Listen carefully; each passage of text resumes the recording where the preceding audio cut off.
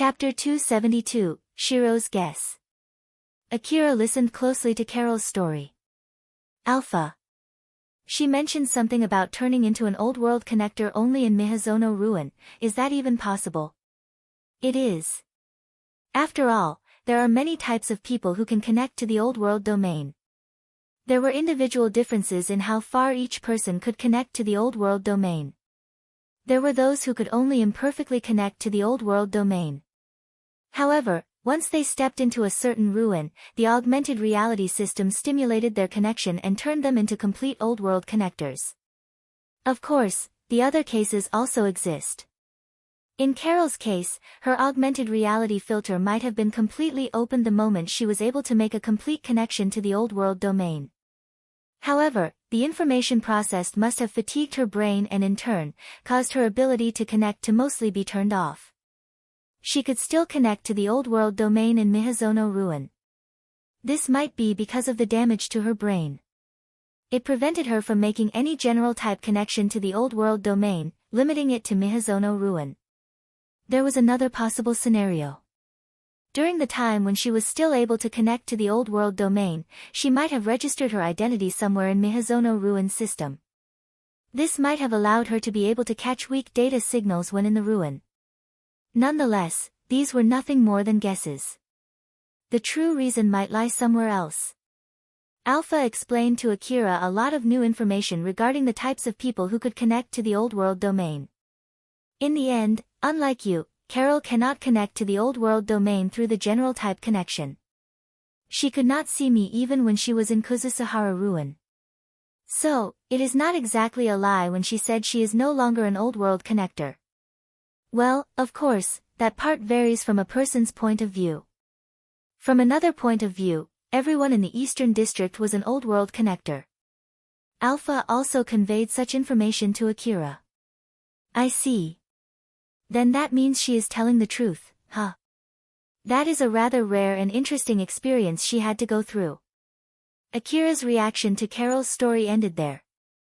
In other words, even after hearing Carol's story, Akira's impression only extended as far as, it was an interesting story. Nothing more. Alpha made a mental note of how he reacted. So then, Akira, what's your plan? Plan? About what exactly? You now know of Carol's situation now, right? So, what do you plan to do with the bodyguard request? Plan for what? Akira already knew that he was not good at reading between the lines. However, in this case, he truly did not understand the question. That was when he noticed Carol's expression. Carol was furrowing her brows. She looked anxious and desperate. Like someone who just confessed her sins, waiting for Akira's response. The feeling of relief from finally letting it out and the anxiety from finally confessing her secret were mixed inside of her as she stared at him. That was when Akira finally understood. Sakashita Heavy Industry now knew that Carol was an old-world connector. Akira finally understood why Alpha asked him that question. Once he realized Carol was waiting for his response, he hummed for a bit before opening his mouth. About my bodyguard job. As you know, I'm also pursuing another goal and I'm in this particular situation right now, so I'm sorry but... Carol had guessed what Akira's next word would be. She looked crestfallen.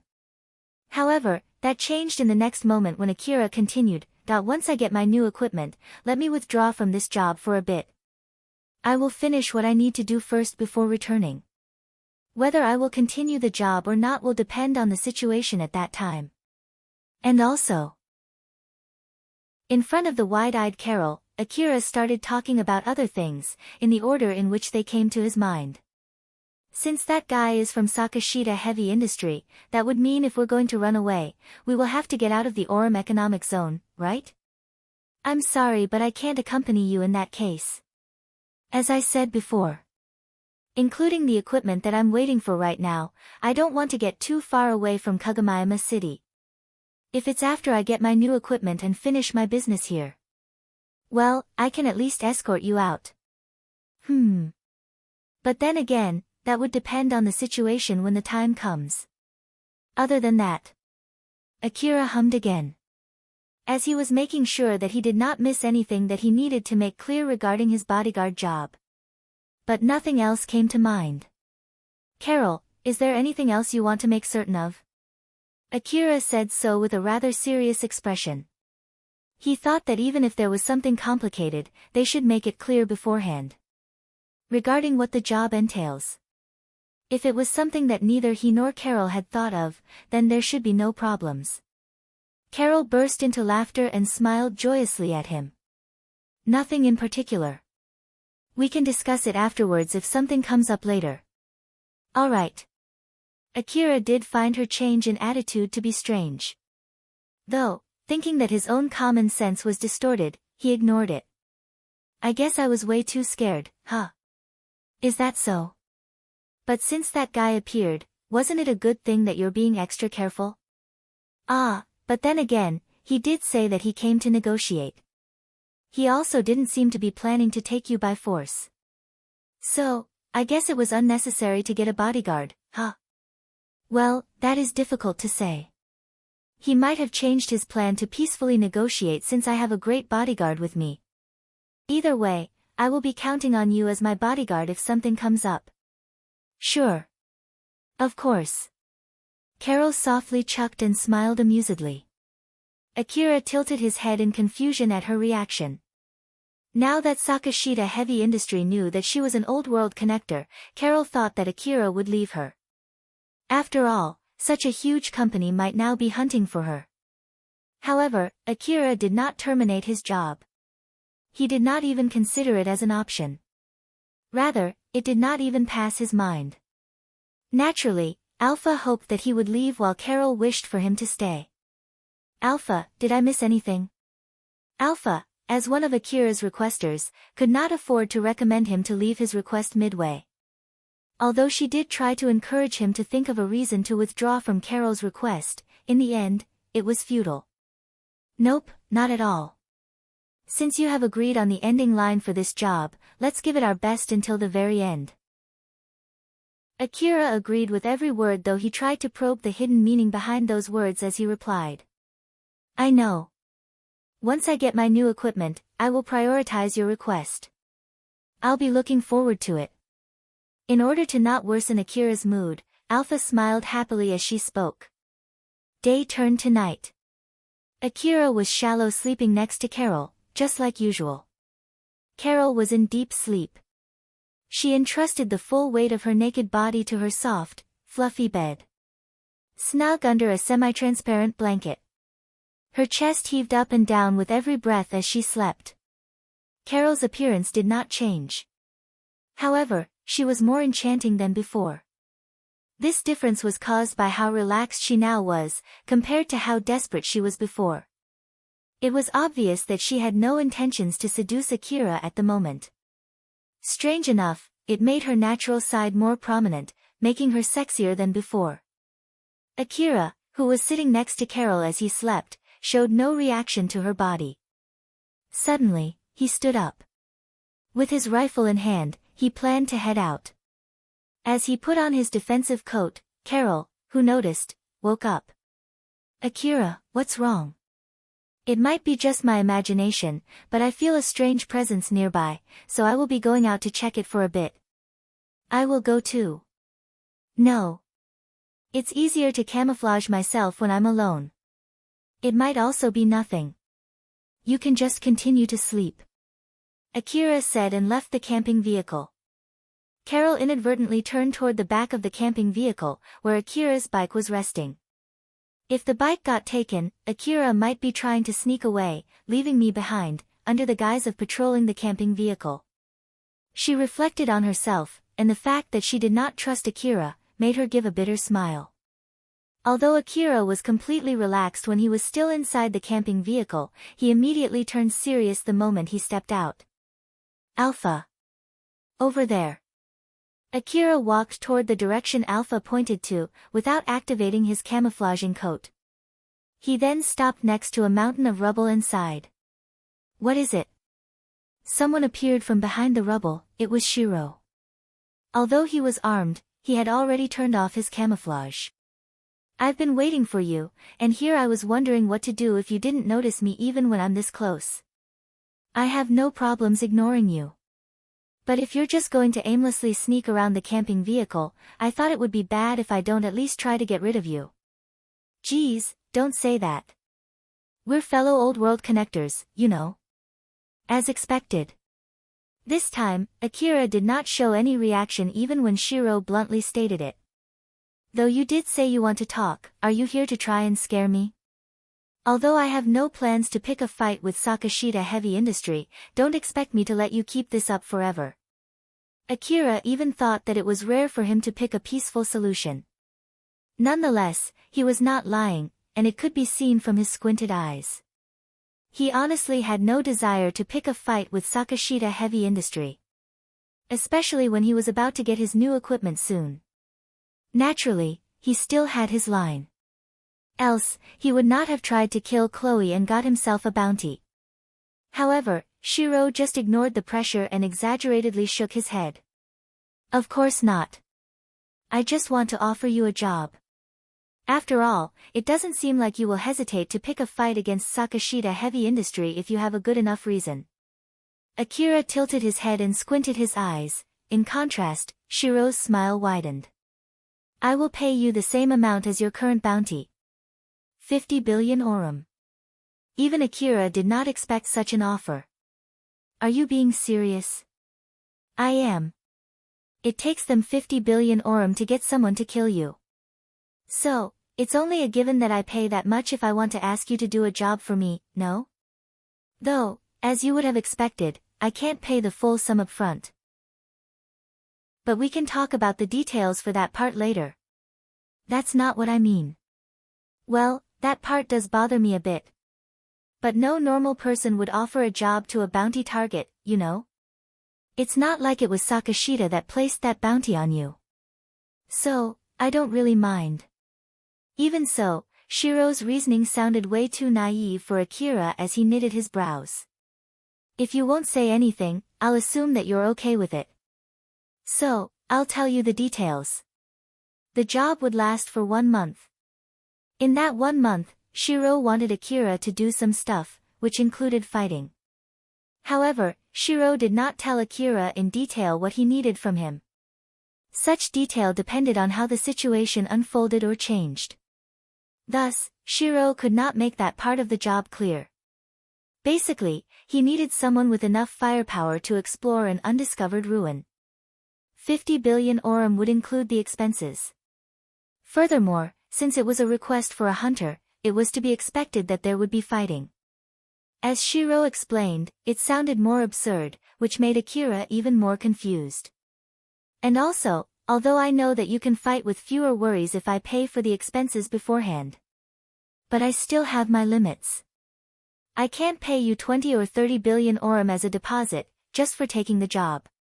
So, I will give 5 billion orum first and see where it goes from there. As Shirou explained, Akira eventually returned back to his usual self. Wait a second. I haven't said anything about accepting that job. But you don't have any reason to refuse, right? I do. Oh. What is it? You're running away from Sakashita Heavy Industry, right? If I accept, wouldn't that mean going up against Sakashita Heavy Industry? Akira asked as if it was already obvious to him. Although he did not have any proof to support his claim, considering the huge incident back in Mihazono Ruin, where he met Shirou, he had a hunch that Shirou must be running from Sakashita Heavy Industry. He asked to check Shirou's reaction and instantiate his hunch. Shirou's face turned stern. Under normal circumstances, he would have noticed what Akira was trying to do. At least, he would have thrown a counter-question to Akira. However, what had happened with Shugadome made him desperate. This caused him to react toward Akira's statement, that I'm offering you this job as an individual. I thought you knew this and wouldn't say anything about that topic. But since you asked, I will have no other choice but to answer that question. What exactly are you trying to say? Just like how I have Sakashita Heavy Industry behind me, I know that you have a patron behind you. Akira was taken aback and immediately raised his guard. He quickly picked up his rifle and aimed it at Shirou. Shirou was not able to react. But even after having the muzzle touch his forehead, he did not falter. Although his eyes were cold, he was still smiling flippantly at Akira. I hit the bullseye. Didn't I? Akira immediately realized that he overreacted when Shirou asked him that question and squinted his eyes. Alpha, what should I do with him? Should I just kill him? Alpha stood in front of Akira. She made her usual smile and spoke to him, trying to calm him. Akira, calm down. There's no proof that he knows about me. Is that so? I will decide whether to let him live or to kill him here. You should just calm down for now. Be careful not to say anything unnecessary, okay? All right. Akira took a deep breath to help himself calm down. He breathed in deeply and let out a long "fu" to help him maintain his calm. He then continued his telepathic conversation with Alpha, while restarting his conversation with Shirou. Let's say that you are correct. In that case, my next move would be to make sure that you won't be able to tell anyone. In other words, to kill you here. If you have any reason why I shouldn't do that, this is your chance to tell me. I'm sure you have some since you decided to say that to me, right? Or is it that you believe I won't kill you if your guess is correct? Akira tried his best to make a grin. Just to make sure we're on the same page, you don't think that I won't kill you just because you're from Sakashita Heavy Industry, right? After all, as you said, I will fight Sakashita Heavy Industry too if I have to. That is, if I have a good reason for it. Shirou could feel cold sweat running down his back, but he somehow managed to maintain his flippant smile. Of course. So, what is it? If you won't say anything, I will just kill you here and now, you know? If you kill me, not only Sakashita but Tatsumori, Tsukisada. The moment Shirou said so, Alpha suddenly erased all her clothes.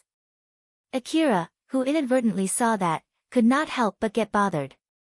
Unfortunately, he could not hide his emotions and surprise was shown on his face, and even Senba too. Not only that, you will be picking fights against all the 5 biggest corporations, which means the whole corporate government. Alpha, why did you do that? Don't mind me. That's just impossible when you do that out of the blue, you know? Just focus on Shirou. Akira could not help but question why Alpha was doing this. She was distracting him. Nonetheless, he switched his focus back to Shirou while making a stern expression. That's a bluff. Like hell the whole corporate government would move just because I killed you. Well, I wonder about that. Though, it might not be an exaggeration to say that the corporate government will react to my death. I'm sure Tsukisada will find it to be very displeasing. Shirou stared at Akira with a confident smile. At the same time, Alpha approached Akira's face, as if she was going to kiss him. Akira inadvertently pulled his head back and frowned. Alpha. What's wrong with you? I'll tell you later, just don't mind me. Don't ask me the impossible. Although he was not sure what was going on, since it was an order from Alpha, he tried his best to not react to him. However, because of that, his expression became even sterner. Seeing his reaction, Shirou thought that his guess was right. Thus, he asked as if he knew his hypothesis was right from the start. You are an agent from Tsukisada Construction. I bet you've been sent here disguised as a hunter to investigate Kuzusura Ruin, right? Akira did not say anything back. Thus, Shirou interpreted it as confirmation. Picking a fight with the Lion Steel Company is nothing but a folly if you're just a regular hunter. But if it's some kind of strategy by Tsukisada, it all makes sense. I heard that the Lion Steel's representative is planning to visit this place. So, your actions might be some form of sabotage or warning to Lion Steel. Well, in the end, it's just my guess. It's not like I had investigated it or anything. Shirou picked his words carefully, to emphasize the matter with Lion Steel. He stated that he had guessed that Akira was Tsukisada Construction's agent. However, it was a lie, something he made up. He was trying to trick Akira. He wanted Akira to assume he had investigated him beforehand. Akira still did not speak. His expression remained stern. He was worried he might say something he should not, which might result in Shirou realizing it to be a misunderstanding. However, Shirou simply presumed that Akira was too shocked for words since his guess was correct. I have investigated your past too. You caused a lot of commotion, which made people suspect you of faking your hunter rank, right? It might be fine if it's only once or twice, but you overdid it. You even tried to fake your track record by selling it. If you want to hide your true strength, I can't say that was a good move, you know? Akira frowned and clicked his tongue. Although he only did that because Alpha told him to do so, remembering his past bad luck still made him feel unpleasant. Seeing that, Shirou's smile deepened. Oh. Don't tell me that becoming a bounty target was also a mistake. Or is it some kind of strategy? I have no reason to continue this pointless chatter. So, why would someone from Sakashita Heavy Industries seek help from someone from Tsukasada Construction? If you just need help, you can go ask someone else. If you need a lot of manpower, you can just ask Sakashita. So why come to me? Shirou was not sure how he should answer. However, he believed that lying would only come back to bite him later. Thus, he decided to tell the truth. Right now, I'm working for my own personal goal. In order to do that, I might need to go against Sakashita. I'm also in need of help to reach that goal. That's why I've come to you. What Shirou needed was someone powerful. Someone who was not afraid of fighting against Sakashita Heavy Industry. Naturally, those who satisfied his conditions were few. It had to be powerful hunters that even Sakashita Heavy Industry could not just ignore. But they would be working near the front line and would only accept chrome as payment. Unfortunately, Shirou had exhausted his chrome reserve. Even if he had chrome, he did not have the leeway to wait for frontline hunters to come all the way here. As such, Shirou had no other choice but to make a compromise. He had to look for someone strong, someone nearby and someone who would accept Orim as a payment. It had to be someone who took their job seriously, someone who would face any danger if the reward was large enough.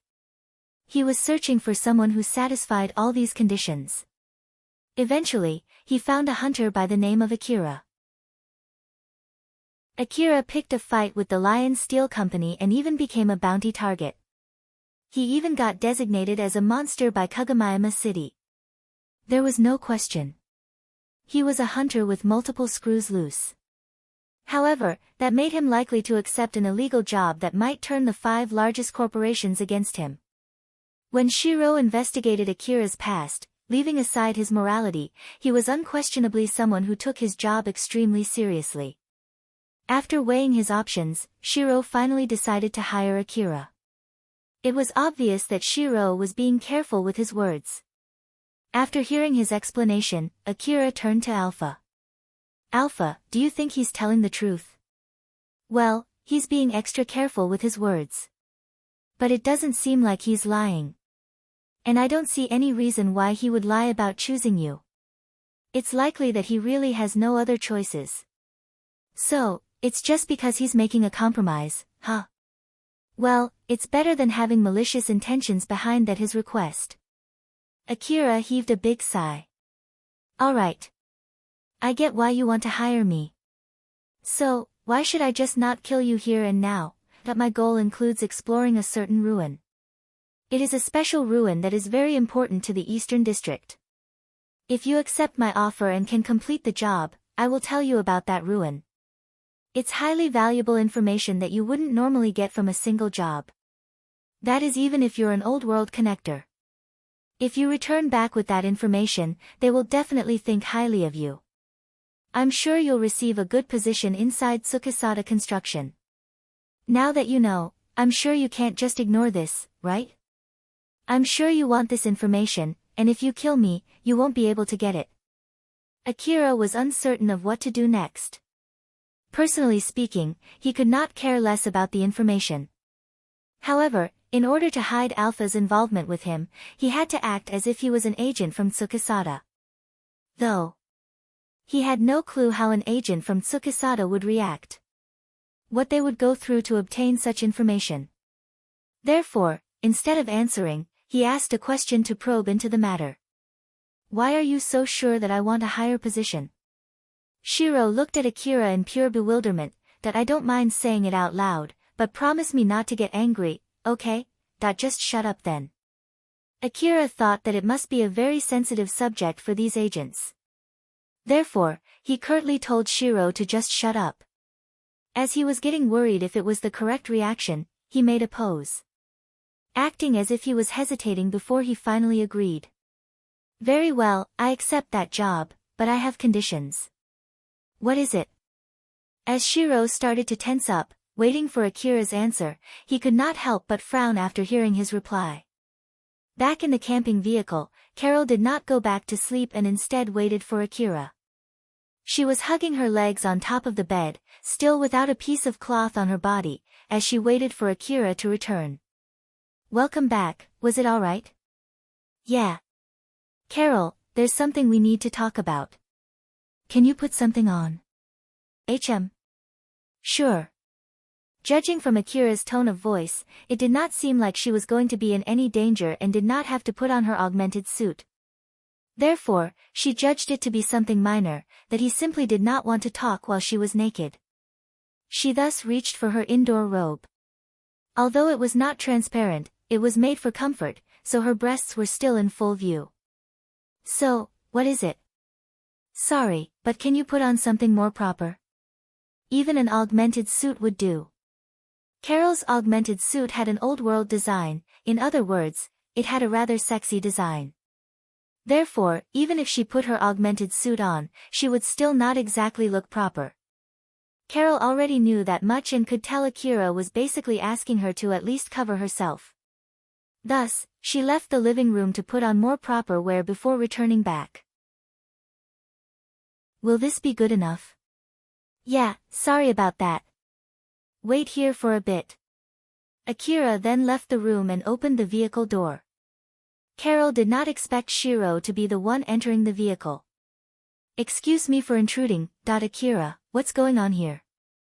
The confused Carol looked at Akira, and he frowned before briefly explaining. It seems like this guy wants to hire me for 50 billion orum. So, he's basically going to discuss it here. Shirou looked at Carol and smiled. Yep, it's exactly just as he said. Well, just take a seat for now. Shirou did not wait for an answer nor ask for permission. He simply went and sat on the sofa in the living room. He even signaled Carol to take a seat as well. Although Carol was still confused, since Akira was the one who invited Shirou in, she thought that he should be friendly and took a seat. Akira sat next to Carol as he thought about what he should say next. Carol, can you at least listen to what he has to say for now and decide whether to take his offer or not after that? He basically made this offer with my current job as your bodyguard in mind. So, this is about accepting his offer along with my current job. He said he's fine with me accepting his offer while still focusing on my current job. Akira placed multiple conditions for Shirou. Though, they mostly stemmed from just one main condition. That he would continue to work as Carol's bodyguard. While the attached conditions were for Shirou to not say anything unnecessary to her. Also, he would only accept the job if Carol was fine with it. There were also additional conditions. However, Akira mentioned that if Shirou could not satisfy these conditions first, then he would refuse. Priority-wise, my bodyguard job comes first. If you are afraid that it will hinder my job to protect you, then you can just say so. After all, I accepted your request first. So, you can decide for me. If you can't decide, I will take it. Carol was extremely confused by the sudden turn of events. However, she at least understood, to an extent, what was going on. She replayed Akira's explanation inside her mind to analyze her current situation. Akira, what if I say no? First, I will kick him out of the camping vehicle. Then, we'll need to move away from this place. We can decide later whether to leave him alive or not.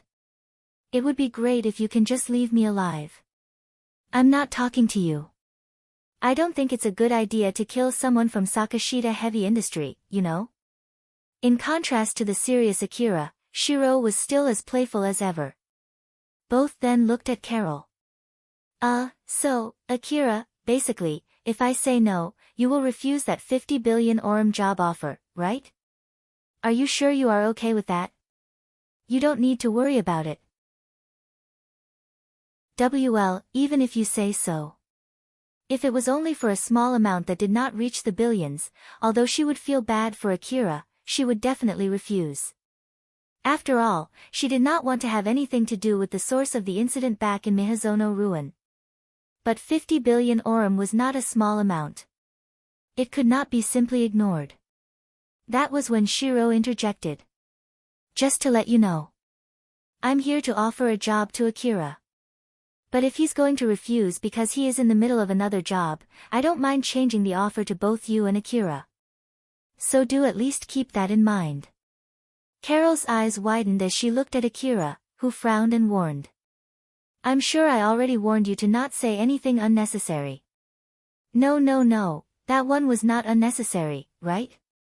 Then just keep your mouth shut except for the bare minimum. Even with Akira's warning, Shirou just exasperatedly shook his head. Geez, alright. In that case, I guess I should just keep the details and get straight to the point, huh? Shirou, who was acting playful up until now, suddenly turned serious. If you accept his job, as your reward, I will tell you how Sakashita Heavy Industry and the other corporations treat Old World connectors. Carol's jaws dropped. She had been using all kinds of means to investigate this exact thing. But in the end, she was unable to gather anything more than rumors. As an Old World connector from Sakashita Heavy Industry, I can tell you why they are looking for the other Old World connectors and all kinds of secrets regarding the other companies. If you want to use it to hide from them or to manipulate them, the information I'm going to share will be extremely valuable. In exchange for the payment for her side job, she did try numerous times to seek this information. However, she was unable to find anyone knowledgeable about this subject. Of course, normally, I would never tell anyone about it. After all, it's considered a corporate secret. But I don't have that leeway right now. So, I'm willing to make it an exception this time. With a nod, Carol would be able to obtain it.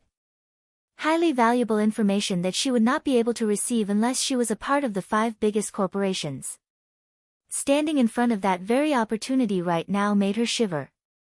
So, what do you think? I bet it intrigues you, right? Seeing Carol clearly react to his offer, Shirou thought that he had won. Chapter 273, A Small Display. Shirou was waiting with a smile on his face, believing that Carol would immediately say yes to his offer. But strangely enough, no reply came back. Shirou's expression gradually turned to bewilderment, and eventually, desperation. It would be great if you can give me an answer. Even after Shirou spoke, Carol still did not give a response.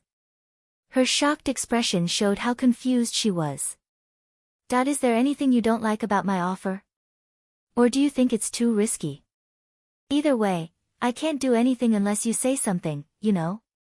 Even so, Carol still did not respond. Hello, are you there? Carol's silent anxiety slowly infected Shirou as well. As both of them sat there, anxiously, the mood slowly grew tenser and stiffer with time. Carol went silent because she realized that Akira was an Old World connector. She always had her suspicion, but this time, it had more or less been confirmed. When Shirou said that he wanted to talk with a fellow Old World connector, he was referring to Akira, not her. Carol was too shocked to notice, but now that she had calmed down, it all made sense. Carol finally realized why Akira's reaction was so minute. Even after she told him of her past, to Akira, who was already an Old World connector, it just meant meeting someone like him, another Old World connector. Carol understood why an Old World connector would not want anyone else to know of their identity. Thus, she started to worry. She questioned if Akira would have told her of this, willingly. That worry started to fester in her mind and she asked herself. Wait, don't tell me that this is a test. Akira did leave Carol alone in the camping vehicle and went out alone. Although he said that he would be using camouflage, he did not activate it when he was still inside the camping vehicle. If he was being cautious, he would have done so while he was still inside. Was that only an excuse so that I won't follow him out? Or am I just overthinking? Akira then casually allowed Shirou in. It was obvious that they already had a discussion without her. At the very least, they must have already agreed on the reward for that job offer beforehand. For Akira, 50 billion orum is a huge amount of money. Even so, he told me not to worry about it. Was it so that I don't use it as an excuse to refuse the offer? In the first place, did Shirou really offer 50 billion orum? Or is this a fake setting that they had agreed on beforehand? If it was indeed a fake setting, then Shirou might be lying about Akira. If I ask how to find an old world connector, right next to him, will he think of me as an enemy? He is hiding it after all. Is that what he's trying to confirm? That I know? Is that why Shirou is including that kind of information as payment? Carol understood that there was no end to her questions. Neither could she come up with sound arguments that could disprove her guesses. Thus, it mostly depended on what she believed in. She did not want Akira to turn hostile. She did not want to lose someone to whom she had opened up. But unfortunately, she did not know which choice would turn him hostile, to accept or to refuse. Carol was pushed into a corner, not really sure what she should do. Shirou tensed up, similarly, unsure of what he should do next. When Akira told Shirou of his conditions, the latter was confused. He expected everything could be done through negotiating. However, Akira's conditions were a wedge in his plans. Though he did not show it, he felt extremely disgruntled. In order to accomplish his goal, Shirou needed extra firepower. At the moment, his only option was Akira. If Akira refuses, the situation might take a turn for the worse. They might capture him and gift him to Sakashita. In order to prevent that, he was willing to pay 50 billion orum. Failure was not an option for him. Why is she hesitating? Is there any reason for her to refuse? Wait. In the first place, it is impossible to hire someone with a 50 billion orum bounty on their head. Is she conspiring together with him? Is she working to provide Akira with support?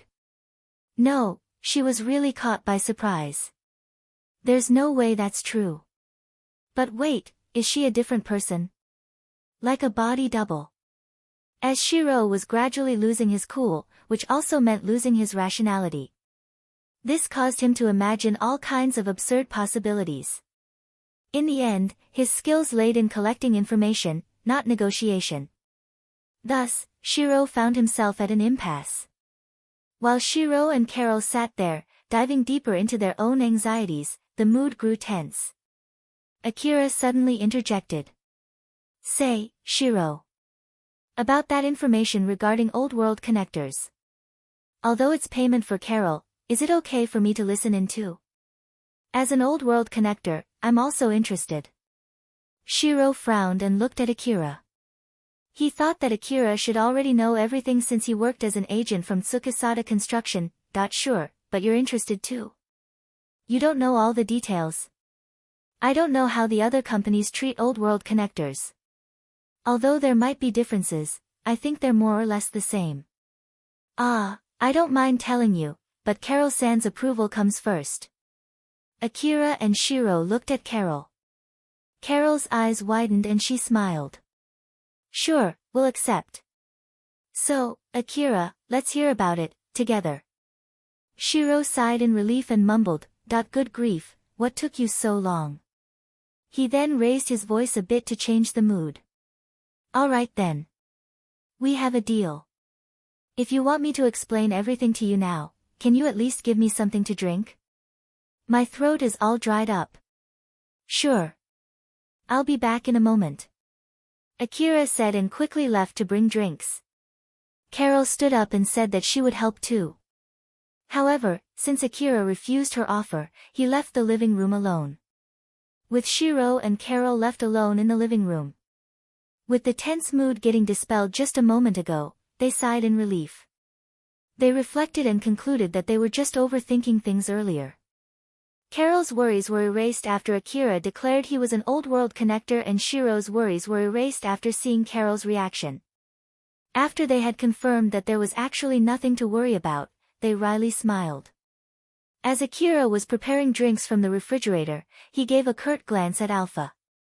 "Alpha, do I need to be that suspicious of them?" Alpha replied with a solemn expression. "You have to be extra careful. Although you admitted to being an old-world connector, we can't afford to let them know about me." Judging from their reaction, I'm sure Carol won't investigate you any further, and Shirou would stick with his misunderstanding as well. We had to do that to make sure that our secret is safe, that I see. Akira thought that it was overkill. But considering Alpha's situation, he thought that it was acceptable and did not pursue the subject any further. The next day, Carol woke up. Still lacking sleep, she yawned a few times as she had breakfast. Seeing that, Shirou, who was also there, also eating breakfast, smiled and comforted. "You don't have to be that depressed, you know. It's not like all you've done up until now is unless. Even if your worries prove to not be true, there's nothing wrong with preparing for the worst. Even if it is unlikely, you know." Even if Carol knew that Shirou was not teasing her, it still annoyed her. She glared at him, but he simply continued his meal, unfazed by it. "Although this is pretty good, it is still a bit disappointing to me. As I thought. I have gotten too used to living in luxury. It might be weird for me to say this since I ran away from them, but if you want them to capture you, I can help you with that, you know? Though, that would only be after I finish my business." Carol heaved another deep sigh.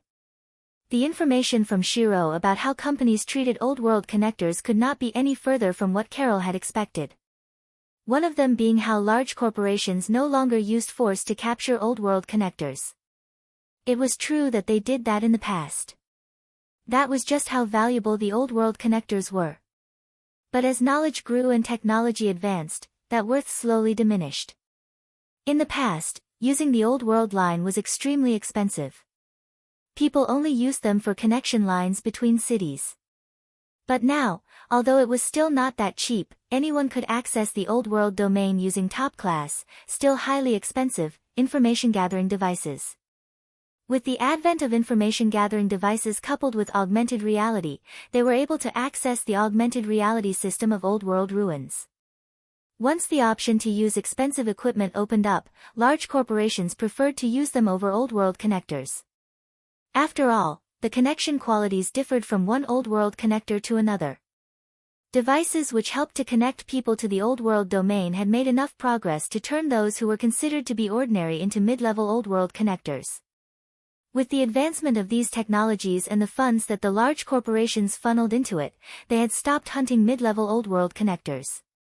After all, the expense did not justify the benefit, not anymore. Of course, this option was only open to large corporations. Some middle-sized corporations still sought old-world connectors and still resorted to force to capture them.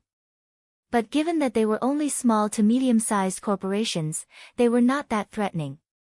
Even if they were able to somehow capture a rank 50 old-world connector hunter using force, it might still not be worth it.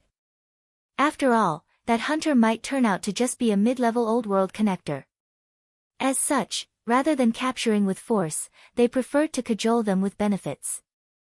Therefore, Carol's worries were mostly unnecessary. Naturally, Carol did not just believe everything Shirou said. Considering the commotion caused when hunters found a device that could connect to the old-world domain back in Higuraka Residence Ruin. There was also that colossal battle that took place in Miyazono Ruin, caused by Sakashita Heavy Industries' attempt to capture Shirou. It was rather obvious that corporations were still willing to use force. However, Shirou casually refuted her points. The commotion regarding that connection device originated from the Lion Steel Company. It was the huge sum of money they put up for it that caused the commotion. If the device only helped to connect to the old-world domain, the commotion would not have been that big. Meanwhile, in regards to the matter in Mihazono ruin, it was mainly caused by Yanagisawa. He held great influence in Kagamayama City. He used all the resources that he had to retrieve him, a highly skilled staff member from Sakashita Heavy Industry. It was incomparable to a medium-sized company's hunt for old-world connectors. As such, those two incidents could not serve as counterarguments. Shirou explained with such confidence that even Carol nodded and got convinced by it. They did not let this information get out of the inner wall because keeping this illusion up was more profitable for the large corporations. When small to medium-sized companies attempted to use force to capture old-world connectors, large corporations could swoop in and capture them instead. In the guise of capturing for the sake of their protection, these old-world connectors would feel thankful towards their captors.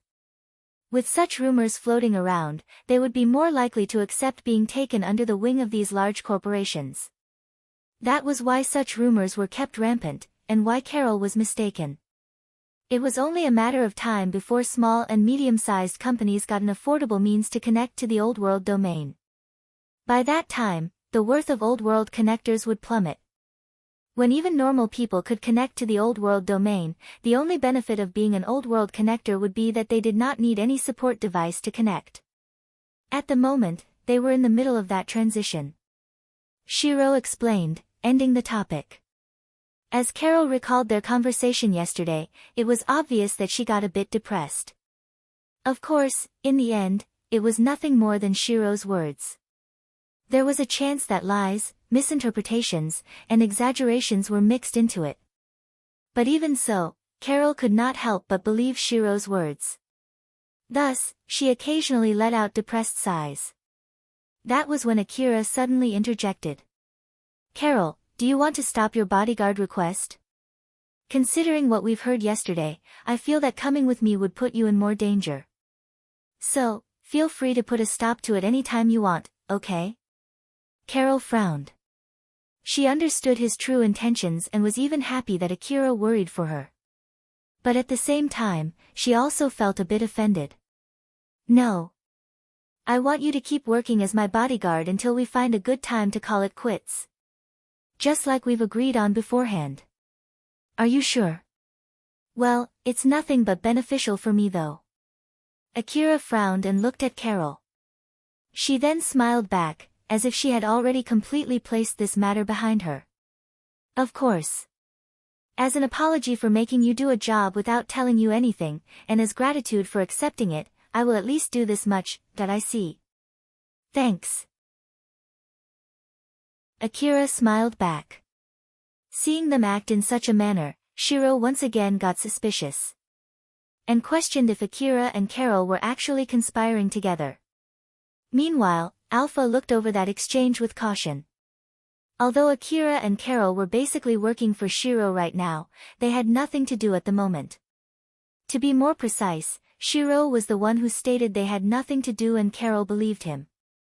But in reality, it was simply because Shirou had still not satisfied all the conditions that Akira had placed. Therefore, he could not tell them to start working on his goal just yet. Akira had asked Shirou for one thing as advance payment. Akira made it a requirement for Shirou to explain his goal and the ruin that he wanted them to go to. Naturally, Shirou adamantly refused to do so. However, from Akira's point of view, a ruin exploration request without any details was just too dangerous. Shirou's strong refusal seemed to prove Akira's point and made the former seem suspicious. In the first place, there was no guarantee that the information Shirou had about the ruin was accurate. That was why he ultimately refused the job. Akira then pointed out an alternative, which was to get him to be indebted to Shirou. Indebted to the point he could not refuse Shirou's request.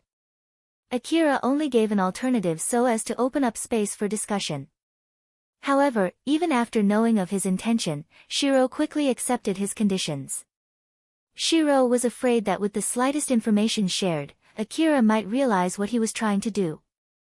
Therefore, with that deal in place, Shirou stayed in the camping vehicle instead of returning back to his hideout. He was looking for an opportunity to get Akira indebted to him. After all, it was easier to find that opportunity if the target was nearby. As to not allow Carol to eavesdrop on their conversation, Shirou asked Akira through telepathy. Akira, can't I just pay you more money instead? 10 billion orum, no, make it 15 billion. I'm willing to pay you that much in advance, you know. No. In that case, you can go do some investigations as an agent from Tsukisada. I will help you out. You do need to add something to your achievement list, right? You won't get any if you don't do any work, you know. This is a great opportunity for you. I'm willing to help you right now. With my 50 billion orum bounty and monster designation, I can't return back to Kagami City. Like hell I can do any investigation in this situation. Or more like, you should work with Sakashita to get rid of my bounty and monster designation. I will think of that as huge debt, you know. Sure, except, since I'm currently on the run from Sakashita, I'm also not in a situation where I can do that right now. Shirou let out a sigh in secret. Ah. I thought that any old world connector agents around this area would jump at the smallest opportunity to get extra achievements. The 5 largest corporations had more old world connectors than they needed. Each old world connector had differences in relation to their skills and capabilities. A genius old world connector like Shirou would be assigned to a special facility, receive special training to hone their skill, and get assigned a powerful bodyguard like Hammers. However, common old world connectors did not receive such privileges. If their connection to the old world domain did not reach a certain threshold, they would be assigned to do clerical jobs. Those whose connections were even worse than that, could not even do any job related to the old world domain. Thus, some of them got assigned to do jobs outside the inner wall, while some were sent as agents to various places or companies. Even if they could not do any task related to the old world domain, if they could still communicate through the old world domain, they could work in remote areas without any communication equipment. Furthermore, there was no need to worry about communication failures or hijacking etc. For reconnaissance, where connection failure could be fatal, they were highly valuable manpower.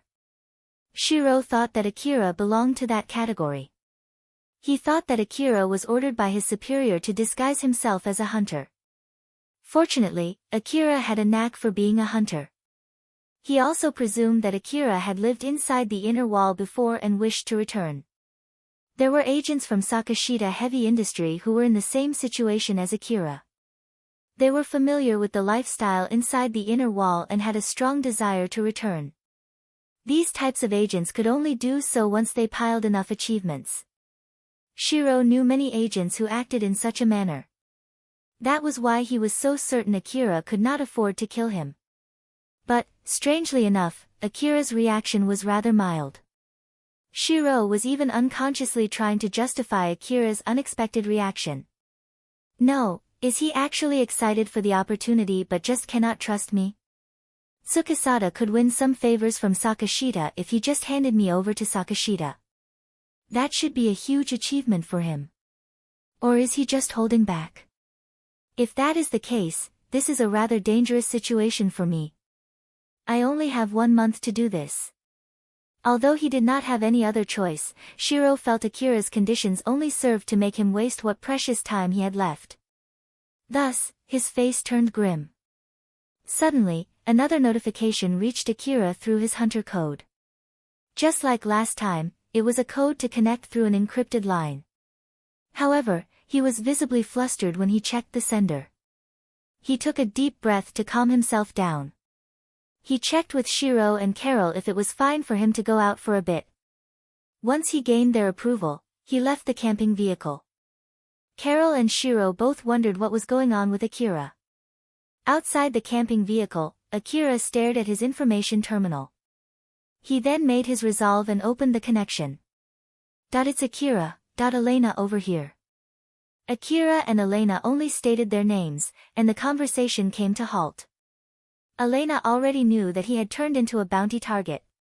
Akira noticed this from the fact that she had contacted him through an encrypted line. He endured the silence longer than he had imagined. He was quick to realize how much he cared about her perception of him. However, at the same time, he also realized that there were people who did not care about the labels imposed on him. This made his lips curve into a wry smile. As he was wondering why Elena called him and what should he say, the silence continued. It was Elena who broke the silence. Well, as much as I want to ask, how are you, and what are you up to lately, I know that you're not in the situation for small talk. So, I'll leave that for some other time. So then, I actually have something I need to discuss, but before that, there are a few things that I need to tell you. Alright, what is it? We are your allies, or at least, we want to stay as your ally. Will you believe me if I say so? Akira did not reply. The reason was simply because if he said yes, he might rope Elena and Sarah into his problems, and he was afraid of that. As Elena interpreted that silence as a no, her tone turned forlorn as she continued, at the very least, we are not your enemy. We don't want to be your enemy. Will that work? If not, then it'll be pointless for me to continue. In that case, you can end the call. Hearing her voice leave traces of insecurity, Akira finally opened his mouth. Yes, that will be fine. Akira evaded having to make a clear statement. Whether he was fine with them being allies or not being enemies. He did not mean to make it vague. He simply could not make up his mind. Thank you. So then, actually, there are people who hired us in order to speak with you. Although I do want to talk to you about smaller and simpler topics, I will pass the call. It's Hikaru, long time no see. Hikaru was trying to act friendly to sour Akira's mood. Although the plan was by no means wrong, it was obvious that Akira was displeased with hearing her talk. You can go ahead and tell me your excuse for roping Elena-san and Sarah-san into this. Hikaru immediately tensed up. However, she had already prepared an answer to this question beforehand. It is to convince you that we are your allies. We told them everything before they accepted my request to escort me. I'm sure you don't know what is going on inside the city. I believe you see all city officers as hostile. So, unless I do this much, I'm sure you'll just end the call before I can say anything. I am sorry if you find it unpleasant. Akira understood her reasoning, but that was not enough to completely overturn his soured mood. Wouldn't it be fine if you just ask for Kobayashi? If it's from him, I will at least listen to what you have to say, you know? Kobayashi is working as a staff member of the Hunter office at the moment. So, it would be improper for a city officer to ask him to do something. I'm sure that you can understand that too, right? If not, I don't mind explaining it to you. No, that is fine.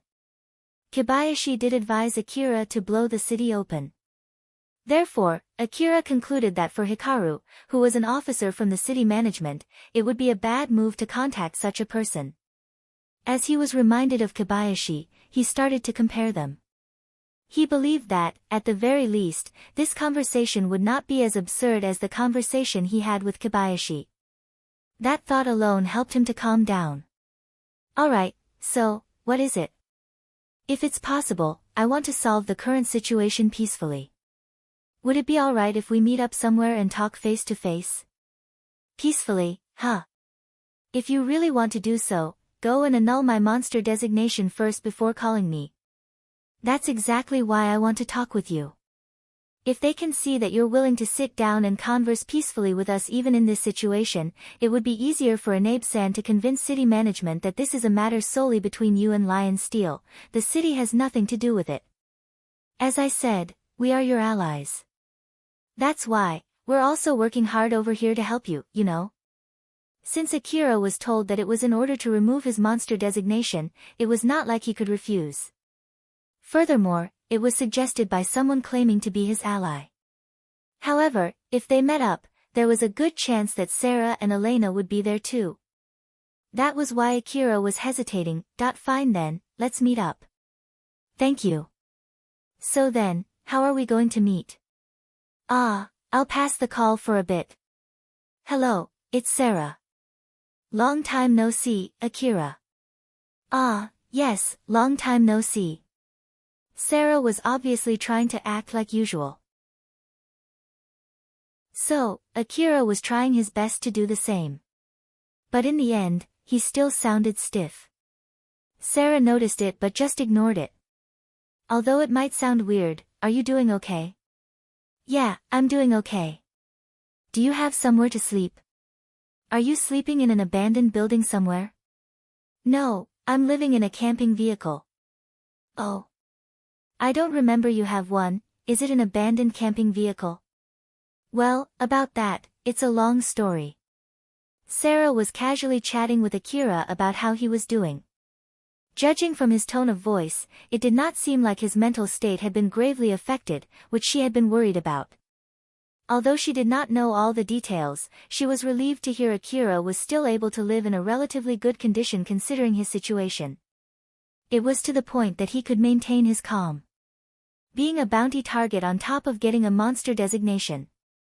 No normal person would be able to stay sane having to stay vigilant of hunters and monsters out in the wasteland for an extended period of time. But judging from his reply, Akira seemed to have adapted well to his situation. He did not sound panicked or desperate. Although he sounded stiff and nervous, even a little guilty, it was proof that he at least had the leeway to afford to be so.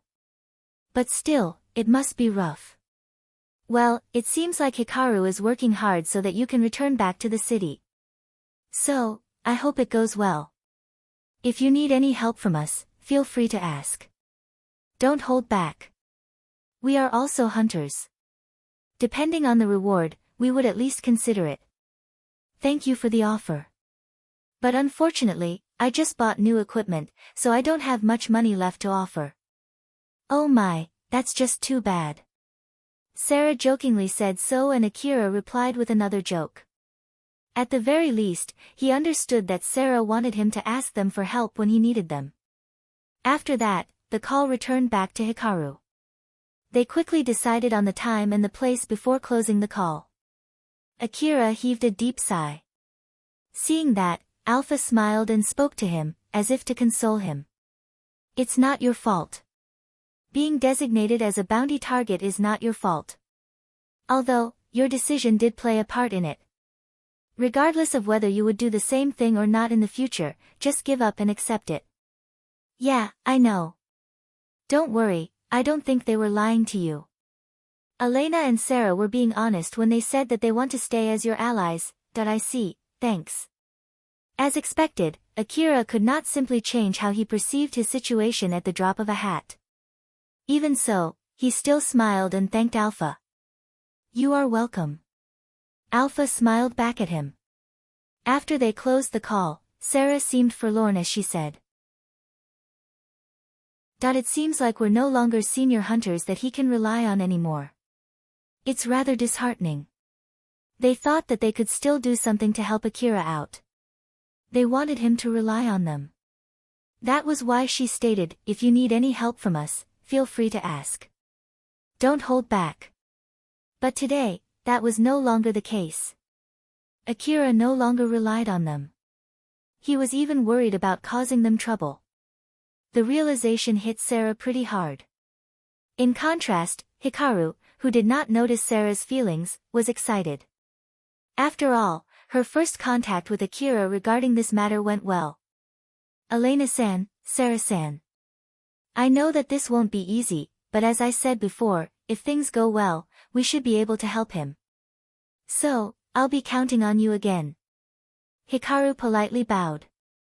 Sarah was surprised by this. Elena, who had been together with Sarah for such a long time, noticed her feelings and tried to cheer her up with a smile. Of course. We're planning on helping him from here on out. Right, Sarah? Sarah seemed to have been taken aback, but she quickly bloomed a smile. Yeah, you're right, let's do our best for the next step. It reminded Sarah that they were not trying to help him so that he would rely on them. She brightened up and smiled happily at her best friend, Elena. Chapter 274, The End of the Grace Period. It had been 1 full week since Akira had a bounty on his head. He still had not received his frontline equipment yet. Furthermore, at the moment, no one was trying to hunt him. He was talking with Alpha while waiting to meet Hikaru.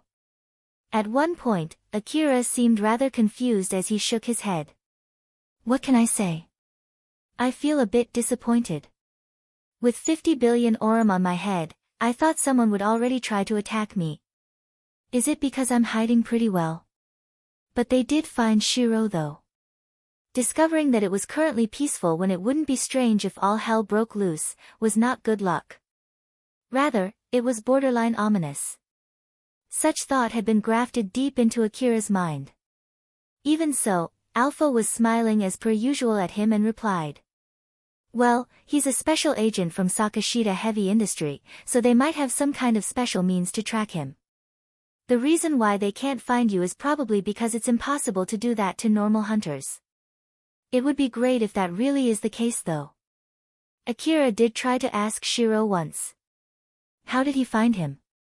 However, Shirou simply stated that it was through secret means that no normal person could access. Telling Akira would mean owing him a huge favor. Therefore, in the end, Akira refused.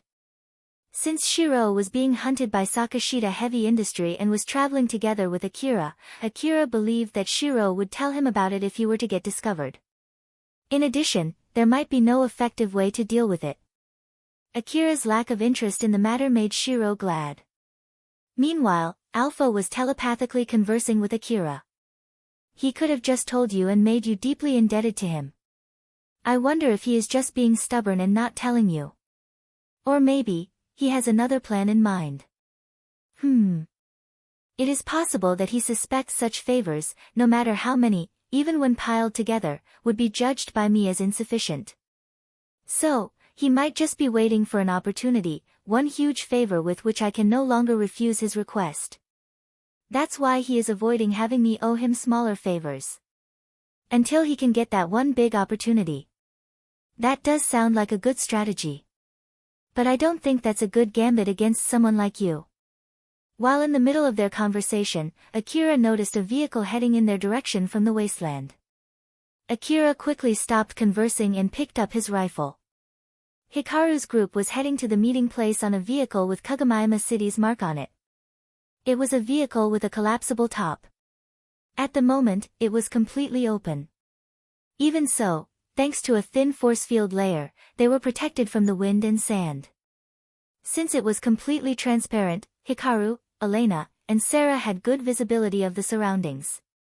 After what she experienced during the intercity transport escort mission, Hikaru preferred to stay within the inner wall. That incident took place somewhere as secured as the inner wall. Just thinking of it made her not want to step out of the inner wall. Therefore, since Anabe gave her a high-level authority pass, she hoped she could at least bring the city defense squad to escort her. However, considering that bringing unnecessary people could cause Akira to not trust her, she decided to not do so. In exchange, she gave Elena and Sarah, her escorts, expensive equipment, which was too much even as advanced payment. They were powerful equipment not suitable to be used around Kagamaima City and only sold to hunters above certain hunter ranks. Since she was in the middle of a special mission regarding the safety of the city, she managed to somehow get them for Sarah and Elena. She also roped in Kiryu and Tosan, to get the best equipment that she could get for Elena and Sarah. Thanks to that, Elena and Sarah received powerful equipment, which had an old world-like design. It would not be strange for others to mistake them for hunters from further east. Since Elena and Sarah were hunters, normally, they would be delighted to find themselves having such equipment. However, since they were going to meet a bounty target, they did not have the leeway to be delighted. Instead, they were distressed, and it was obvious from their expression. While they were driving through the wasteland, the vehicle lightly wobbled. Elena thought that it was unnatural, but the sensor did not show anything in particular. Thus, she presumed they must have rode over pieces of rubble. She then glanced at Hikaru to confirm if she was fine, before making sure that they were heading in the right direction. Hikaru-san. The meeting place is just ahead. Just to confirm, I need to leave the general communication frequency open, right? The vehicle was broadcasting a message. It was stating that it was containing a staff member of Kagayama City to everyone in the area. Of course, the other hunters hunting for Akira would also receive it, which might lead them to Akira. Yes. Though, I'm still unsure. Elena-san, do you think it's safer if we turn it off? I'm sorry. Although I'm the one who threw that question, I'm also not sure. If they went to meet Akira without broadcasting that message, hunters hunting for him might attack them in the middle of their negotiation. They could simply state that they did not know Hikaru was from Kagomayama City Management. The broadcast was to ward off such an excuse. Should they ensure Akira's safety by concealing themselves and do the negotiations, or should they keep broadcasting and protect him by using the influence of the city even if his location was made known? After Hikaru considered her two options, from the point of view of a city management staff member, she decided on the latter. As the negotiator of the team, Elena also thought about it. However, she concluded that her experience would not be of any use in this situation. Sarah, what do you think? Me? Not sure. If possible, I would rather have Akira choose what to do. I would prefer if you can just keep driving straight like this. Is that so? Well, in that case. Elena and Sarah frowned. Akira's voice then continued. Elena-san, please just keep on driving like this. There's no need to stop the vehicle. Just keep on driving as if we're heading to our agreed-upon meeting place. Elena smiled bitterly. Sure. So, just when did you get on the vehicle? Just a moment ago. Akira disengaged his camouflaging coat and showed himself. Hikaru, oblivious that he was sitting next to her, was thunderstruck that she could not hold back her voice.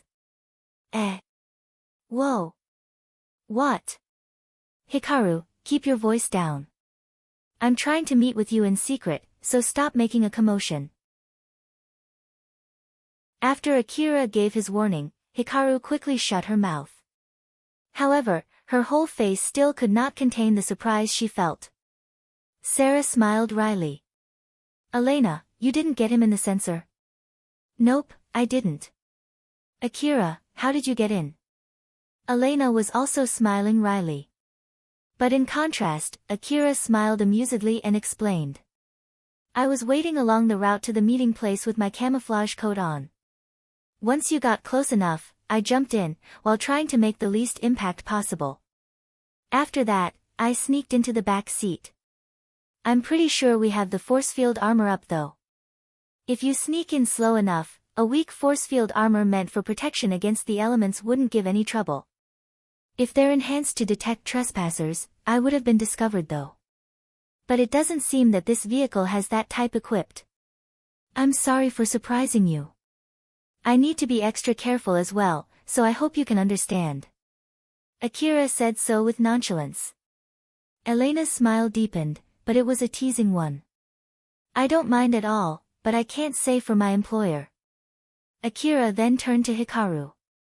His casual attitude showed that he was reacting positively toward this meeting. It also indicated that he was not there to fight.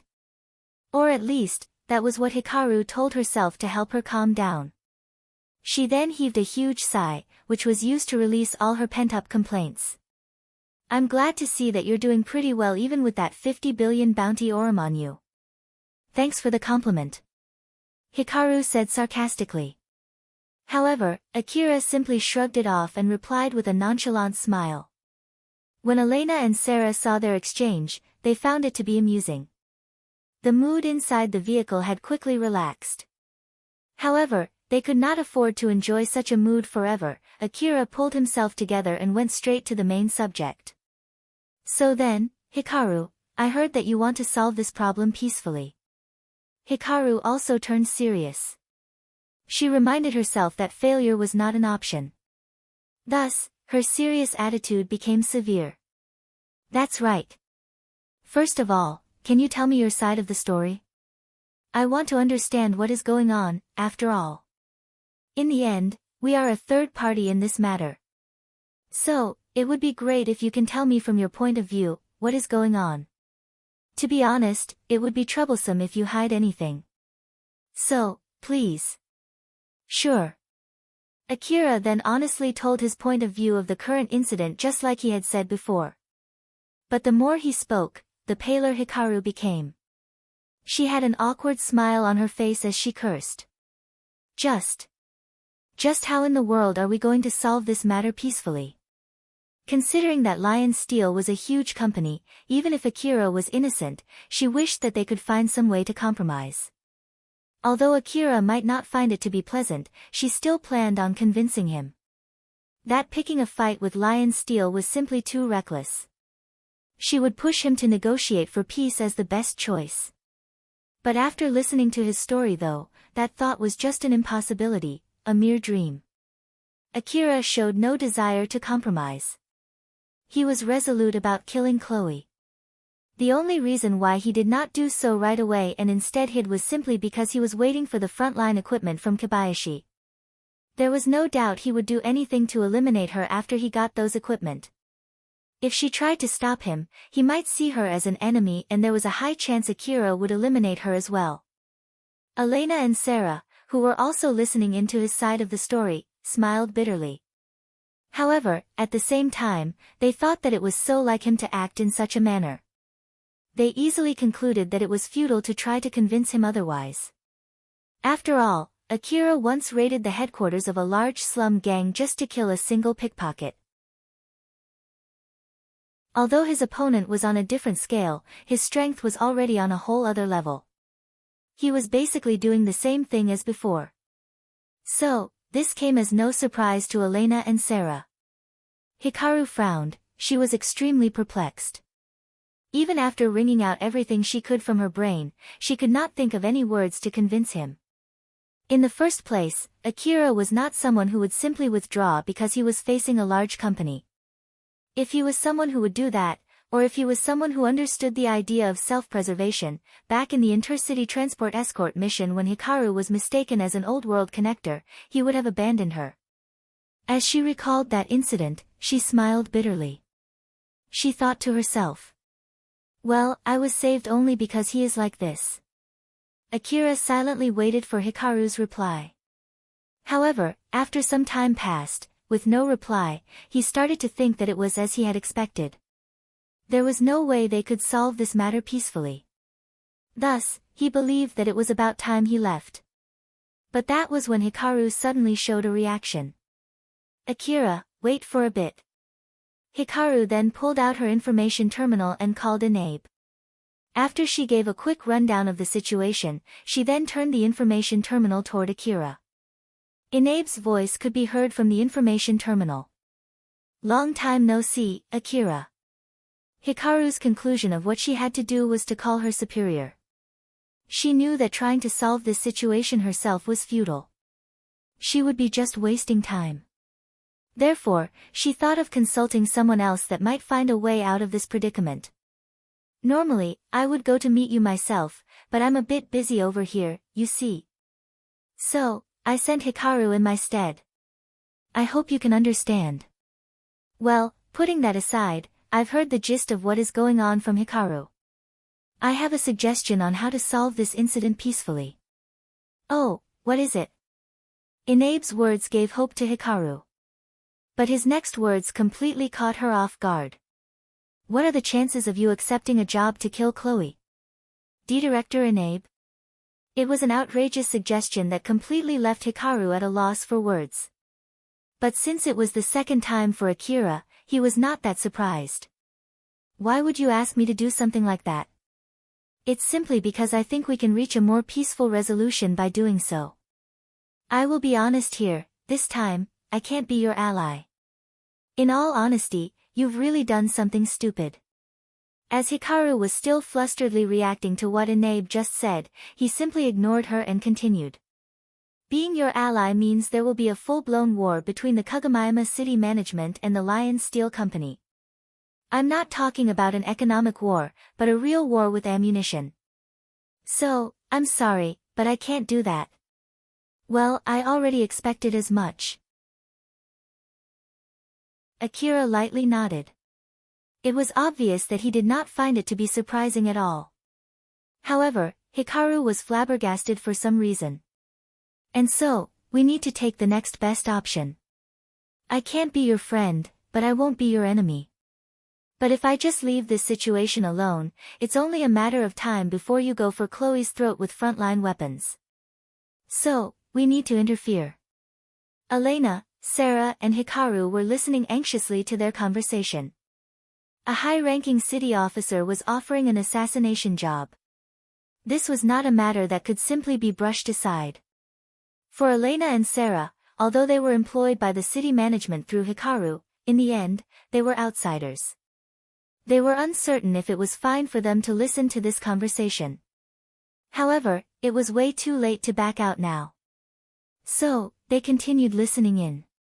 But as the conversation continued, the weight of it only became heavier and heavier. That is exactly where the problem lies. As I thought about how to solve this peacefully, the answer is simple.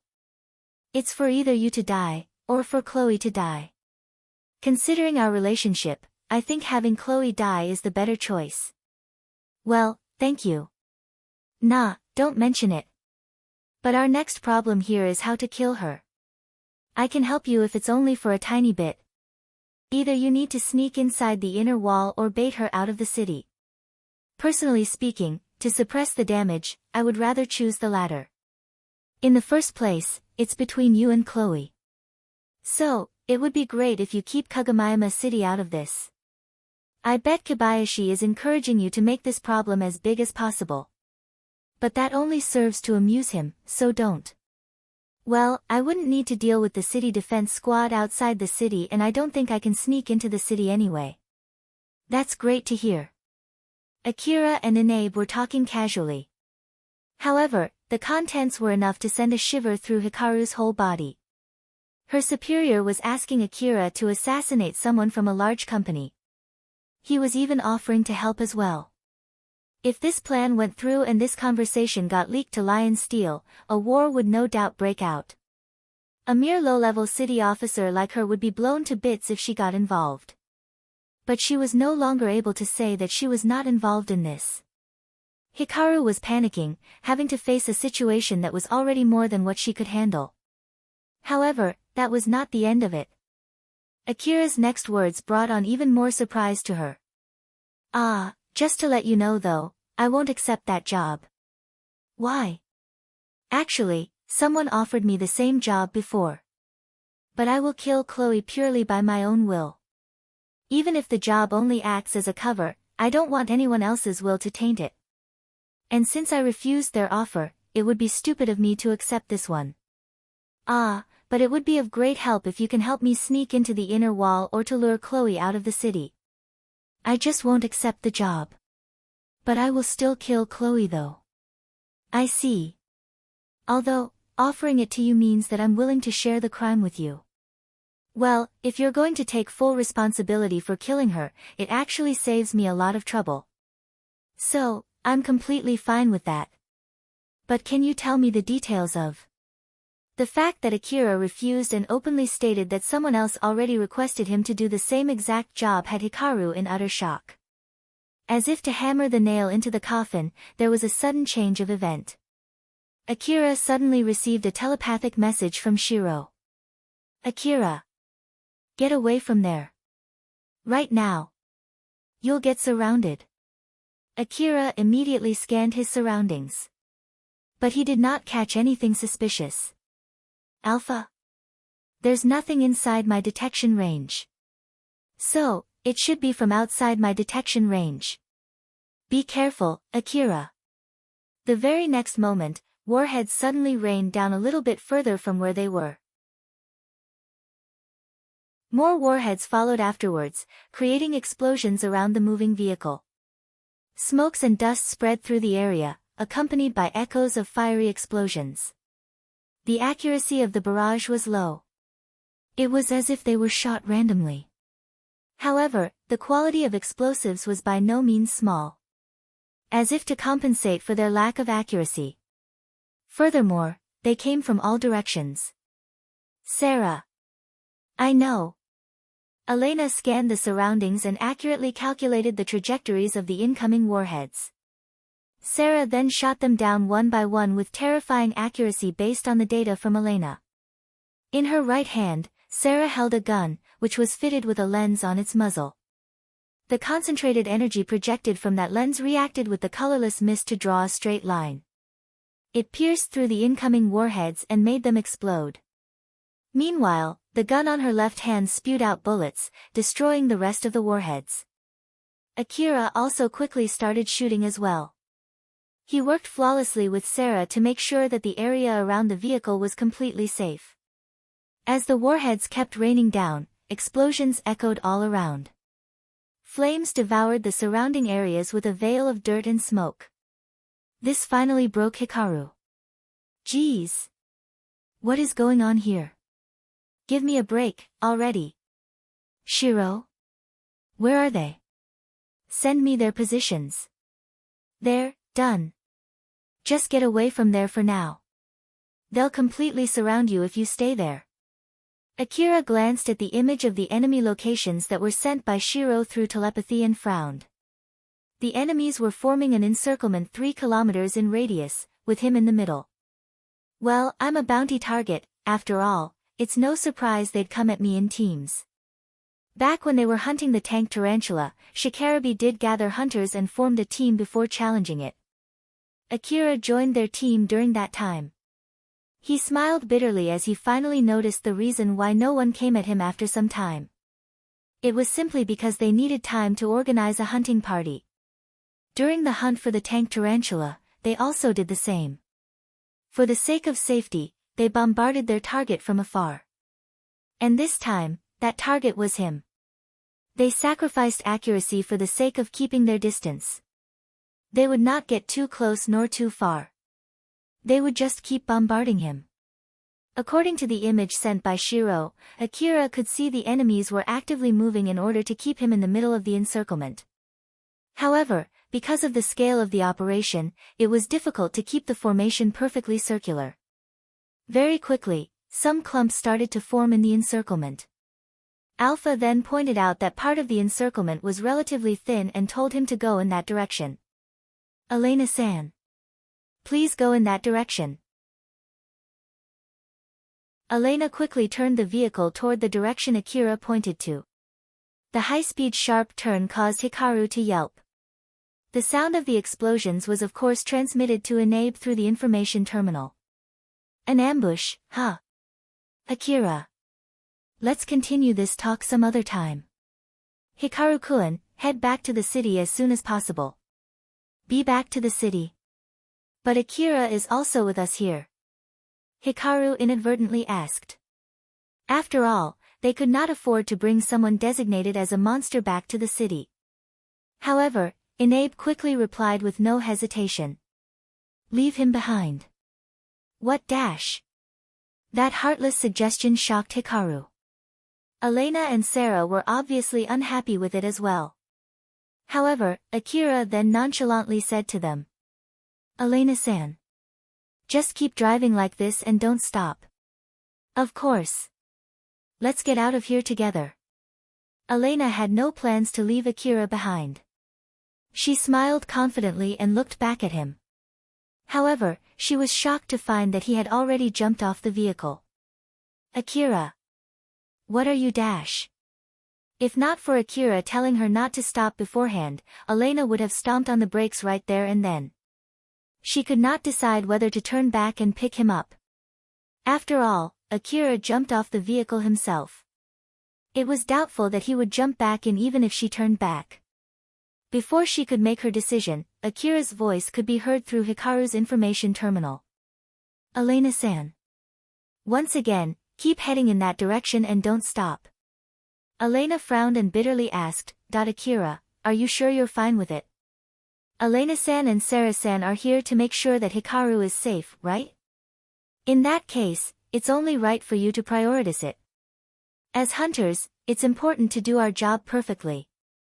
Akira's voice was calm and somehow sounded happy.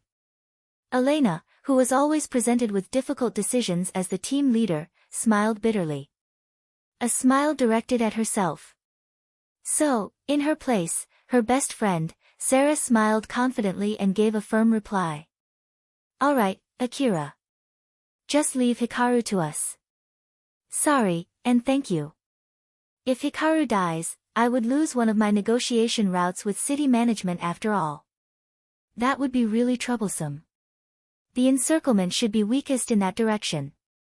But, Considering I am a 50 billion Orum bounty target, I bet it still won't be easy, so, be careful. Hearing Akira's apologetic tone of voice, Sarah replied with an upbeat one. Don't worry. We are really exceptionally well equipped for taking this job. So, we should be able to handle it just fine. In reaction to that attempt to cheer him up, Akira also replied with a more upbeat tone. Is that so? I'm actually scheduled to get new equipment too. Really? Then we should show our equipment to one another soon. We can have a good, relaxed talk next time. Yeah. Well then, until next time. After making a promise to meet up again, they closed the call. While at the same time, Elena trembled in sorrow and stepped on the gas. Elena, we should do our job. If we don't, I'm sure Akira would be disappointed in us. You're right, Sarah. Thanks to her best friend's cheer, Elena somehow managed to regain her cool. She smiled confidently to convey that to Sarah. Sarah smiled back softly. So yeah, Elena. Anyway, rather than hold back, how about we bring out our trump card? Without even waiting for a reply, Sarah pulled out a seemingly ordinary gun from the back. When she activated it, it automatically unfolded and expanded itself. Its barrel got longer and thicker, and its overall shape changed. The total length of the gun was now even longer than that of the vehicle. In its folded state, it was using the same technology for the extended magazine. Thus, it greatly expanded when it was undone. Although it had the shape of a gun, once it was fully unfolded, it was impossible to fold it back to its original form. They would need to pay a specialist to do that for them. However, all the trouble was worth it for its firepower. Elena expanded her scanning range to its maximum. Due to the distance, she was still unaware of the enemy's formation. Naturally, it was difficult to ascertain their position with such limited information. Nonetheless, she was able to infer their general position from the incoming barrage. Although it was still far from accurate, after she did more calculations and narrowed down as much as she could, she smiled amusedly and ordered Sarah. Fire away. The large-sized gun, suitable to be used by a powered suit instead of a human, immediately started spewing out bullets. It was only thanks to Sarah's enhanced body and augmented suit that she was able to use such a weapon. It sucked the energy packs attached to it dry in an instant. All the energy was compressed into energy bullets and shot out of its muzzle. The barrage of the energy bullets rampaged through like a storm, leaving trails of light while they headed to their targets. The gun spewed out bullets as if the expense was non-existent. The powerful bullet storm lashed out as if Elena and Sarah were venting out their emotions. It completely devoured everything in its way, leaving destruction and annihilation in its wake. Chapter 275, Tamed Monsters. After Akira jumped off the vehicle, he immediately started running toward the direction where the encirclement was the thickest. As expected, the enemies were still far from his reach. Furthermore, with obstacles in between them, it was impossible for Akira to directly aim his shot. He kept running while calling for his bike. Meanwhile, he shot down some of the incoming warheads. He even used the LEO multi-rifle on his right hand to shoot down some of the warheads that were not heading towards him. It created a flurry of firework-like explosions up in the air. Those explosions alerted his attackers, informing them that he was heading in a different direction, away from the vehicle. While he was doing all of this, he was about to end his call with Elena and Sarah, which was hosted through Alpha. Of course, until next time then. Alpha. The bike is heading this way, right? I'm driving it right now, so don't worry. But before that, let's clean those up first. Alpha then pointed at the signals that were heading toward him. With his vision augmented to see as far as it could, Akira could not help but frown. Monsters? What's going on? These signals were coming from large-sized carnivorous monsters. Their bodies were half mechanical, as if they got turned into cyborgs. They were covered in bluish armor plates as if they were born with metallic hard skin. In between their armor plates, 4 limbs were extending out. They were moving nimbly, as if their 6-meter-long body did not impede them at all. The wreckage and the rubble were helplessly crushed under their large legs.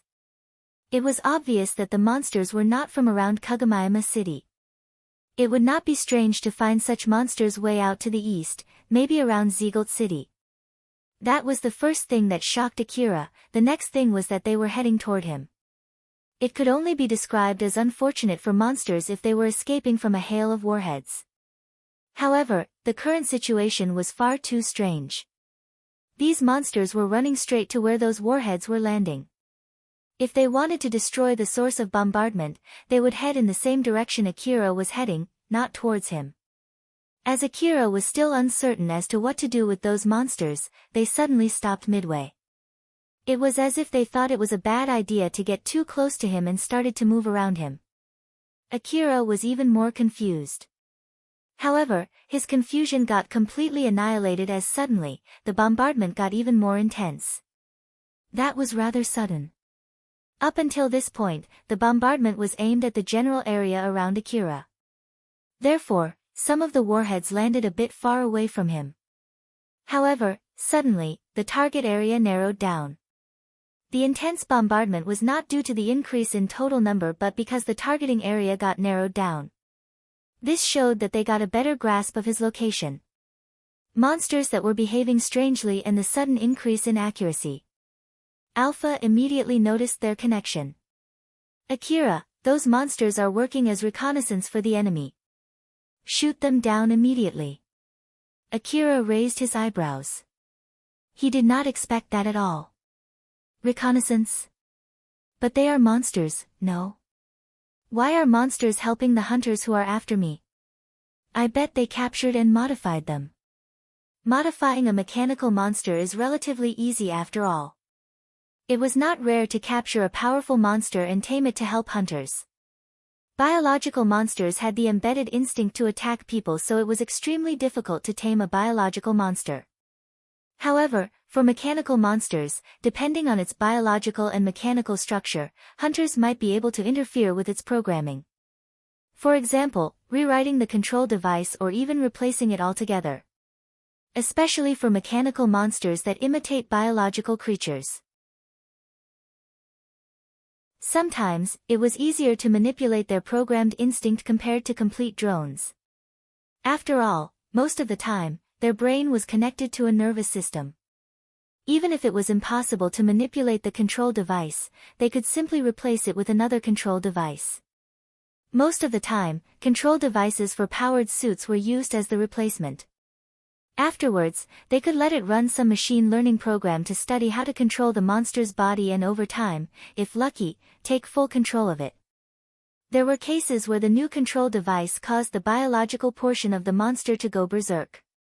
Naturally, this happened because the new control device was made with the current era's technology. It was easier than having to analyze the monster's control device, which was made of an unknown substance and unknown technology.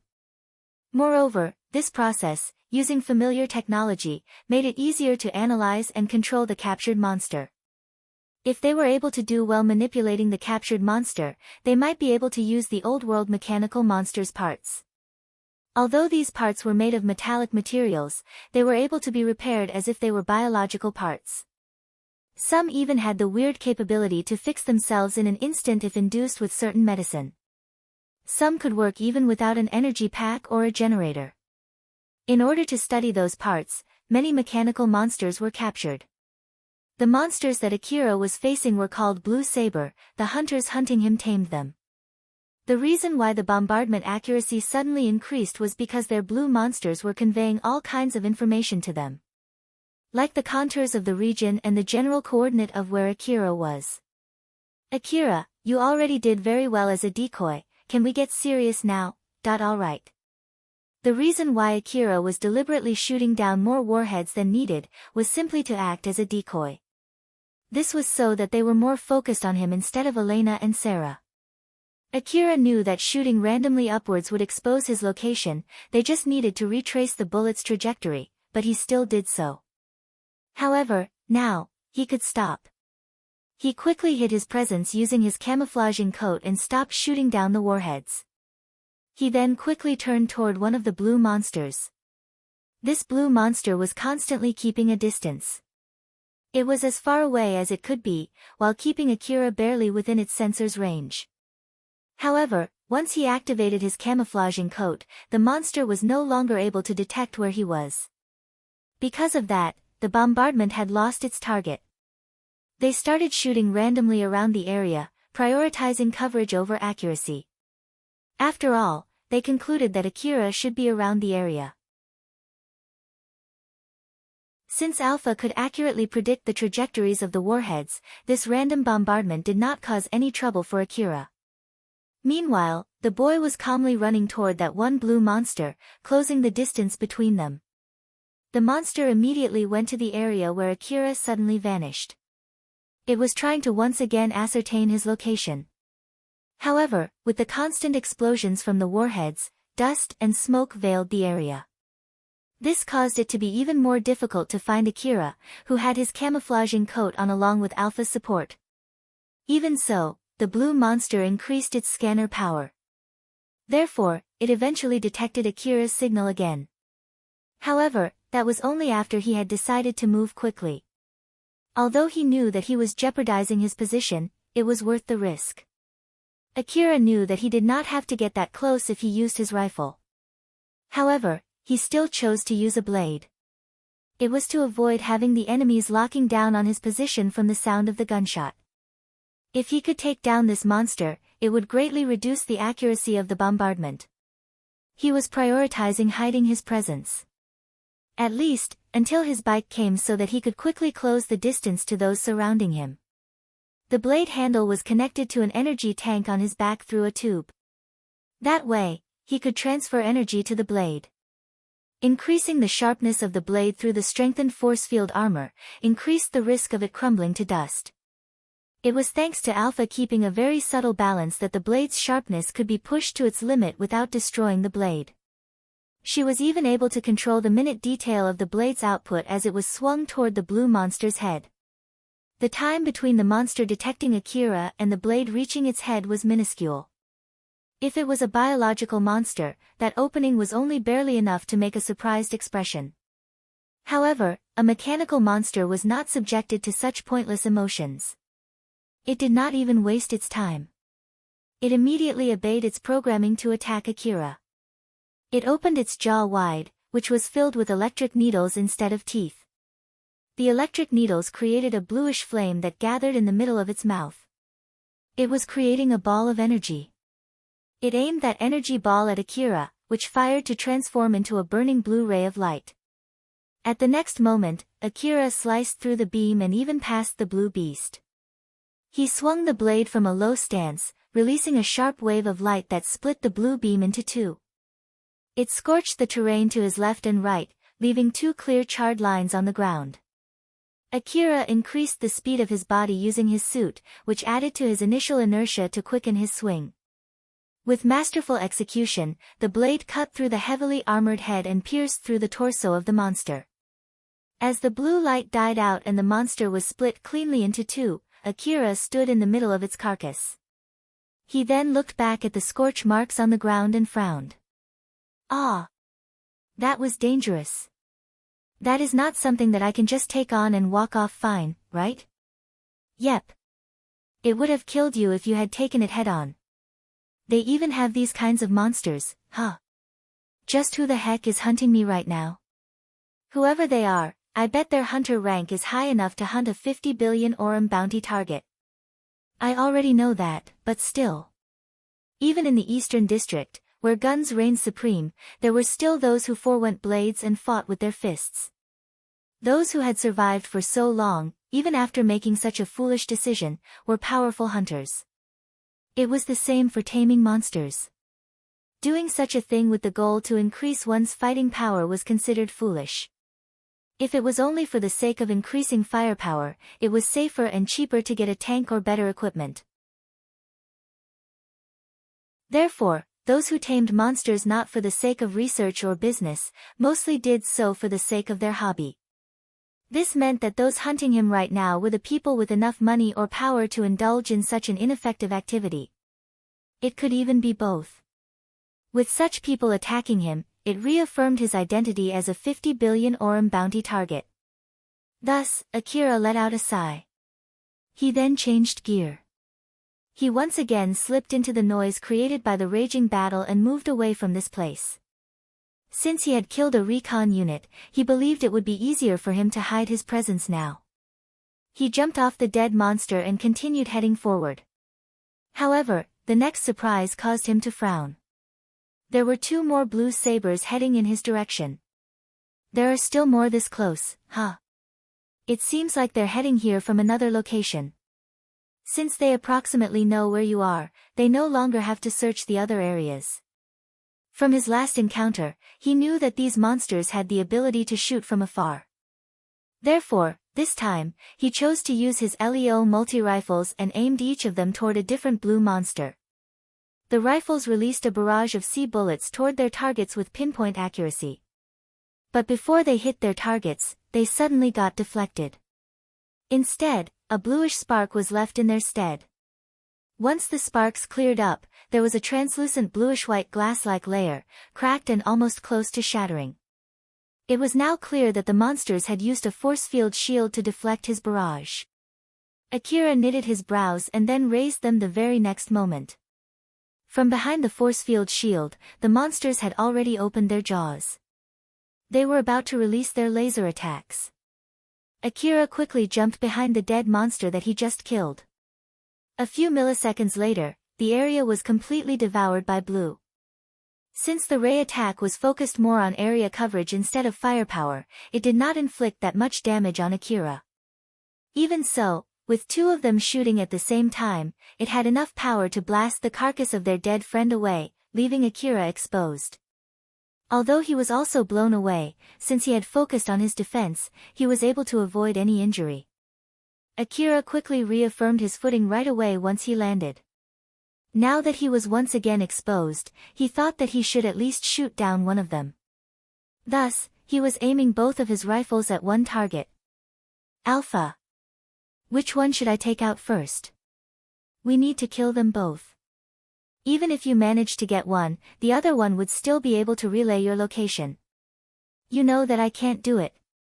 That's why I'm thinking of taking one of them out first. I'm asking which one I should take out first. If you're not going to answer, I will decide on my own.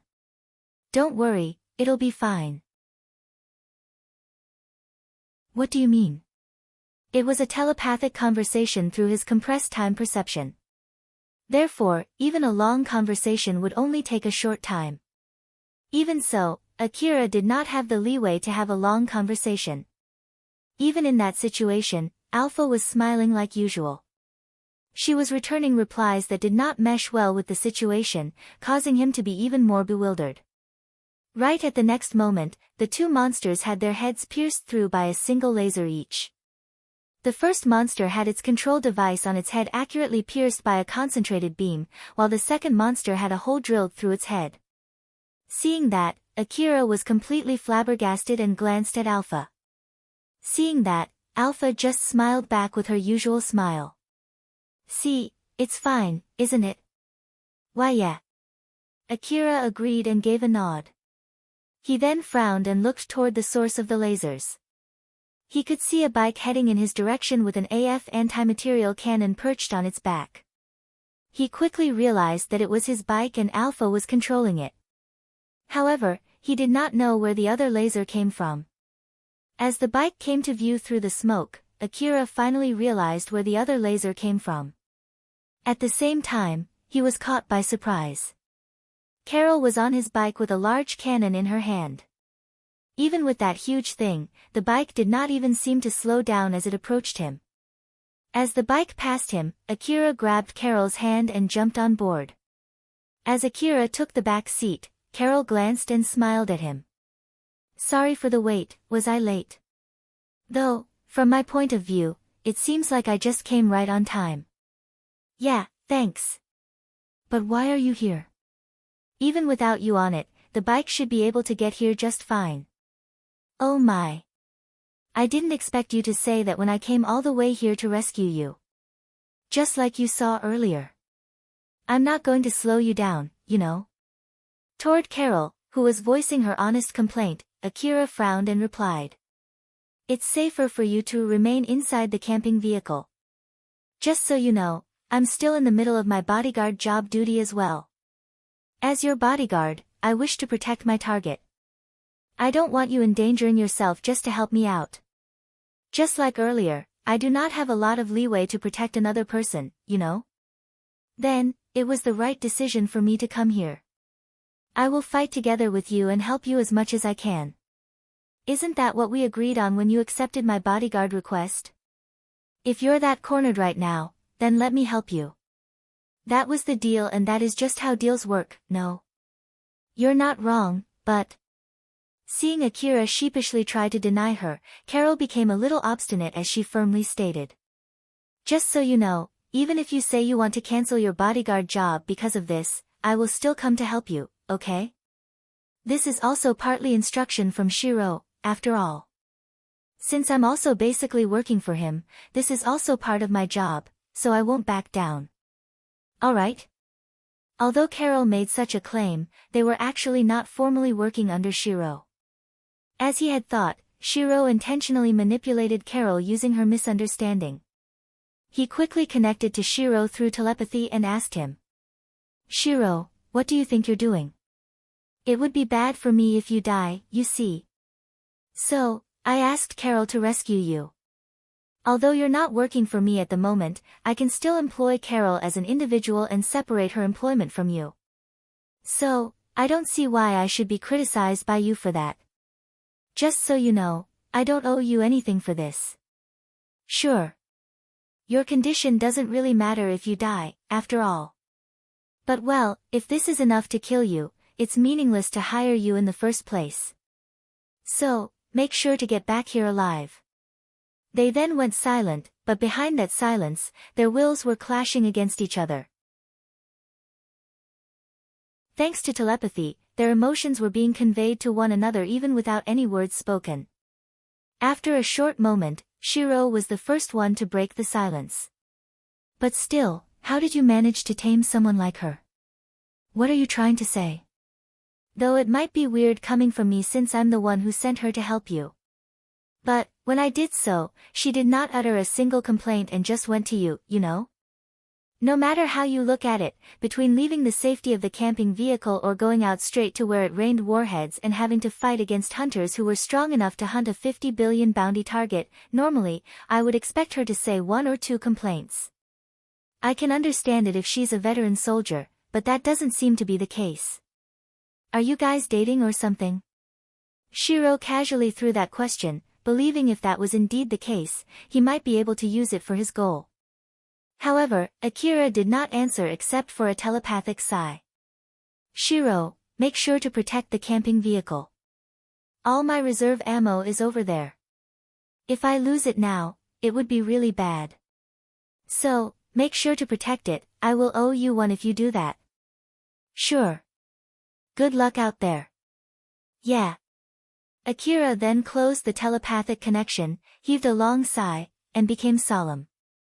Carol, like I said before, I can't guarantee your safety in this situation. So, you might get killed if you stay with me. To be honest, I would prefer to have you head back to the camping vehicle. You know this already and still want to help me here, right? Yep, isn't that what I said back then?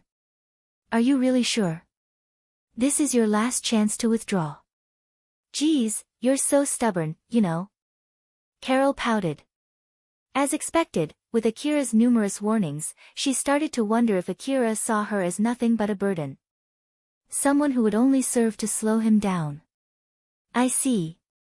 But after hearing her confirmation once again, Akira lightly smiled, which quickly escalated into laughter.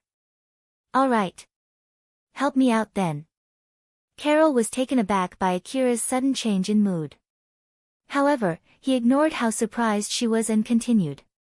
First of all, we need to swap places, so get to the back seat. W8. As the bike was moving haphazardly to avoid the pouring warheads, Akira forcefully swapped places with Carol. He did not hold back and grabbed her chest and legs as he casually took the front seat. Although it was slightly rough, Carol was frozen in disbelief since Akira never treated her like that before. Alright then. Let's get serious. Carol. As I said, I don't have the leeway to protect you. So, I will be making pretty extreme moves. Hold on tight and make sure not to get thrown overboard. Okay. Carol coiled one of her arms around his chest, sticking close to his back. Compared to the first time we met, you've grown quite a lot. Wouldn't it be fine to graduate from being a boy soon? I'll think about it. Now we are going. Although it was just for a split second, Akira responded back positively, which he had never done before. Even Carol did not expect that. However, the one surprise after another event was not over. The bike suddenly made a sharp turn. However, it was neither to the right nor to the left. The bike suddenly went up with the help of invisible platforms under its wheels. Whoa! Wah dash! Akira! Carol yelped. Akira heard her, but he simply smiled in amusement and ignored it. After they got to about 300 meters above the ground, although they were still facing a storm of warheads, Akira saw it as positive. They no longer had to worry about the shock wave when the warheads hit the ground. Even the explosions could no longer reach them. Compared to the ground, the sky was a relatively calm place. Though, Carol looked a bit frightened, being at that height with no visible footing. She tried to calm herself down as she asked. Akira, I don't think our situation changed that much though. So, what's next? Well, although they have a better view of us from down there, that is also true for us from up here. It would be difficult to shoot when on the ground with everything in our way. So, this is much better. Carol, I'll send data of their location to you, feel free to shoot them the moment they get in your range. Carol added the information she received to her display. She could see several enemy signals coming from the front. Due to the contour of the terrain, it was impossible to snipe them from afar. However, from up here, it was no longer a problem. Moreover, Akira was moving toward them, thus closing the distance. Although the enemies were trying to move away and keep their distance, thanks to the clear sky with no obstacles, Akira and Carol were moving much faster. Alright. Let's get started. First one. Carol fixed her aim and Akira also did the same. Even the bike took aim as well. Akira and Carol lightly smiled and zeroed in on their targets. Without even exchanging a signal, they pulled the trigger at the same time. Akira, Carol, and the weapons on the bike's arm all shot at the same time. The 3 LEO multi-rifles released a barrage of fully charged C bullets. Meanwhile, the AF anti-material cannon released a high-intensity laser beam. It was focused more on firepower than spread. Carol's cannon released a stream of condensed energy in the direction it was aiming. All shots pierced through the air, drawing long lines in the sky. They headed straight toward their respective targets. The nearest tank took the full brunt of that attack. Its force field armor was torn down from such an assault. There was no doubt that everyone inside the tank got either turned to ash or were full of holes. Akira did not waste a single second as he quickly turned his bike toward the next target. It was a scene of him laying waste to everything in his wake. The cries and screams from the battlefield seemed to say that 50 billion orum was far too low for someone like him.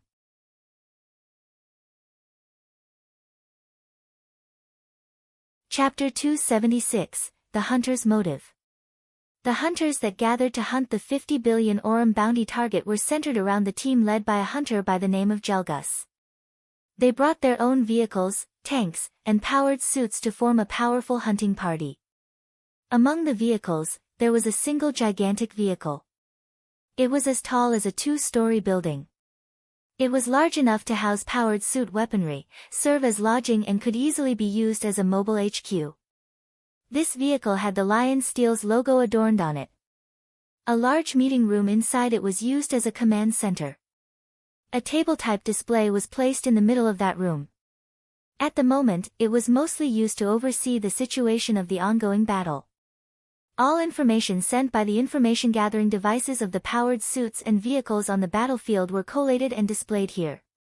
Gelgus looked anxiously at the display as he saw friendly signals vanishing from the map one by one. Damn it!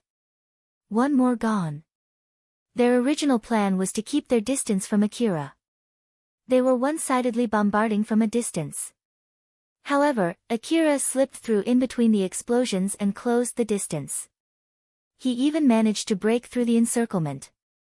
At this point, the hunting team had already lost half of its firepower. Tell those on the opposite side to hurry up. Order them to open fire right away. He's a bounty target.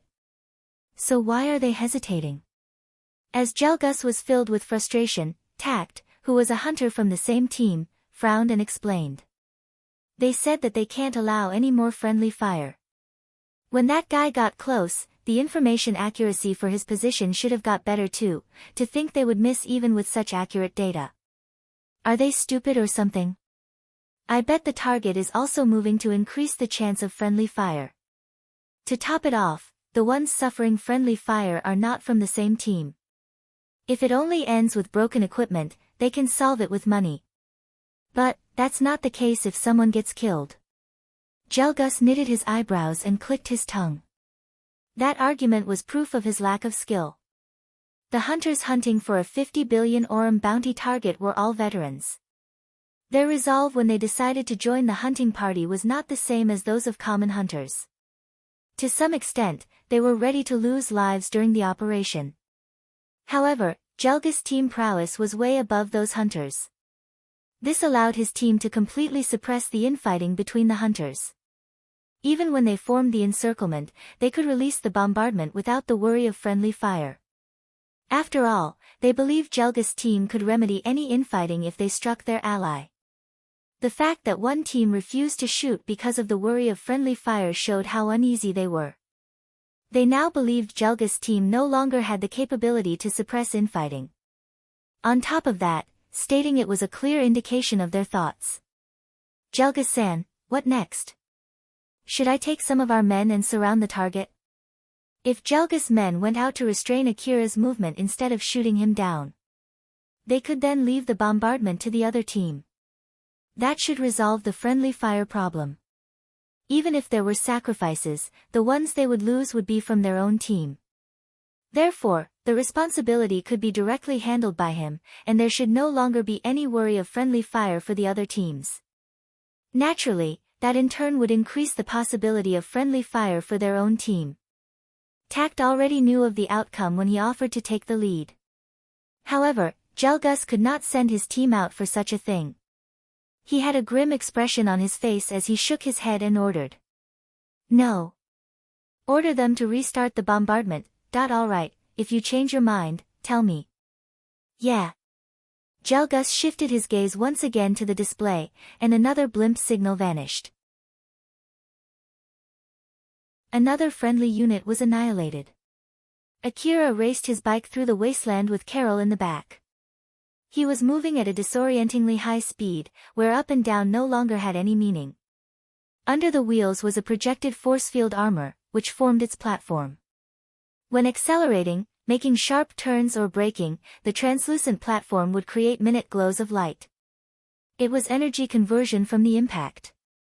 Akira turned the bike following Alpha's instruction, blocking the enemy's line of fire using another enemy, causing stray bullets to be more likely to hit their own team. He actively evaded and slipped in between the storm of bullets as if playing with his enemies. The enemy tanks were proactively aiming at him. Given that they were tanks used to hunt a 50 billion hunter, they were powerful. Their caterpillar tracks made easy work of the uneven terrain. They even had enough horsepower to overcome obstacles like rubble and wreckage in their way. Moreover, they had a similar function to Akira's bike. They could create a platform under their caterpillar tracks and elevate the whole tank. It could be used to angle the tanks up, to aim at the sky. They had thick force field armor powered by a powerful generator installed inside their chassis, protected by armor tiles.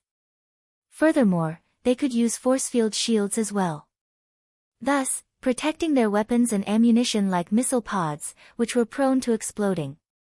The main cannon was supported by a powerful scanner, which was extremely accurate.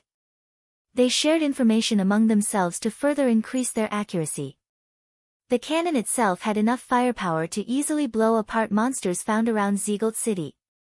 Those tanks were working together to shoot Akira down. If Akira got too far, they would use their main cannons. However, if Akira got too close, he would have to face the countless mini-missiles. Akira was fending off their assault, evading some that he could while shooting or cutting down those that he could not. The Warhead flew straight and went for his bike. It caused powerful turbulence in the air. The laser cannon released pillars of light that heated the sky. In the face of such an intense assault, Akira moved with precision, as if he could predict their trajectories while slowly closing in. The bullets released from their machine guns spread out to create a wall of bullets instead of focusing on one point. Meanwhile, each mini-missiles launched from their missile pods drew a long parabolic arc. Each angle was unique to each missile, as they went after Akira. Akira shot some of them down to drill a way out from that assault. As bullets clashed with another from their barrage, due to how dense the bullet wall was, they ricocheted and triggered chain reactions. It threw them off target. Missiles were shot and detonated before they made contact, creating clouds of dust and smoke. This reduced the accuracy of the information-gathering devices, which in turn caused the other missiles to veer off their original trajectories. Akira used these clouds to hide his presence as he further closed the distance.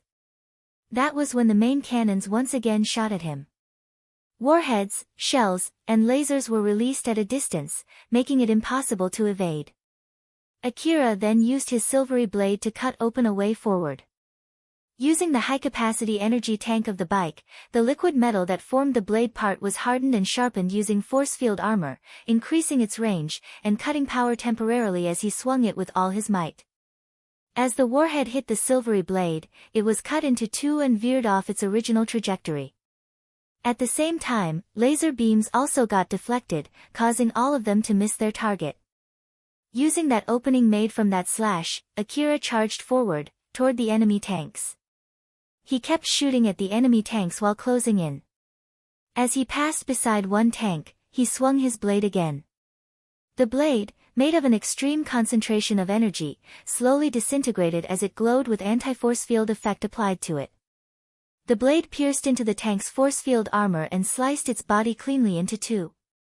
It was a powerful attack designed to be only used once.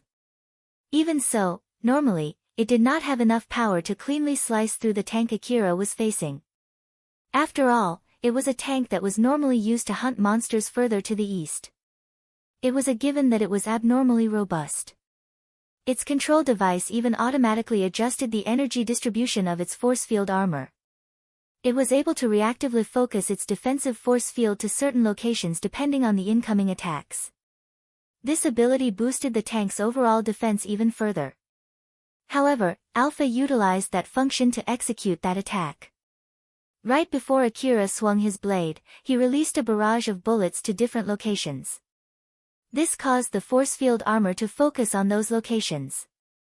Akira then aimed his swing precisely at the locations where its force field armor was weakened. The area of weakened force field armor was invisible to the naked eyes. Additionally, it was only there for a split second. Furthermore, there were armored tiles underneath which also had their own layer of force field armor. Even so, with an opening as small as a bullet, Akira managed to jam in his blade and swing. With that masterful slash, the tank was sliced cleanly into two. The energy conversion of the force field armor released a flash of light. Even the armor tiles were not spared. A moment later, the upper portion of the tank slid off and fell over. What was left from the lower half of the tank was the remains of its passengers, with their upper half missing. Akira did not stop there. He quickly aimed his rifle at another tank together with Carol. Akira with his LEO multi-rifles while Carol, with her mobile laser cannon. Meanwhile, the bike's AF anti-material cannon released its shots at the same time as the other two. To be more precise, Akira pulled the trigger a split second faster than the rest of the group. Akira's bullets reached its target first, causing the force field armor of the tank to once again focus on those impact locations. This caused another part of the tank to get weakened. With Alpha's help, the barrage was adjusted so that the weakened part was right where Carol was aiming at. A moment later, Carol's laser and AF anti-material cannon's laser hit the tank.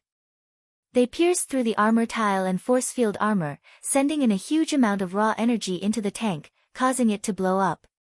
Although they just shot down 2 tanks, they did not have the leeway to take a break. Akira immediately accelerated the bike toward their next target.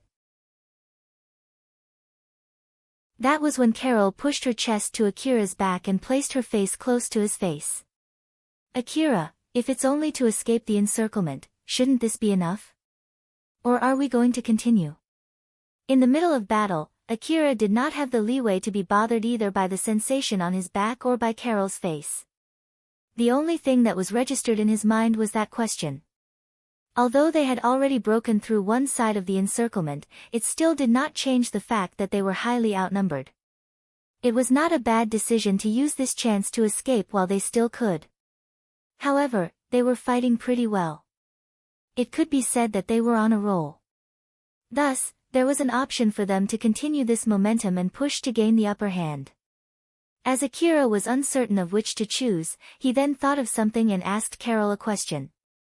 Carol, do you want me to get away now while we still have the chance? Akira was the reason why Carol got involved in this battle. Therefore, if she wanted to escape, he was fine with it. However, she replied with a bright smile and jovial tone. Nope. I was just suggesting. If you're forcing yourself to fight because you got a bit too emotional, it might be a good idea to withdraw. But if that is not the case and you decide to fight with a calm mind, then I don't mind continuing. I will help you go all the way until the end. Akira's lips curved. He seemed happy at how Carol answered easily. Her answer implied that she did not mind staying on this deadly battlefield, where she could be killed anytime, for him. Therefore, he cheerfully replied. I see. In that case, help me out a bit more. I have no plans to go as far as to kill everyone here. But at the very least, I want to force them to withdraw. I'm sure some of them would conclude that this isn't worth the danger. If we run away now, they might get motivated instead. Roger that. Let's get them to regret ever choosing to go after you. As they were smiling confidently at each other, Alpha suddenly interjected. Akira, before we do that, let's resupply first. Your ammo and energy reserve are running low. Already? Ah, but I did use them quite aggressively back there. Alright then. Before they approached any tanks, they always released a barrage to weaken its force field armor as much as possible. At the same time, the bike was continuously consuming its energy to maintain its balance while it was racing at such a high speed. It was also constantly expanding its force field armor with maximum hardness. Furthermore, the energy that was used to sharpen the blade as well. It was no surprise that he was quickly going through his extended magazines and energy reserve. However, that was also only because he could not afford to be frugal in front of the opponents he was facing.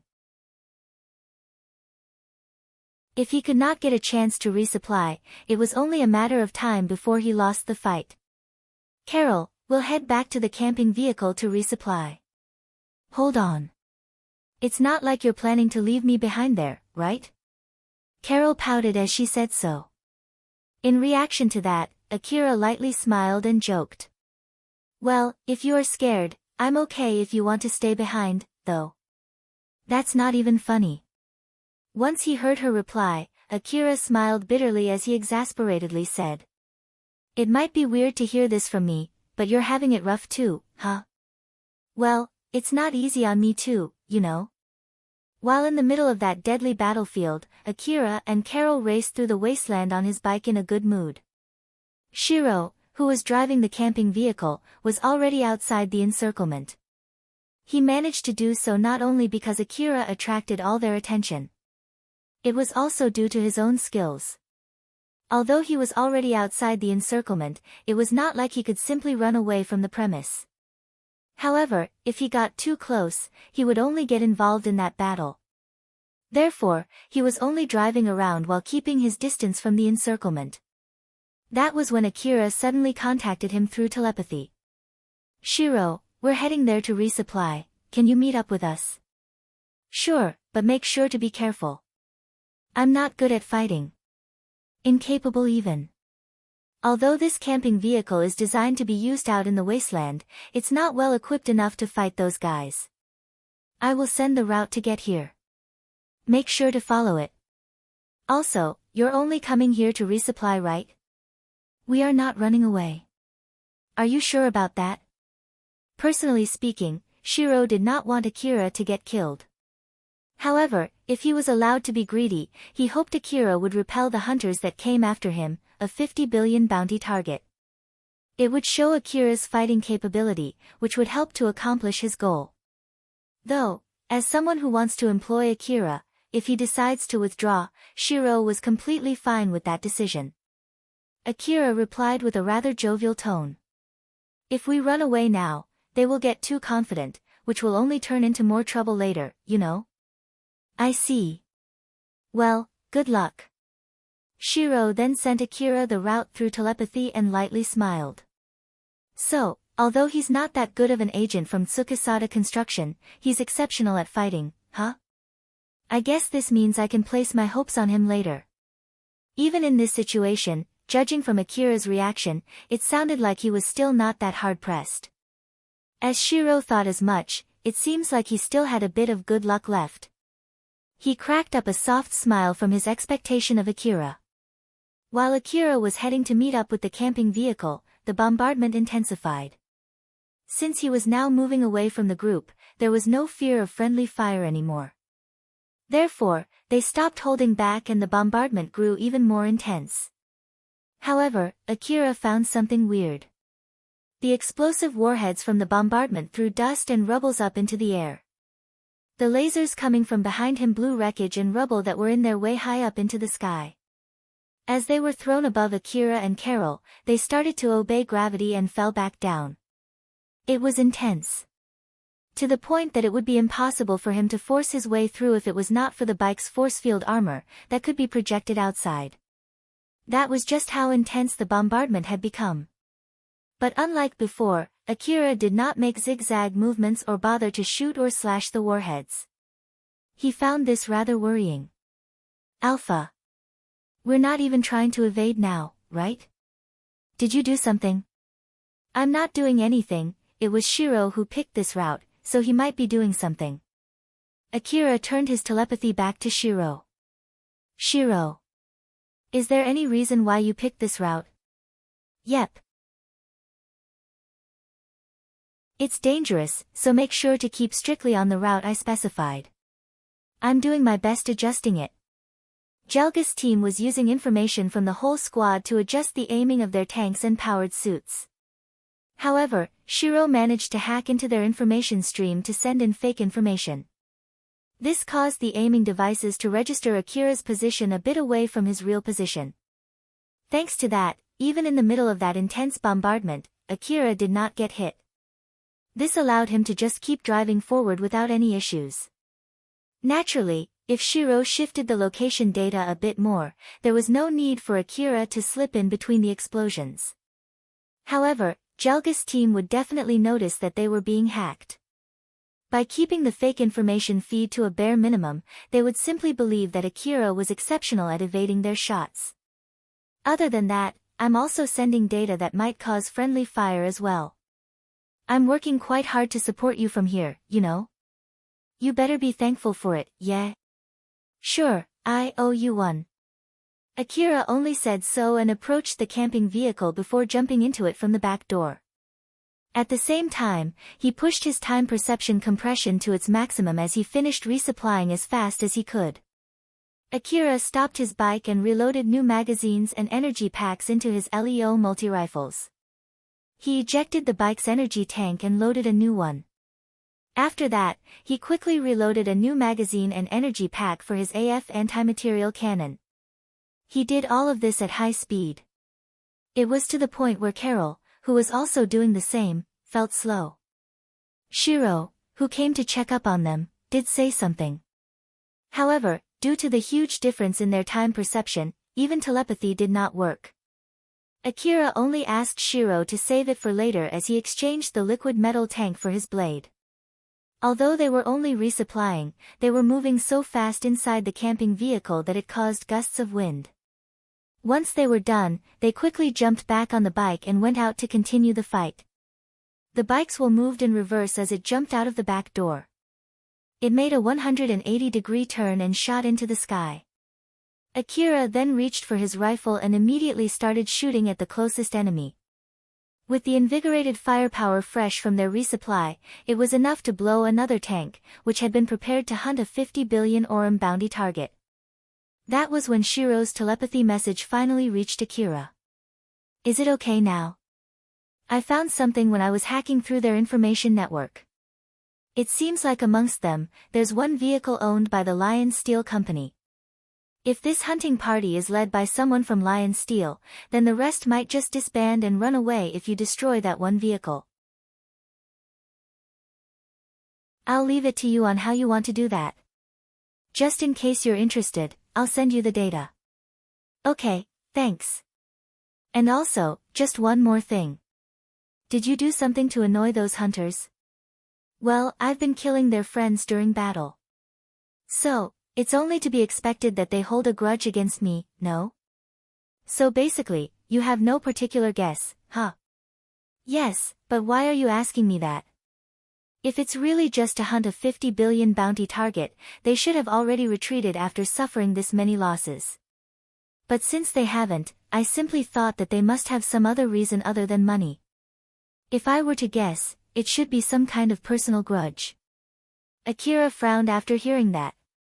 It seems like they had another reason for gathering this many people to attack him. Although it was nothing but Shirou's guess, Akira still could not help but find it pretty annoying. Gelgus was extremely frustrated by the situation, which was only getting worse with time. If they were talking about the success or failure of the hunting party, even if they managed to take Akira down later, from their current losses, they had no choice but to recognize this hunting expedition as a failure. It was even doubtful whether the bounty prize was enough to recoup the loss of the destroyed tanks and power suits. The loss of men was already irreparable. Normally, Gelgus had the choice of retreating before the situation got this bad. If his goal was purely the bounty, he would have ordered a retreat by now.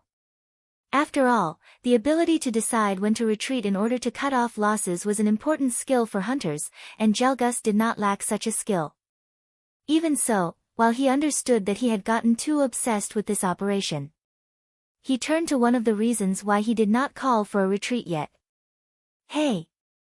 Didn't you say that his 50 billion Orum bounty was only to make an example out of him?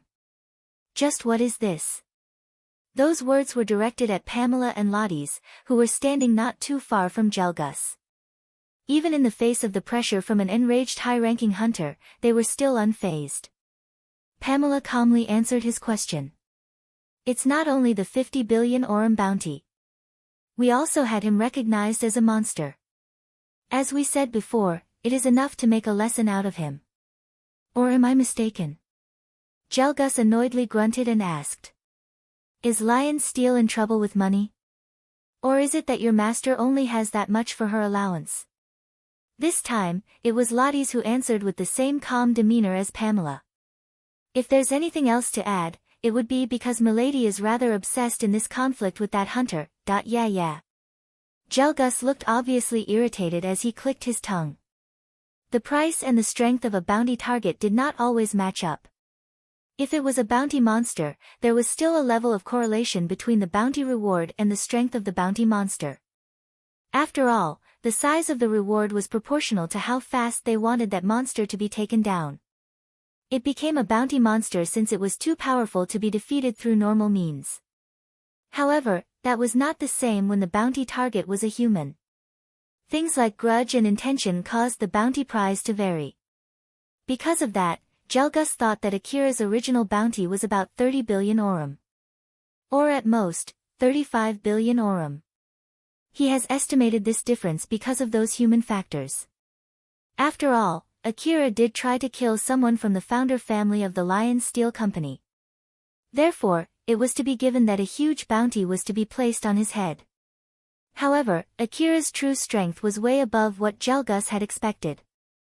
Though, that disparity was not bad enough to drive Gelgus into a corner. Thus, he still believed that Akira was fairly stronger than a simple 30 billion Aurum human bounty target. It was not impossible to kill him if Gelgus put in some more effort. That was the reason why he did not call for a retreat. Thus, Gelgus decided to ask that question. To confirm if Akira actually had that much bounty on him because of his true strength. It was also his way of sarcastically asking if their master was not that important to the Lion Steel Company. How come she did not increase the bounty prize for that hunter? As a result, they did not fully deny that Akira had that price tag because of his skill. Even so, Gelgus still decided not to withdraw. He estimated that even after all the losses, even if he was risking more to lose by continuing, there was a good chance it would be worth the trouble. Gelgus was not only offered the bounty prize. He was also offered a connection to the Lion Steel Company. It was not a simple connection to a branch office. It was a connection to the main HQ. With Lion Steel representative, Alice, scheduled to come there soon, Gelgus hypothesized that this bounty hunt had something to do with it. As a veteran hunter, Gelgus had at least checked what was going on behind the scenes. Since information about Alice coming to Kagamayama City was kept a secret, only known to the inner circle of Lion Steel, Gelgus managed to at least find out that someone important from Lion Steel was scheduled to visit the area. Though, he did not know who it was. A connection to someone important to a company slightly beneath the 5 biggest companies. There was no question that it was a priceless opportunity. Therefore, Gelgus could not afford to let this opportunity slip past him. Hey! Let me ask you again. Your master, Chloe, was it again? She'll really provide me with a connection to Lion Steel HQ if this operation goes well, right? Pamela smiled confidently and replied. There's a good chance that is indeed the case. Or at least, that's all I can tell you. Milady has the 3rd Ward branch under her. Even this vehicle is originally from the Lion Steel 3rd Ward branch. So, you at least know how much we're invested in this, that I see, alright then. For Gelgus' party, it was essential to form a connection with Alice even if they had to sacrifice something. It would definitely profit the team as a whole. However, only Gelgus' team knew about it. Which meant, that the other teams might decide to retreat from battle if the situation got worse. With that in mind, Gelgus made his decision. Tact, let's change our approach. We'll try to stop him even if we get some of our men under friendly fire. And then, we'll kill him with long-range bombardment. Tell the other teams to keep firing and don't worry about hitting allies. Of course. Right away. No, you take your men with the bombardment team. Tact frowned. He thought that his team would be responsible for stopping Akira's movement. Gelgus-san, then who will try to stop him? The other team would not do that fearing they'd get shot by their own allies, you know? I'll do that alone. Tact could not hide his surprise. After all, Gelgus was saying that he would stop them alone. The two have been doing exceptionally well fighting against their whole team. Near the large-sized wasteland vehicle, a large red-powered suit with its equally large cannon was running on autopilot. It was continuously shooting at Akira. That powered suit then stopped shooting and approached the vehicle. It was sprinting towards the back door. Just as it was running, Gelgus exited from the top of the vehicle and jumped down without any hesitation. Without any devices to aid him, Gelgus managed to land on the powered suit and got inside. This showed just how skilled he was as a veteran hunter. The power suit entered the vehicle. There, Gelgus placed its large cannon back inside the vehicle and picked up a blade as its replacement. He then finished charging its energy before jumping out of the vehicle. Inside that powered suit, Gelgus had a rather solemn expression as he spoke to himself. I made the decision. If we can win this, then the decision is a correct one. Zealous, just you watch. Zealous was the captain of Gelgus' team. Meanwhile, Gelgus was actually the vice-captain. The current leader was still Zealous, but due to the information leak by Babylod, he had temporarily lost his influence inside the team. Therefore, if Gelgus could show worthwhile achievement, he might be able to take over Zealous' leadership position. Of course, at first, Gelgus had no plan to take over the leader position. However, for some reason, they ended up having opposite opinions regarding the operation to hunt Akira. It was so serious that the team was split into two, the Gelgus faction and the Zealous faction. The 50 billion Aurum bounty prize and a connection to Lion Steel HQ were definitely extremely beneficial for the team. It was the perfect opportunity to get both money and connection. Although they both agreed on the benefits, their conversation always broke down to the risks. No matter how hard Gelgus tried to convince Zealous, the latter always shook his head. Zealous gave his evaluation of Akira when he met him as his counterargument. This caused the team to completely break into two factions.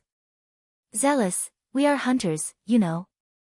If we don't have the guts to bet on this, then what's left for us is to just rot and die. It's stupid to get scared at this point. He locked on Akira's position from his radar. I'll kill you and prove to Zealous that I'm right. The red-powered suit flew. It had a gun that could decimate monsters near Kagomayama City in just one shot. Its muzzle spewed out a huge shell that tore through the air and straight toward its target. Die. In order not to let him or his friends fall out of grace as hunters, Gelgus decided to take a step forward. A step toward death.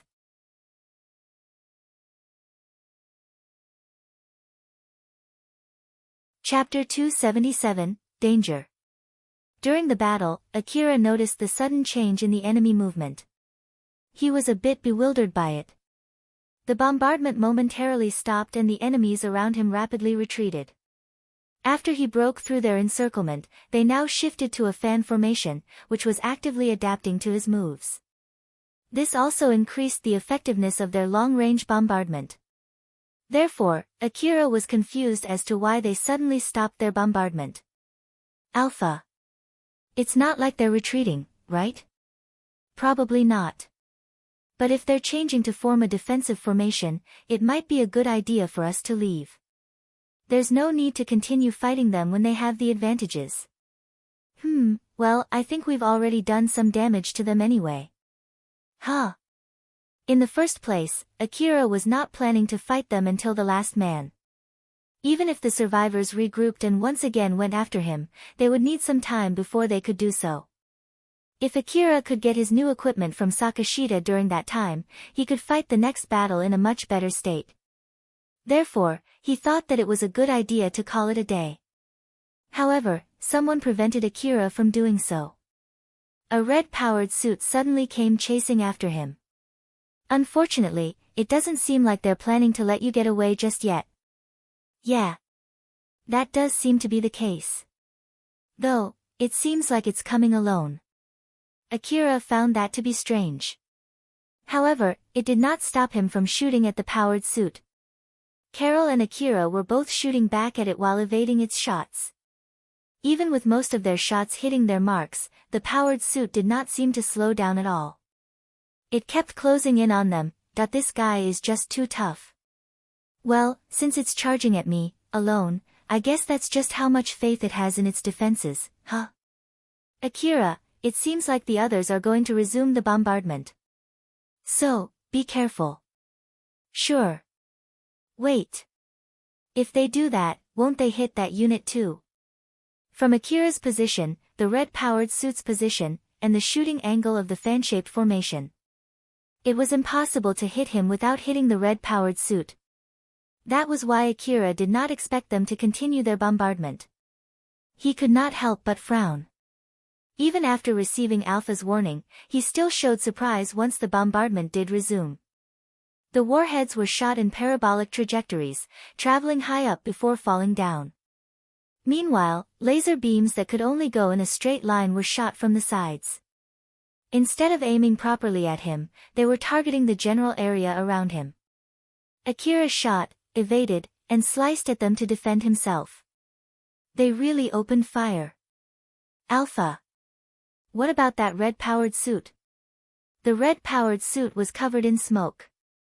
However, the smoke was not produced by it.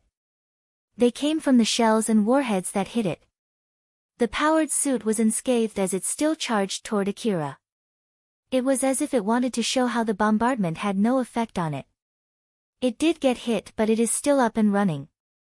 It seems like it temporarily raised its force field armor to the limit before the bombardment hit it. I see. So, it's exchanging information with the rest of the group, huh? Yup. So, be careful. This means that the powered suit has resolved itself to take some shots if it is to kill you. Judging from how it is moving, I bet it's trying to keep you in place. Pin you down with a close-range fight and then take you down using the bombardment from the rest of the team. The red-powered suit that kept Akira inside its effective shooting range started shooting more accurately at him. As if to confirm Alpha's guess, those shots were obviously meant to stop him from maneuvering around instead of killing him. I see. So, he's prepared to take some damage himself, huh? Alpha. Give me your full support. Leave it to me. But, this will place your body under immense stress. So, make sure that you're ready. Against Alpha's smile of challenge, Akira smiled in excitement, firing up his spirit. But of course. That part is my responsibility, after all. At the same time he gave his reply, the bike suddenly made a sharp turn. It charged right toward the red-powered suit. The closer they got, the more hits the red-powered suit would have to take. It was between Akira and Carol evading the bombardment and the red-powered suit taking it with its superb defense. It was a battle of attrition between them. Just which one of them would be crushed under the storm of Warhead first? Carol was watching closely from his back. It was an abnormal scene where a full-sized powered suit was duking out intensely with someone on a bike. They were exchanging bullets and slashes, pushing and pulling. But instead of feeling fear, all she felt was exhilaration. I always thought that he was extremely strong. But I never thought he was this strong. The area that was enveloped in smoke was muddled further with the dust particles that were thrown around during their intense exchange. The red-powered suit kept shooting as the continuous explosions that enveloped the area kept even the rocks and rubbles from reaching the ground. The powered suit's gun was spewing out large bullets that tore the air as they sought after their target. Akira dexterously controlled his bike to evade the bullets. With its ability to ride freely in the air, he made erratic moves. Sharp turns, sudden stops, quick acceleration, and vertical climb. All these to prevent the red-powered suit from getting a good hit. On top of that, Akira also kept its rifle in check by shooting at it from time to throw off its aim. He would also shoot at the unavoidable bullets and redirect them away from him. To nullify Akira's technique, the red-powered suit used its blade to attack. Its powerful generator fed the blade, encasing it in a layer of energy that could release sharp energy waves. Once swung, the blade released a wave of energy that dissipated in all directions. It seemed able to cut everything in its way. Even smoke and dust from their surroundings got separated into two from its slash. In the face of this strike, Akira extended out his liquid metal blade. He then swung at the energy wave. It was impossible to slice nor redirect the energy wave as it did not have substance. However, by pumping a huge amount of energy into his blade and increasing the might of its force field armor to its limit, it could make contact with the energy wave, dampening it, causing it to break down and safely disperse into the air. Moreover, with Alpha's help, the liquid metal was adjusted to turn into the most effective shape. They managed to almost completely neutralize the energy wave, which could have sliced Akira and his bike cleanly into two. The remaining energy that did not get dispersed, hit a few of the bike's armor tiles and sliced them into two. While Akira was busy defending from the attacks, Carol was focused on the offensive. She kept using her laser cannon. While trying to not get thrown off by the erratic moves of the bike, she somehow found an opening. The moment she fired, the AF anti-material rifle also released a shot aimed at the exact same place. The anti-material bullet was siphoning energy from its surroundings, increasing its firepower. When it found itself surrounded by high-energy laser beams, it increased the bullet's firepower manyfold. The shots traveled towards the powered suit, which was also moving around as fast as the bike. However, before they struck the red-powered suit, they got blocked by its force field armor. The red-powered suit had temporarily hardened its force field armor to its utmost limit. It spared no expense, using the energy that it had charged up from the mobile HQ. Moreover, it had used information from its scanner to predict the trajectory of the attacks and only focused its defense on the impact areas. As the battle continued, locked in an impasse, they still managed to throw attacks at one another even when under the intense bombardment. This demonstrated their skill as a 50 billion bounty hunter and a hunter who was after him. Gelgus once again found himself surprised by how powerful Akira was. He quickly felt that something was not right. To think that he's this powerful. That 50 billion Aurum bounty from Lion Steel is really based on his real strength, huh? No, this is already way past the 50 billion bounty mark. What the heck is with those moves? I'm fighting this guy with information support sent from the other units around here, you know? I should be able to hit him with my weapons easily. How the heck is he managing to avoid everything I throw at him? Having been locked in a melee fight with him while avoiding the non-ceasing bombardment. It seemed impossible to survive no matter how much Gelgus thought about it. He could not help but get suspicious that there was something more going on behind the scene. Wait, don't tell me. As he was thinking of the impossible, he tried to clear his doubt. He compared the data that his information-gathering device acquired with the information that he was receiving from the other units. His fear was proven to be true, there was a small difference in the data used to refine his aim. Gelgus was frozen for a split second. However, he quickly returned to himself and opened a line toward the whole hunting party. Everyone. Cut off the information sharing system. We're being hacked. The data has been tampered. The information that Babalod leaked also included the security code to connect to the information sharing system. Naturally, once they knew of the leak, they had changed the access code to a new one. However, the fact that it had leaked once meant that other things might have been leaked too. Gelgus was shocked that his suspicion was right. He did not want to think further. There might be someone who was betraying the group from the inside. Otherwise, it might have leaked from another route. Nonetheless, they could not afford to do a witch hunt right now. With his mind muddled with many thoughts, Gelgus decided to cleanse everything up and focus on one thing for now. With the information sharing system hacked, he could no longer use the data from the sharing system. Without it, his accuracy would greatly fall. It was not like the data got completely forged. It was only slightly changed to throw off his aim. Enough not to hit Akira. Gelgus then placed another assumption on top of his train of thought. It is not like the information sharing system has been fully rewritten. There was only a slight information tampering. There's a good chance that it's being done in real time. Although the tampered information is in regards to our target, it cannot be done by him. After all, the target shouldn't be able to do that while fighting me. If it is being sent from a far-off location, it should not be fast enough to throw off my aim. So, whoever is helping him should be somewhere nearby. Gelgus kept his optimistic guesses and assumptions. That no one leaked the access code from the inside.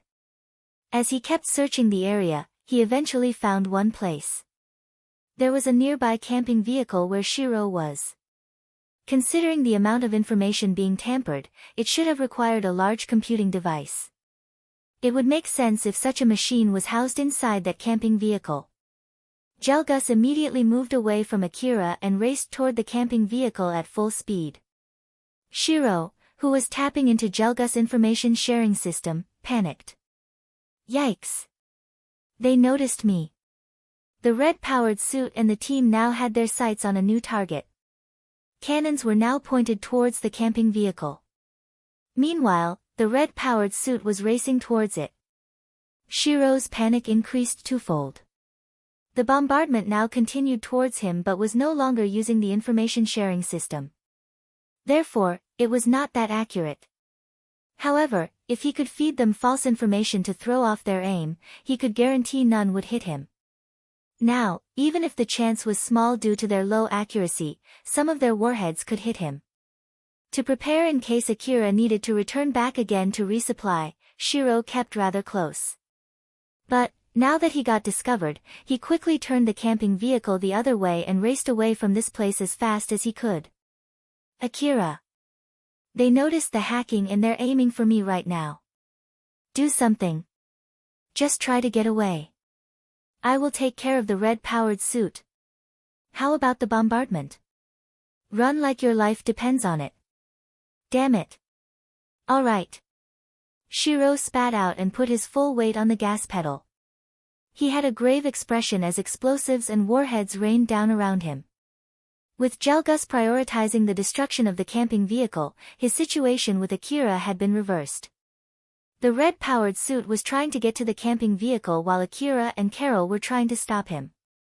Although they were now on the offensive, they were also the ones pushed into a corner. This time, they had to destroy the red-powered suit before it could destroy the camping vehicle. Damn it. Alpha. This is bad. That powered suit just won't go down. Stop complaining and keep shooting.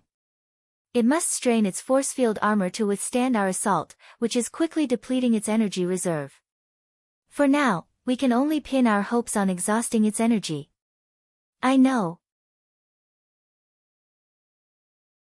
While escaping, Shirou was also firing at the red-powered suit using the camping vehicle's machine gun.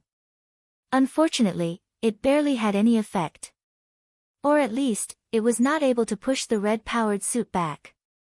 The red-powered suit kept charging forward, taking all the incoming bullets.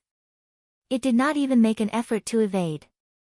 It was closing its distance to the camping vehicle with the shortest route possible. Eventually, the camping vehicle entered the red-powered suit shooting range.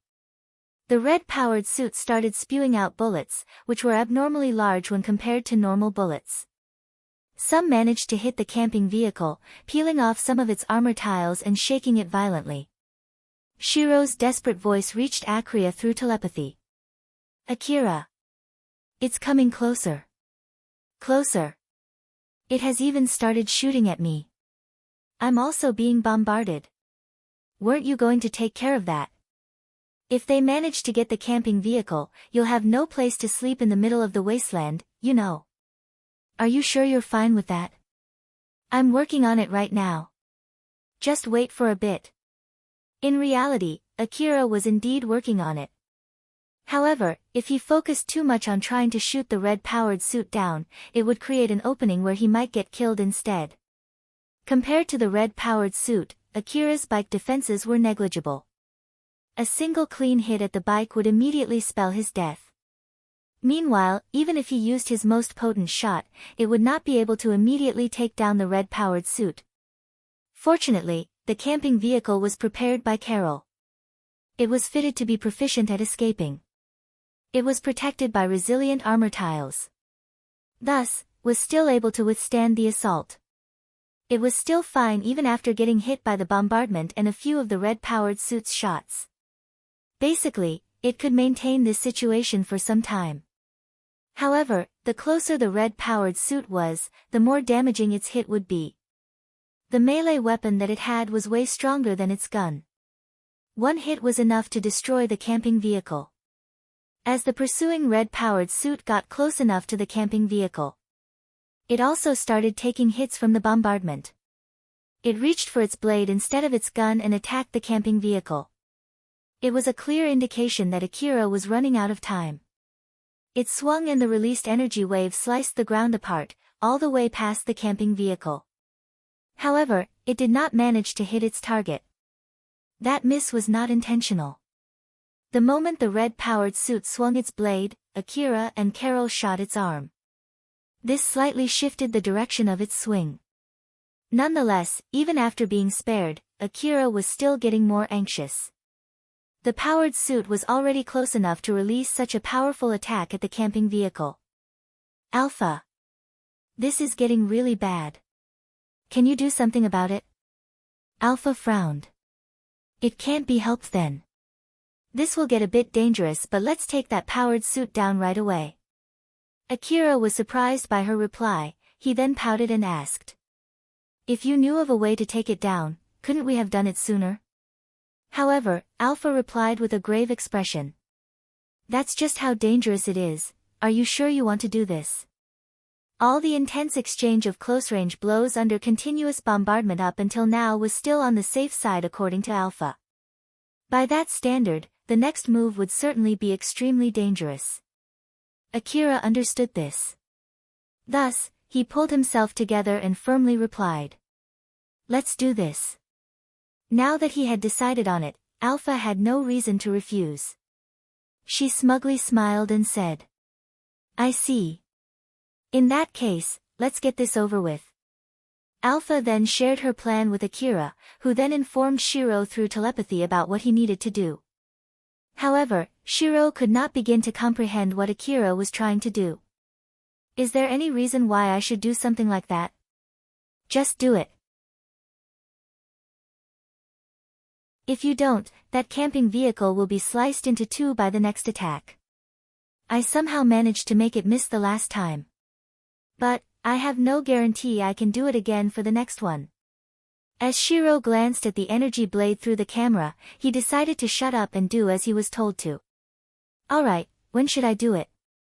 I can go anytime, just hurry up. You owe me one for this, you hear me? Just do it already. Akira shut off the telepathic connection and was honestly impressed by how Shirou still had the guts to bring that up in his current situation. Though, that thought deviated from the main task at hand, so Akira quickly shook it off his mind. He informed Carol of what she should do next. In contrast to Shirou, Carol lightly smiled and asked. Are you sure you want to do that? Well, I guess it's pointless to ask you that question, huh? But do we really have no other choice? If you're worried about destroying the camping vehicle, I can buy a new one later. So, you don't have to worry about that, you know? No. I'm worried about it. I don't want to sleep out in the open wasteland. Carol lightly giggled. It seemed that for Akira, that was what most mattered to him. For the sake of it, he was willing to do something extremely dangerous. Okay. Good luck then. You too. Akira made his resolve and readied himself.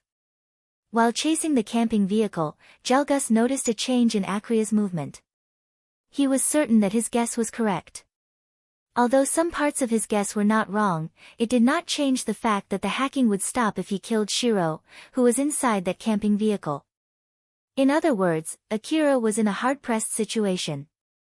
Although the bombardment continued to hit the red-powered suit, he continued to solely focus on catching up to the camping vehicle. He could opt for his rifle. However, the camping vehicle was well armored, and his rifle would not be enough to destroy it. Thus, his choice was to come close. Enough to use his blade to cut it apart. Since his first swing got interrupted and was made to miss, he swore that the next one would land. He quickly gathered energy into his blade to prepare for the next strike. Suddenly, the back door of the camping vehicle opened up and an enormous amount of explosives rolled out from it. Each one of them blew up, making a trail of black smog. Gelgus quickly realized that it was jamming smoke. However, what bothered him the most was why his opponent did that. Raising that much smoke out in the open like this is pointless. It will get dispersed in no time. In this high-speed pursuit, we will pass through the jamming area in no time. What exactly are they planning? It puzzled him. This was something that someone helping a 50 billion bounty target did. Therefore, there must be some kind of meaning behind it. He judged Shirou's action as something planned, not an action taken out of desperation. Naturally, his thoughts led him to suspect they were staging an attack. It must be the moment I enter the jamming smoke. The powered suit's force field armor was an adaptive type, which adjusted its strength automatically depending on the incoming attack. Naturally, it would be meaningless if the adjustment came late and only activated once the attack had already hit it. Thus, it was essential for its information-gathering device to predict where the incoming attack would land, to adjust in time. Gelgus was certain that they were planning to nullify his adaptive force field armor. They were trying to weaken his information-gathering device using the jamming smoke and break through the powered suit's defenses. Therefore, he prepared the powered suit. Before entering the jamming smoke, he manually set the force field armor to output its maximum. By doing so, it would consume a huge amount of energy. However, it would also strengthen the force field armor to the point where it would prevent its information-gathering device from scanning its surroundings. This further worsened his accuracy. Gelgus understood the risks but still decided on doing so. After all, he believed it to only be temporary and could set it back once he got out of the jamming smoke. Right before the powered suit entered the jamming smoke, Akira swung his blade with one hand. He did so while still on top of his flying bike. Gelgus had already anticipated this attack. Though, he was slightly surprised by the fact that Akira did not use his rifle. Nonetheless, it was still a reasonable move and was still within his expectations. After all, there was an anti-force field armor function on the blade. Therefore, Gelgus was still able to react calmly to Akira's attack. Both Akira's bike and the red-powered suit plunged into the jamming smoke. The powered suit reacted against Akira's slash with a slash of its own. Two blades, extremely different in size, passed each other. The large blade just went and sliced through the air. While on the other hand, the small blade got deflected by a powerful force field armor. The bike was the first one to get out of the jamming smoke, while the red-powered suit followed behind it a moment later. With the effect of the jamming smoke gone, the information-gathering devices were back in action. This allowed the powered suit's adaptive force field armor to once again be able to function. Believing that his powered suit was able to withstand Akira's attack, Gelgus aimed his rifle at the bike. But for some reason, there was only Carol on top of it, aiming back at the powered suit. Gelgus raised his eyebrows. Akira was nowhere to be found. He's gone. Where is he? Did he fall off? The sensor. Gelgus quickly used his information-gathering device to scan the surrounding area. However, he could not find Akira. The unexpected turn of events shocked and greatly confused him. Right at the next moment, a barrage struck the powered suit. The force field armor automatically adjusted its power to the area where the barrage landed. This caused the power output towards the remaining locations to wane. It created a weak spot in the force field armor right opposite of where the barrage hit. Unfortunately, that was the exact position where Carol was aiming her energy cannon. Damn it! Gelgus quickly tried to reroute the energy to the weakened side of the force field armor. Unfortunately, it was already too late. Carol's laser combined with AF anti-material cannon pierced the weakened force field armor. It went past and obliterated the front portion of the powered suit. When Akira and the red-powered suit exchanged slashes, Akira jumped off the bike and activated his camouflaging defensive coat. The main goal of the jamming smoke was to hide him when he did that. Even with Alpha's help, there was a high chance the red-powered suit would still be able to notice him when he got that close. Thus, Akira only dared to do this under the veil of the jamming smoke. After Akira jumped off, he used the soles of his augmented suit to stick onto the red-powered suit. Alpha then adjusted the output and control of the camouflaging coat, masking it to the powered suit's force field armor. This completely erased his presence. Akira then crawled to the back of the powered suit and emptied the magazine in his rifle.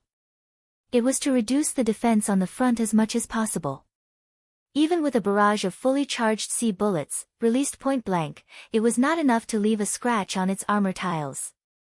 Rather, it did not even manage to break through its force field armor.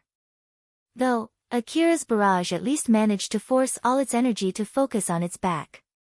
That was exactly when Carol made the best use of that opening. Akira! Hurry up! I know! If Akira missed this opportunity, he would have to pay it with his life. Therefore, in order to take full advantage of this small opening, he compressed his time perception to the limit. The powered suit was actively moving at a high speed. Therefore, clinging on to it was like bracing against a storm. Running across its surface was equivalent to trying to run up a mountain while enduring a natural disaster. That was why Akira relied heavily on the might of his augmented suit. Although he felt like he was walking slowly, in reality, he was running extremely quickly. Every single move was impeded by the wind, preventing him from moving forward. But even so, he still forced his way through. Thanks to that, he was able to get to the opposite side of the powered suit in less than a second. He then shoved his LEO multi-rifle into the opening that was created from Carol's attack and held down the trigger. The number of bullets that he released was enough to create a wall of them. Although there was a bit of space between the muzzle and the powered suit, he had basically shoved everything that was left in his gun inside the powered suit. In the midst of his attack, the force field armor had returned back. However, due to the damage to the force field device, the power output got greatly reduced. Furthermore, Akira's point-blank barrage damaged the force field device even more. The randomly flashing light from the barrage showed just how badly damaged it was. The bullets drilled through the inner part of the powered suit. But even so, it was still not enough to kill Gelgus. The red-powered suit swung its hand, trying to get Akira off of it. Akira dexterously evaded its hand, and the only way to do that was to get away from the powered suit. Thus, he leapt into the air. This meant that he would not be able to evade its next attack.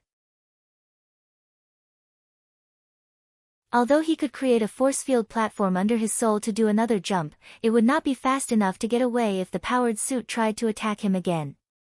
But the next attack did not come. Carol, with the help of the AF anti-material cannon, shot again. It was at the same spot as before. After Akira's point-blank barrage, that location was no longer protected by force field armor. With that much energy focused at that one point, it pierced, fried, melted, and wrecked the red-powered suit. Before the unit broke down, Gelgus smiled wryly, accepting his defeat. As a high-ranking hunter, he was able to keep up with everything that just happened. He knew well what Akira did that led to this conclusion. So, he was sticking on me when we were in the jamming smoke, huh? What a crazy bastard. With the generator completely destroyed, Gelgus was no longer able to control the powered suit. He was at the mercy of inertia as he flew straight and crashed. Without the force field armor to protect the suit, impact crushed the powered suit. To think that he's this powerful. Zealous was right, huh? Gelgus accepted his mistake and mocked himself. He realized that it was too foolish to disagree with Zealous' decision. In actuality, it was a hard decision for Zealous as well. In terms of the ability to make decisions, both of them were almost on the same level. The only thing that caused them to end up making different decisions was the fact that one of them had met Akira beforehand and witnessed his might. Good grief. Those damn bastards from Lion Steel. They should have put more money on that bounty. 50 billion orum is far from good enough. The explosion from the inside of the powered suit had already burnt half of his body. The crash quickened the half-dying Gelgus to reach his end. At the end of his life, he smiled and uttered a complaint before taking his final breath. Carol accelerated the bike upwards to catch the falling Akira. She grabbed Akira from the front and tightly held him, making sure that he would not fall off. Akira. That was amazing. We did it. Yeah, somehow. You don't look that excited after defeating a powered suit without using one ourselves. This is not my first time after all. Just how many times have you done this then? Are you sure you're alright in the head? That I will take that as a compliment. I did mean it as a compliment. Unlike Carol, who was thrilled after defeating such a big and strong opponent, all that Akira gave was a bitter smile. That was when Shirou's sudden telepathic message reached him. Akira. Give me a break already. We're retreating this instant, right? Yeah, we're leaving now. Alright. Let's go. Full speed away from here. Akira and Carol caught up with the camping vehicle on the bike and parked it on the rooftop. They then quickly shifted their focus to shooting down the ongoing bombardment. After some time, the bombardment finally stopped. Akira sighed, "They've stopped. I guess they have given up on us, huh? Man, that was tiring. Let's take a good rest inside. We protected the camping vehicle for that, right?" "Yeah." Akira smiled at her and turned around to head into the camping vehicle. But Alpha suddenly shouted at him. "Akira! Watch out!" Akira, who had already relaxed, quickly tensed up. Everything around him immediately came to a halt due to his time perception compression. He directed all his senses, including the extrasensory sense that he had obtained for being an old-world connector, to all directions, steeling himself for an attack. "Alpha! What's wrong?" "To your right." Akira quickly reached for the LEO multi-rifle that he did not fix on the bike's arm and looked to the right. He scanned around but there was nothing at all. It was either that the enemy was too far away to be seen with the naked eye or someone who was hiding using an extremely advanced camouflaging device. Suddenly, someone appeared out of nowhere from where Akira felt a slight disturbance from. Alpha quickly focused Akira's information-gathering device to check that particular location and displayed the result in Akira's enhanced vision. However, everything was already too late. Right before Akira was able to align the muzzle towards his target, the opponent quickly closed the distance between them. The enemy released a powerful punch, launching Akira off from the top of the vehicle like a rag doll. He landed hard on the ground, enough to create a crater. It was so powerful that Akira's augmented suit was not able to neutralize the impact. It all happened in a blink of an eye.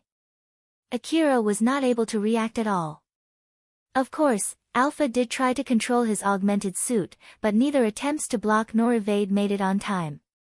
Right after Akira crashed, the opponent did not grant him any opportunity to act as a rifle was immediately pointed at his head. "Nice to meet you. I am Yanagisawa from Kagami City Management. Can I have a bit of your time?" Akira was on the ground with a rifle pointed toward his forehead. His stern gaze was directed at the person in front of him, Yanagisawa, a man who was smiling with his usual flippant attitude at Akira.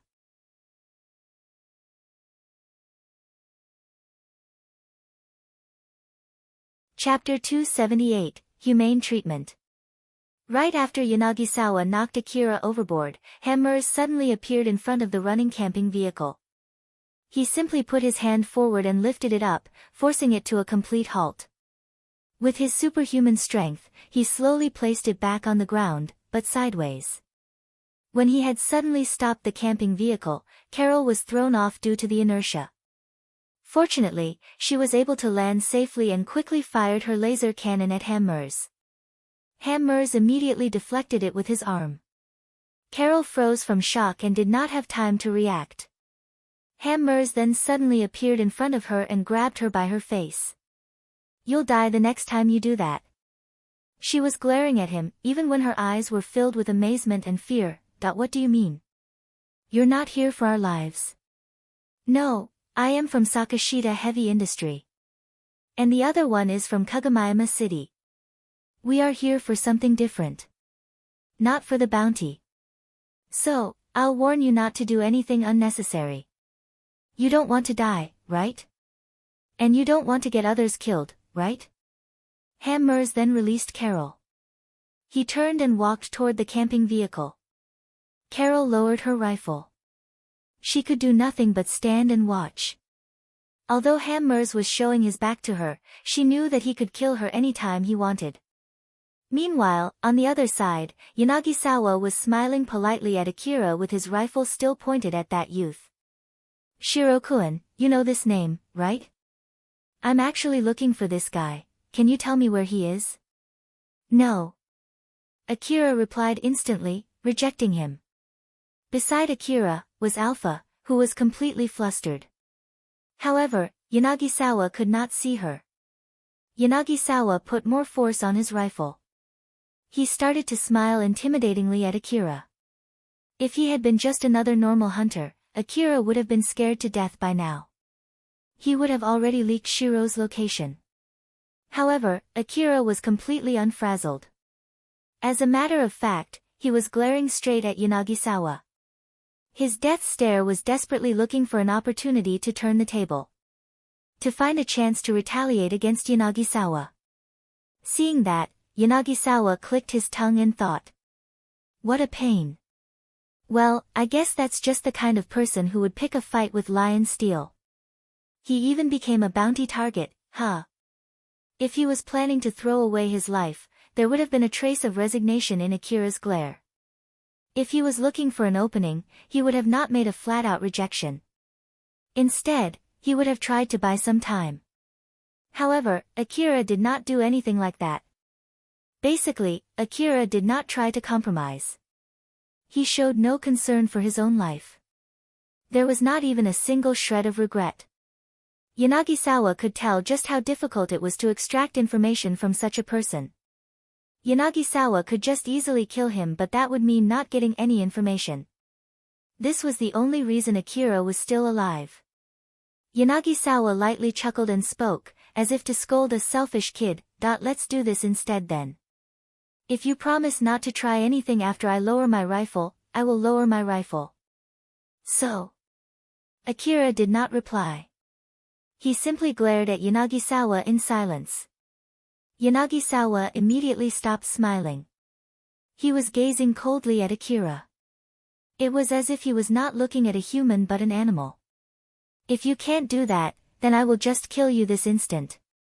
Discussion, understanding each other, and negotiations. These are all important aspects of being a human since they connect people.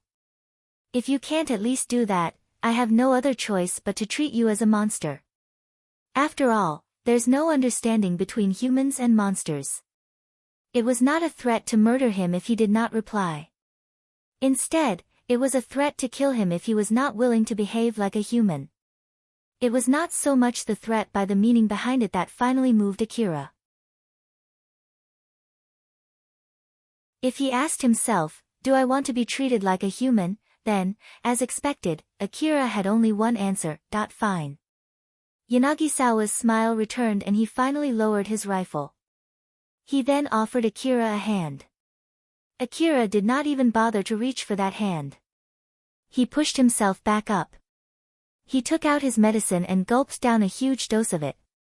Yanagisawa was only watching him with a wry smile.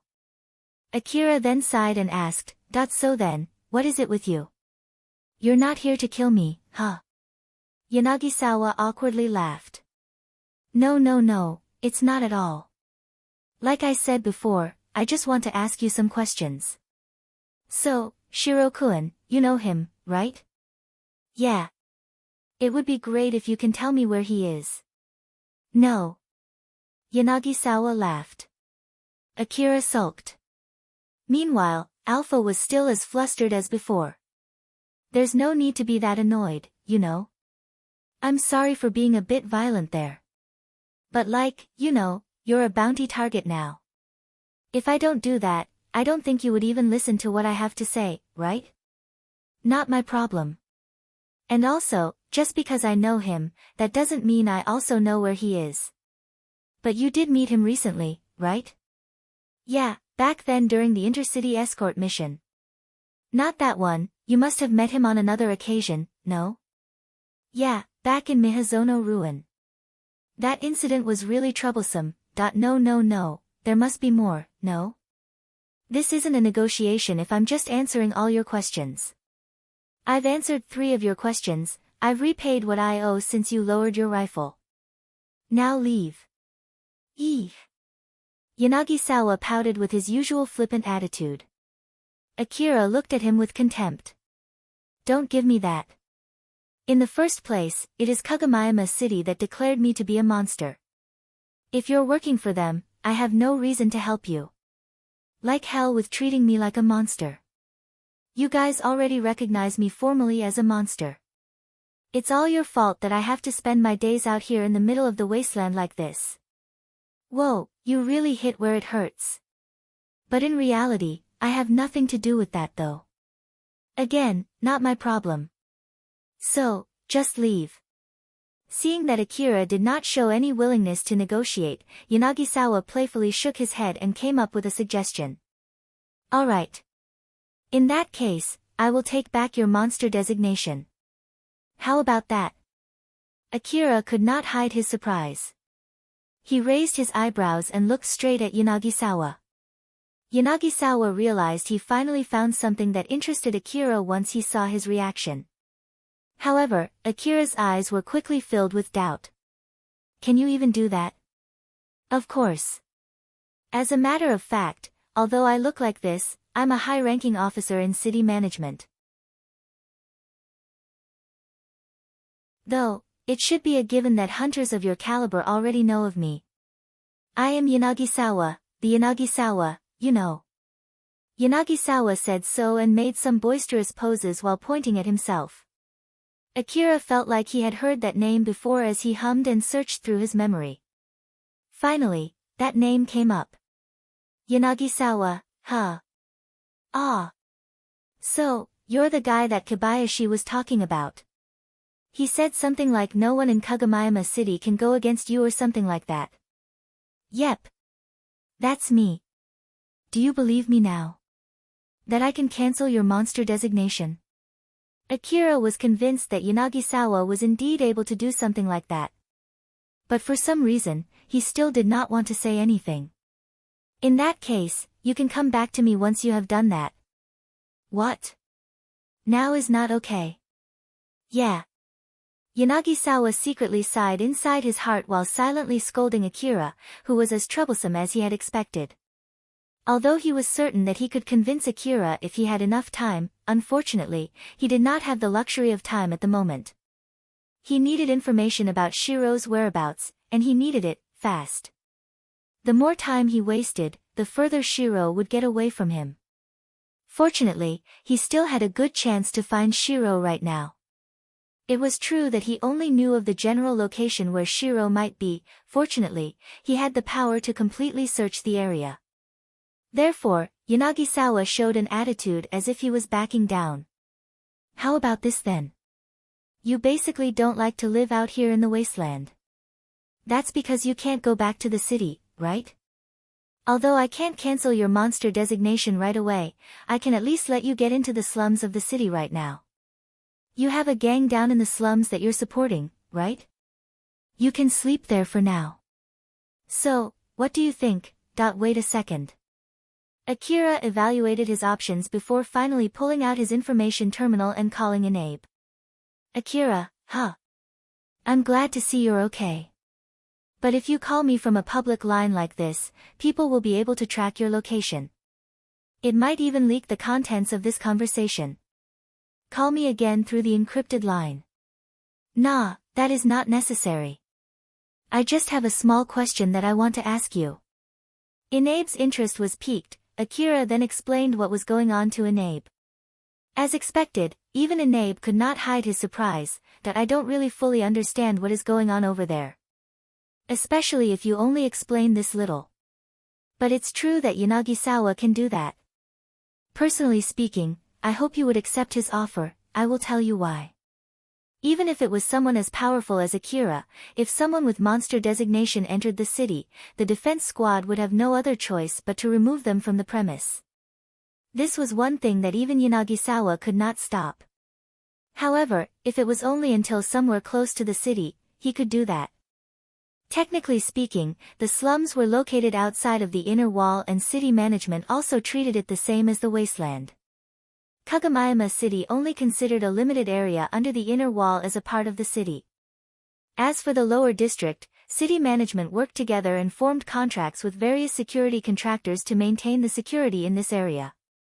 Therefore, for the sake of convenience, the city treated this area as a part of the city. The reason why city management would do something as cruel as periodically pruning the slums was exactly because the city treated it as a part of the wasteland. Of course, even in the slums, hunters who want to get his bounty would still attack him. Though, they could not simply bombard a part of the slums. Doing something like that so close to the city would only invite retaliation from the city defense squad. At the very least, his enemies would lower the intensity of their attacks to hand rifles. which would grant Akira the upper hand. Moreover, due to the connection between Tamed and Shirou, there was a continuous stream of relics from the area under Tsubaki to Shirou's base. To ensure that no one would rob those relics, a considerable level of security was put in place. Although it was far from enough to face an assault from those after a 50 billion bounty target, it would at least provide some level of support to Akira. At the very least, it would be safer compared to the camping vehicle. Tamed quickly completed his explanation and then advised Akira with a serious tone. Honestly speaking, I don't want you to die. For the sake of your safety, I want you to accept Yanagisawa's offer. Also, I can at least guarantee that guy has no interest in your bounty. After all, if a city officer takes down a 50 billion orum bounty target that those high-rank hunters are after, it would only cause a fight to break out between us and them. Moreover, he's not someone a mere 50 billion orum would move. That's why I can guarantee that he won't kill you solely because of the money that I see. But, I didn't expect he would go that far for you. To be honest, I didn't see this coming at all. I wonder what he asked of you. Sorry, but I can't tell you anything. Of course. Or more like, don't tell me anything. It has something to do with Sakashita Heavy Industry, right? Unfortunately, I have no desire to get involved with them. The reason why the hunters, who were attacking Akira suddenly stopped, was not because they had given up. It was because Yanagisawa stopped them. As he came here accompanied by hammers, he broadcasted through the general frequency that Akira was in the middle of negotiations with Sakashita Heavy Industry. Although those hunters ambushed Akira while he was in the middle of negotiating with Kagamayama City Management, they did not dare do so with Sakashita Heavy Industry. If they did that, Sakashita would perceive them as hostile. For the hunter in that area, it was nothing short of suicide. This meant that once they were done with their negotiation, there was a good chance that the bombardment would recommence. Therefore, it was better if Akira accepted that offer and had Yanagisawa escort him back to the slums. After Tamed made his suggestion, he then concluded. This is all. I will end the call here. For my own sake, I hope that you will continue to survive. So, make sure you make the right choice. Tamed then closed the call. Akira glanced back at Yanagisawa, who was smiling at him. I hope you believe me now. That I can do that much. So, let me ask you again, where is Shirou-kun? I can't tell you. That answer caused Yanagisawa's smile to vanish. But, at the very least, the answer changed from a simple, no, to can't say. This showed that there was some room for negotiations. Why can't you tell me? I'm a hunter. So, I can't just freely give information to everyone who asks me. That's why, instead of that. Akira then operated his information terminal and turned it to face Yanagisawa. Go ahead and ask him yourself. In Akira's information terminal, Shirou's frightened face was on full display. Shirou flusteredly connected to Akira through telepathy and screamed. What do you think you're doing? It's originally your problem, so at least try to do something about it yourself. Even Yanagisawa was surprised by Akira's action. However, it did not change the fact that it was still beneficial for him. He extended his hand and took that information terminal from Akira and smiled at Shirou. Nice to meet you. I am Yanagisawa. I was hoping to meet you inside that intercity transport vehicle. Still, I'm glad that we can finally meet each other, albeit not directly. Ah, yeah, right, sorry about that. I suddenly wanted to get some fresh air, you see. As Shirou was laughing awkwardly, he could not help but to make a stern expression. Seeing that, Yanagisawa was certain that the on the call was really Shirou. Although the background was set to complete white, which prevented Yanagisawa from guessing where Shirou might be, he believed that would not pose an issue. He quickly tried to retrace the call. Is that so? I can totally understand that. I sometimes feel like that too, you know. But wouldn't it be fine for you to return back already? I'm sorry to trouble you, but I actually have something that requires your help. It would be great if you return back sometime soon. Sorry. But I'm rather busy as well over here, you see. Yanagisawa's tracing had already narrowed down from the whole Orem economical area, to around Kagomayama City, to the wasteland around where he was right now. He smiled, as he thought, as expected, he's close by. I see. If you need extra help, I can send someone, you know. Though I don't know what you're working on, it seems like you can't ask Sakashita for help. In that case, how about I help you instead? Well, I don't think I would be able to accept that offer of yours either. Yanagisawa thought that he could go further and continued tracing Shirou's location. How about money then? I'm sorry if I sound rushed here, but I'm in a bit of a hurry, you see. That's why I hope you can help me out soon. I can give you up to 20 billion chrome, you know. Shirou could not hide his surprise. So, what do you think? Shirou seemed to hesitate, but he still did not accept the offer. Thank you, but I have to refuse. I don't think we're that close that you would just lend me that much money. There's no need to be modest, you know. At that point, Yanagisawa already deduced Shirou was around 200 meters from where he was standing.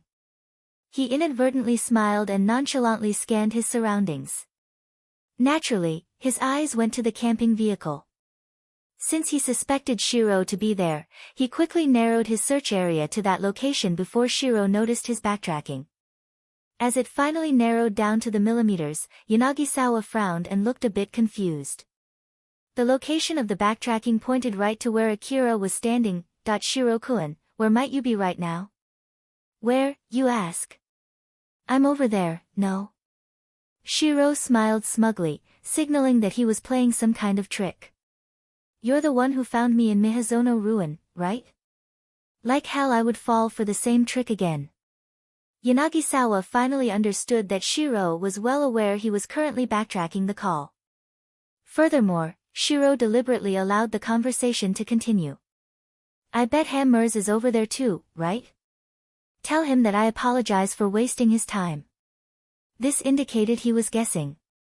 Therefore, Shirou was not in a position where he could confirm if Hammers was really there or not. And also, I don't recommend picking a fight with that hunter, Akira. You might have Sakashita Heavy Industry behind you, but it is still a bad idea to pick a fight with Tsukasada Construction, right? Seeing Shirou stated with such a level of smugness, Yanagisawa believed his words. With this, both Yanagisawa and Shirou misunderstood Akira as an agent from Tsukasada Construction. Yanagisawa inadvertently turned toward Akira. And here I thought he is an old-world connector. So, he is an agent from Tsukasada Construction, huh? No wonder his story doesn't make sense. That is unless he had their support. And right now, Shirou is using him as a proxy. Is Shirou using him to intervene with the hunters? In the past, Yanagisawa did something similar for the same exact reason too. Thus, it all made sense to him. He then glanced at Hammers, who was close to the camping vehicle. Hammers, who noticed his gaze, lightly shook his head. So, he's really not around, huh? Even if he is, searching the inside of that vehicle is meaningless at this point. If Shirou was inside the vehicle, then it meant Hammers was lying. That would mean Sakashita Heavy Industry had no wish to let Yanagisawa have Shirou. At least, not here and not now. Back when they failed to capture Shirou in the Miyazono ruin, Yanagisawa was curious and did ask Hammers about that. However, judging from Hammers' answer, it seemed like Hammers was entirely serious when trying to capture Shirou. Everything led to one conclusion. Shirou was unlikely to be around here. Even if Yanagisawa bet on that small possibility, went to search the vehicle, and found Shirou there, he might have to fight Hammers afterwards. Even if he survives, he might need to take on the whole Sakashita Heavy Industry later. It was not worth the trouble. Therefore, Yanagisawa had no other choice but to stop his search. He then turned back to Shirou. I see. Well, it's not like I have that much time to chat with you. I guess I will end the call here. Feel free to call me if you change your mind. Ah, you have my number, right? Yeah. After that, Shirou closed the call. Yanagisawa returned the information terminal back to Akira and asked him a question just to be safe. But still, if you don't know where Shirou-kun is, you could have answered with, I don't know, instead of a no, right? Akira looked at Yanagisawa with contempt and mocked. There's nothing I have to say to someone using the threat of force just to ask me something. Yanagisawa smiled bitterly with a mix of exasperation. He wouldn't even tell me that he doesn't know, huh? To think that he would go that far for his pride. Though, I'm not in the position to criticize someone else. That part of him is really troublesome though. But on the other side, it explained why Akira did not falter against Lion Steel's threat and still dared to murder a member of its founding family. He even managed to get a 50 billion orum bounty on him and got designated as a monster. Judging from how Akira did not falter in the slightest, Yanagisawa believed Akira's words. He really did not know. Thus, he smiled in amusement. Is that so? If that's really the case, I guess I will just leave then. As thanks for giving me a chance to talk with Shirou-kun, I'll arrange for you to be able to enter the slums of the city. Though, I won't cancel the monster designation. After all, you basically told me nothing about Shirou-kun whereabouts. Yeah. Also, if you know where he is, do call me.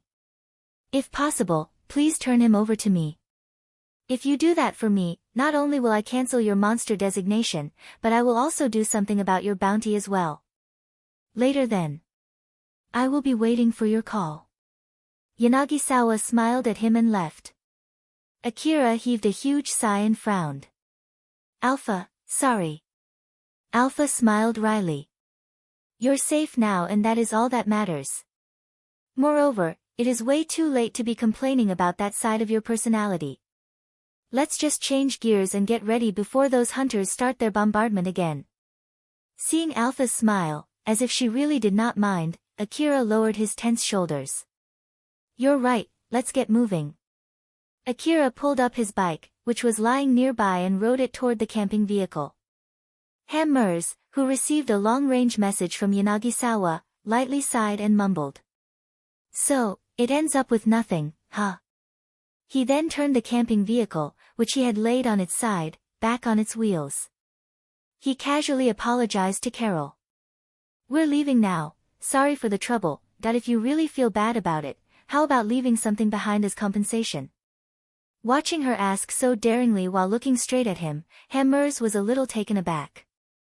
He then changed his attitude to show some respect for her courage. I'm sorry, I came here empty-handed. But well, I will try to arrange something for you later. Hammers smiled cheerfully and left with those parting words. After Hammers was too far to be seen with the naked eye, Carol sighed in relief. Good grief. Just what is the deal with that guy? Hammers was a powerful opponent. It was for the best if he would just leave without causing any more trouble. Once she calmed down, she smiled wryly. I should not have said that. I gave him a reason to come back to look for me. That was when Akira returned. Carol, are you alright? Yeah, somehow. I'm glad to see that you're also okay. Now then, let's immediately leave this place. Akira and Carol returned to the camping vehicle. Since it was lying on its side just now. The insides were a huge mess. Shirou, who was there, also looked like a mess. Akira, how was it? They left. Shirou sighed in relief. Thank goodness that worked. It was dangerous, but that aside. Akira suddenly interjected through telepathy. Carol is here, so don't say anything unnecessary. I know. I didn't expect you would even be able to fool someone like Yanagisawa. Was that some kind of secret technique from Tsukisada Construction? Just shut up. Yeah. Shirou lightly joked and decided not to say anything more. Shirou was not the one who changed his location to where Akira was. That was Alpha's doing. Alpha only did that because Akira asked her to do so. He also asked Shirou to collaborate with his story. Akira and Carol then hurried off from that location. They were rushing to leave before the hunters started shooting at them again. However, even after some time, no bombardment came. Akira found that to be very strange. This is strange. Have they really given up on us? Shirou sulked for some reason. What are you talking about? You just made some kind of deal with Yanagisawa, you know? The Yanagisawa. He said he won't help retract the bounty though. That's not it. Even right now, the broadcast is still saying that you are negotiating. That's why they haven't started firing again. Didn't you ask them to do that? While Akira and Shirou were looking at each other confused, Carol, who was standing next to them, guessed that it must be Hammer's compensation. She smiled bitterly, now thinking that it was worth it, saying those words that she thought she should not have to Hammers. Their difference in power was simply overwhelming. If they had fought, the ending was obvious. Akira and Carol somehow managed to get through that situation with their pride, hard work and a pinch of good luck. However, the reason why those hunters stopped attacking Akira was not because of Hammers. Tact, who took over the leadership position after Jelga's death, was furious. He wished he had offered himself to take over such a dangerous task in place of Jelga's.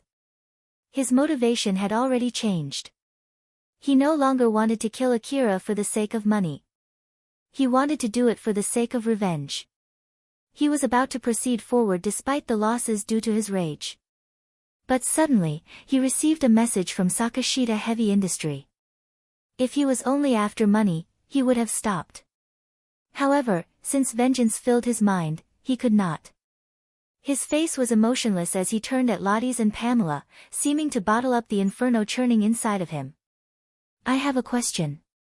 If we keep attacking Akira in this situation, can you use the influence of Lion's Steel to evacuate us out of the territory under Sakashita Heavy Industry? If yes, can you add that as an extra reward on top of the bounty?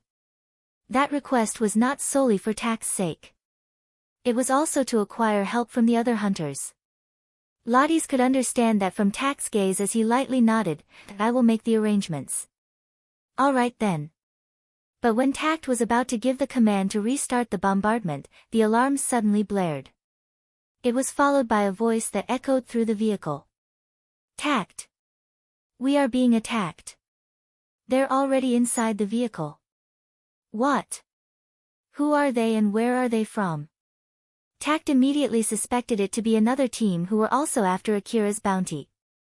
After Jelga's death, they found an opportunity to take down their competitor. However, the scream took him by surprise. His enemy was not the one he had imagined it to be. They're from the Lion's Steel Company. Tact immediately turned toward Lottie's and Pamela, but seeing that they were equally surprised, Tact understood that they had nothing to do with this attack. Suddenly, a canister exploded that filled the room with nanoparticles. These particles had a powerful speed filter effect. Now, rifles were useless inside that room. From another point of view, it also protected the people inside the room from bullets. At the same time, it forced anyone inside that room to only resort to close combat. Two women who specialized in close-range combat quickly jumped inside the room. One of them swung her blade at Lottie's while the other one launched a powerful punch at Pamela. They rapidly closed the distance between them in a blink of an eye. The face of the one with the blade was filled with killing intent and a sense of loyalty. Meanwhile, the other one had a similar face. One filled with the same killing intent but with insanity in her smile. Lottie's evaded that slash and frowned. You dash. Long time no see. Pamela blocked the punch, deflecting it to the side and frowned. You. We meet again. It was Shiori and Kane. Lottie's deflected Shiori's next attack with a knife. Sparks flew from the contact point between the blade and the knife. They were glaring at each other as they forced their weapon forward, toward their opponent. What is the meaning of this? What are you scheming this time? Scheming? You endangered my master's life. Isn't that enough of a reason, that I see? Then, it was indeed stupid of me to ask.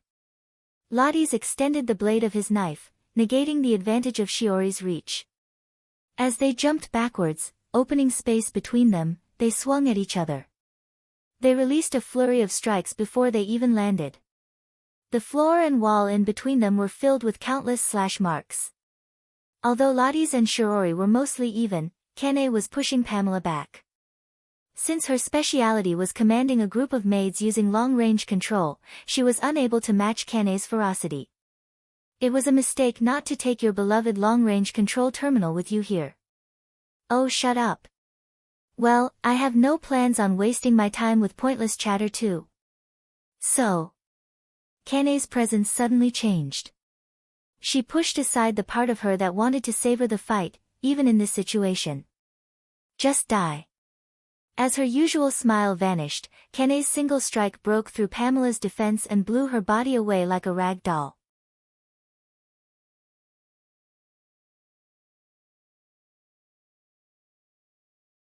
Chapter 279, Revenge Target.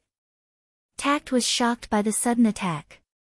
Nonetheless, even amid the chaos, he was able to quickly identify those that were hostile and his allies. Although both Shiori's side and Lottie's side were from the Lion Steel Company, he quickly recognized that the aggressor was the enemy. He quickly provided support to Lottie's and Pamela. After all, Lottie's and Pamela were the ones who offered his group the extra reward on top of the bounty. Therefore, if they got killed, he might not be able to claim that extra reward. But soon, more people entered the fight. They were Reina and Togami. Both were wearing maid and butler uniforms, which were augmented-powered suits. They were equipped with rifles, specifically adjusted for close combat, able to function in the speed filter. Those two approached Tact. More enemies. And they're only children. What's going on? Tact quickly jumped away to evade the bullets by pure reflex. He tried to shoot back. However, Togame quickly closed the distance between them, as if acting as Reina's shield. While Togami was acting as the decoy, Reina jumped to the side and fired at Tact. Although the speed filter greatly reduced the speed of the bullets, it was still impossible to follow them with the naked eye. However, with the combination of great effort and the effects of accelerator drugs, they were able to track the trajectory of each bullet. They were artificially compressing their time perception as they exchanged shots mere meters apart. Even when it was 2 against 1, skill-wise, Tact had the upper hand. However, the situation that they were in closed their gap in skill. Since they had prepared tanks, powered suits, and large weapons to hunt Akira down, Tact was not that well equipped for a man-to-man fight. Moreover, he was safely staying inside the mobile HQ borrowed from Lion Steel. Thus, was currently not well equipped to fight outside the vehicle. In contrast to Tact, Reina and Togami were fully equipped with Lion Steel equipment, specialized for man-to-man fights. Furthermore, they were using equipment that was normally not allowed, unless approved by a branch head. This difference allowed the bullets to hit Tact, stopping him in his tracks. Although it was still far from being lethal, Tact was skilled enough to understand that a temporary pause could be the deciding factor between the loser and the victor. The speed filter greatly reduced the range of the bullets. Reina and Togame dealt with that by shooting at Tact from close range. Tact's wealth of experience in battle told him that he would not be able to avoid the bullets.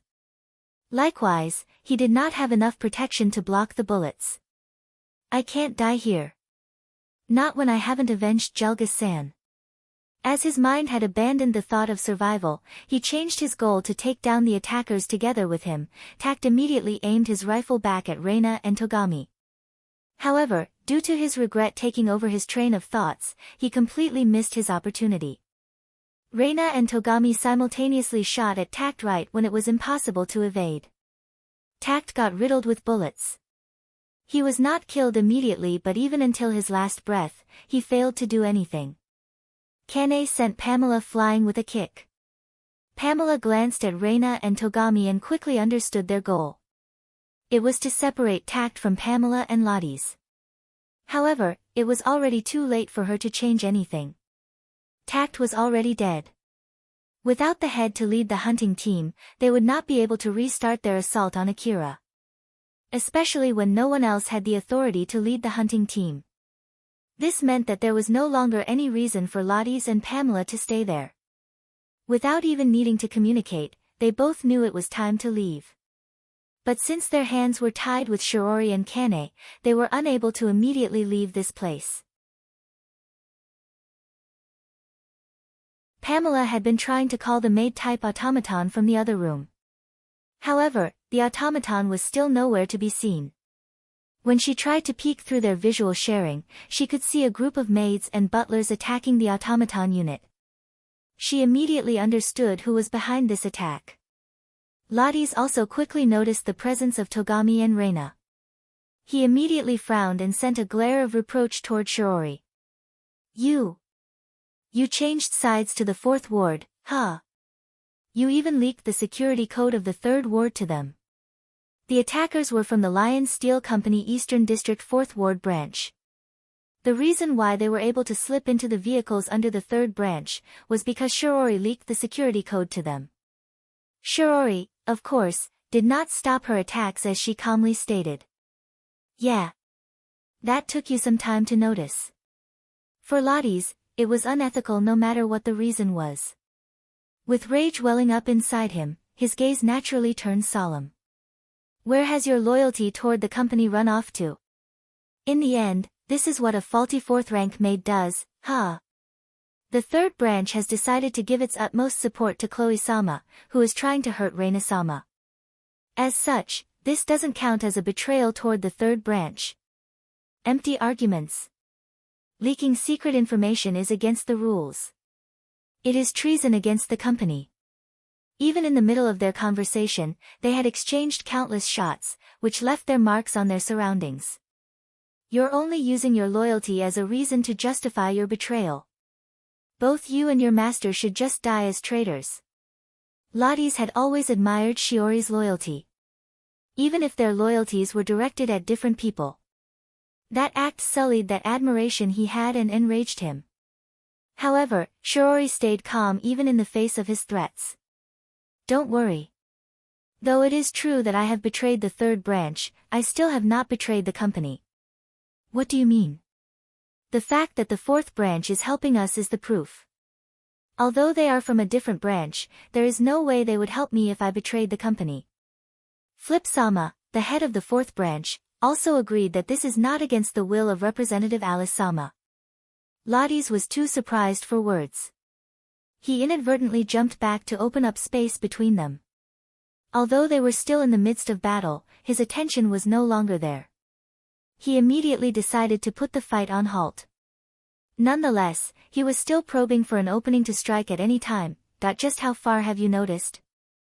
Shirou also did the same. She was also carefully looking for an opening to strike. I have no reason to answer your question. You were reproaching me for my betrayal toward the company just a moment ago. I will at least say this right now. Killing Chloe-sama, even causing some damage to the 3rd branch, these are all a display of my loyalty toward the company. She basically hinted to Lottie's that she already knew about everything. Because of that, the rage that was bottled up immediately simmered down.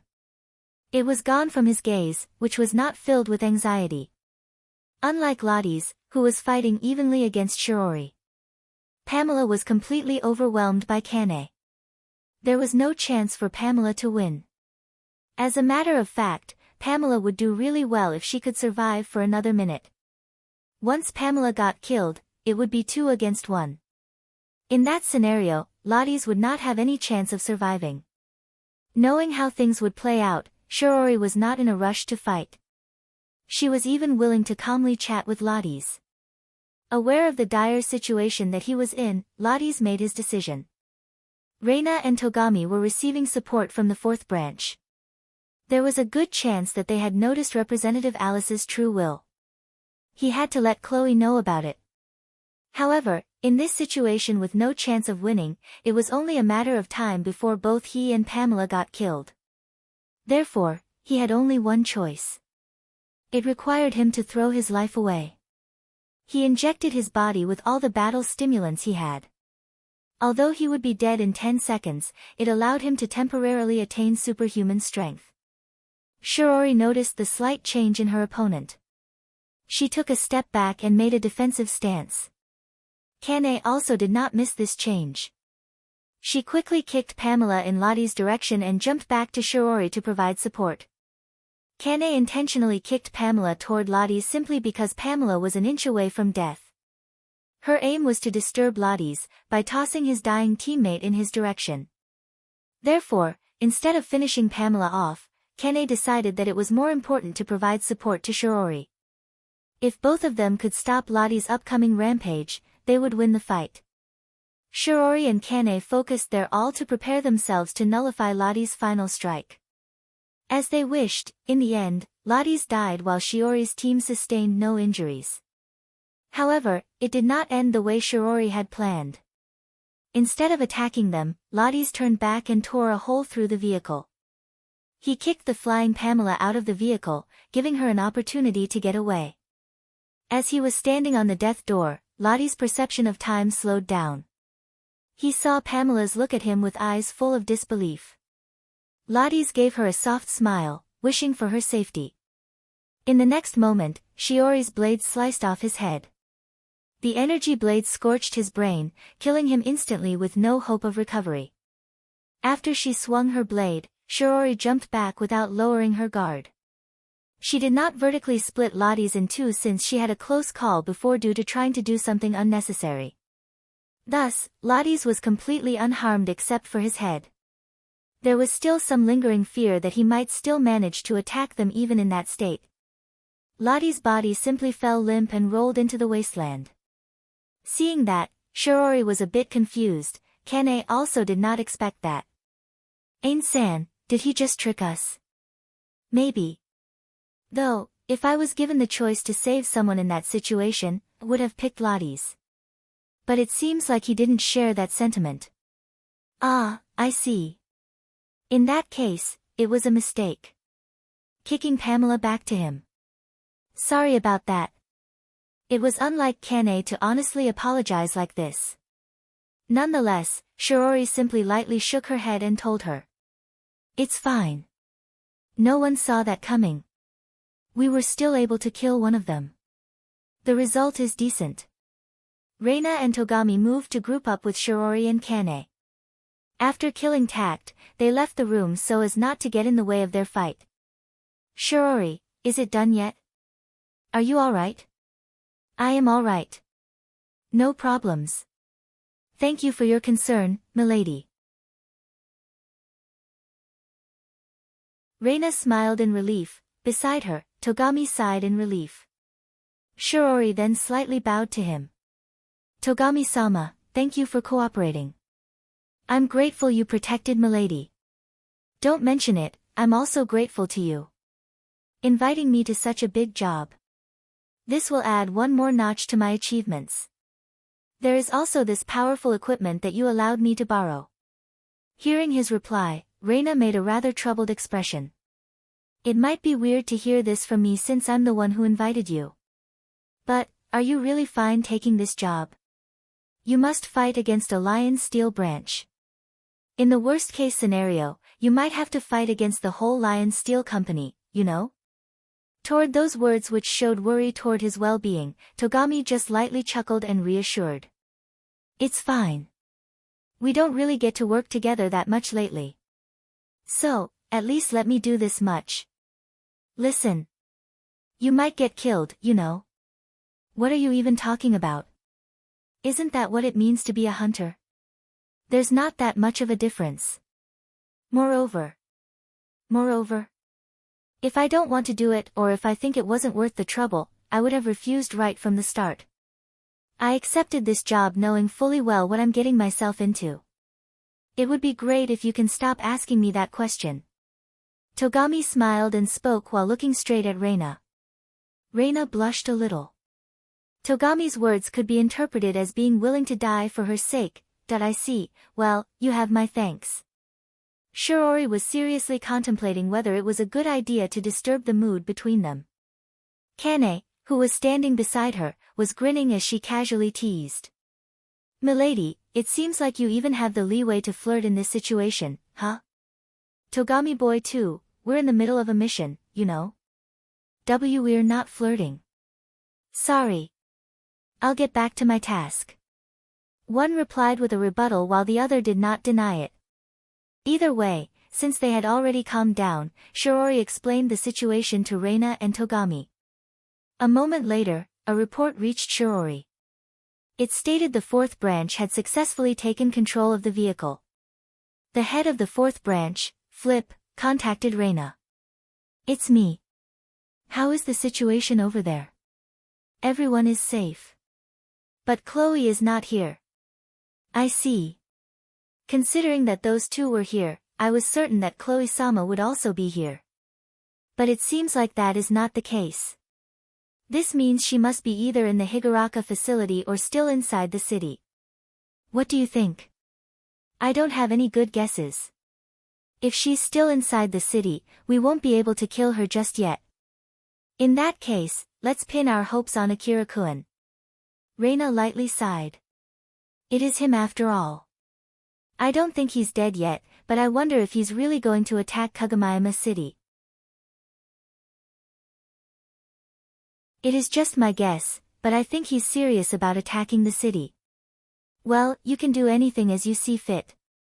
Let's work hard to answer Representative Alice's will." "Yeah, let's just do that." Reina was talking with Flip, acting as a proper master for Shirou and Kane. Watching her, Shirou got deeply moved. Meanwhile, Kane was smiling like usual. Togami, on the other hand, felt conflicted. He felt like Reina was living in a completely different world from him. After she was forcibly evacuated from the moving vehicle, Pamela hid in the middle of the wasteland. She wore a shaken and pained expression. That was when Lottie's appeared. To be more precise, it was Lottie's corpse. Just like the maids under Pamela, it was set so that in the case of death, Pamela would be able to control their bodies. Therefore, Pamela managed to take control of Lottie's body and moved it here. The authority to control his body could be transferred under certain conditions. It was possible for her to control his body if he was unconscious and in danger. Because of that, she still had hope. Pamela prayed for the slim chance Lottie's was still alive. But after she saw him up close, she knew that Lottie's was already dead. Pamela sobbed as she hugged his corpse. She then put medicinal balm on his outer wound. The expensive medicine quickly closed the wounds, but that was all. It could not bring back the dead. Afterwards, Pamela kept hugging Lottie's for some time. It was as if she was trying to suppress the anger welling up inside her. Once she recovered some of her composure, all her rage was concentrated on a single goal. "I'll definitely kill you." Those words were proof that Pamela's hatred toward Shirou had exceeded her loyalty toward Chloe and the Lion Steel Company. As Akira was driving the camping vehicle toward Kagomayama City, a team from the city defense led by Goodall approached him. Naturally, it was not to repel him. Inabe had contacted them beforehand. Thus, Akira did not panic when Goodall's team appeared on the sensor. "It's Goodall. We're here to escort you to the slums. Follow us." "Roger that. But are you sure you want to escort someone recognized as a monster?" "Well, I wonder about that. Either way, I'm just following what my boss told me. If someone tries to attack you, just leave it to us. By the way, there were hunters who attacked you when you were in the middle of negotiations with city management, right? As a part of city management, that really hurt our pride, you know? So, I'll make sure to show them if they try to do that again." Seeing the fully armed powered suit squad, Akira thought that it was reassuring to have them on his side. He also analyzed what Goodall had said. He was relieved that he did not have to fight them, nor did he have to turn around and leave. While on the other hand, Goodall was relieved that his squad did not have to fight against Akira. He already heard that using only his bike, Akira managed to repel an assault group equipped with tanks and powered suits, a team of hunters fully prepared to hunt him, a 50 billion bounty target. He shuddered at the thought. What if we had fought back when we first met, Let me warn you again, your monster designation is still active. So, watch yourself. Be careful once you enter the slums. I'll also send you a map. Akira looked at the map of Kagamayama City's lower district that was sent to his information terminal. The locations colored in red are treated as part of the city. So, if you enter those locations, we will have no other choice but to remove you. Make sure not to go there. As for the orange areas, you'll at least get a warning shot if you enter those areas. If you enter those areas by mistake, make sure to get out as soon as possible. Alright, I'll be careful. I'm really counting on you, alright? We are giving you special treatment already. Normally, we would attack you the moment you approach the city. Is that so? Even Inabe can't change that. Impossible. Making this much of an exception already caused some dissent from inside the inner wall. I really have no idea why the guys at the top are allowing you to get so close to the city. I see. Akira thought back on his encounter with Yanagisawa. It was a dangerous encounter, but it was not a fruitless one. While they were heading to the city, Akira thought of something and contacted Shirou through telepathy. By the way, Shirou, are you sure you want to come with us to Kagamayama City? Shirou sighed in exasperation, that if you ask me personally, it would be a straight no. But it's not like I can just leave right now. With a 50 billion Orum bounty target in the camping vehicle, it would be placed under close watch. Not only from Goodall's squad, but also from others, using long-range surveillance devices. There was a good chance that he would be discovered if he tried to leave. He might be able to elude those who were watching him from the network, but that was a Herculean task to do when there were people directly watching him. Although his camouflage coat was excellent, there was no guarantee that he would not be discovered. Only 2 individuals are supposed to be inside the camping vehicle right now. You and Carol. I have no desire to make them want to question the real number of people inside. To let me leave, you would have to stop the vehicle and open the door. They would definitely question why you would do that. I'm sorry, but make sure to be careful. Alright. Wait, does that mean it was a bad decision to use all our jamming smoke back then? Yeah, it was. Still, the powered suit which knew of my presence already got destroyed. It also managed to cut off its information sharing system, so the others after you most likely didn't notice my presence. If someone had noticed, Hammers and Yanagisawa would not have asked you about my whereabouts back then. They would have quickly gone straight for the camping vehicle. In reality, it was nothing more than Shirou's hopeful guess. Each sentence he worded out also served to convince him of it. He was unaware that Hammers got ordered by Shugadome to let him off the hook for some time. Though I'm sure I don't even have to tell you this, but once you enter the slums, I'm sure watchful eyes would shift from the vehicle to you alone. At that point, I can slip into the slums. Depending on the situation, I might choose to return to my hideout. I see. Well, feel free to do whichever you think is best. Since it was now safe, they took the opportunity to tidy up the place. After Hammers placed the vehicle on its side, almost everything inside got displaced. It was a mess. While they were cleaning, Goodall suddenly contacted Akira.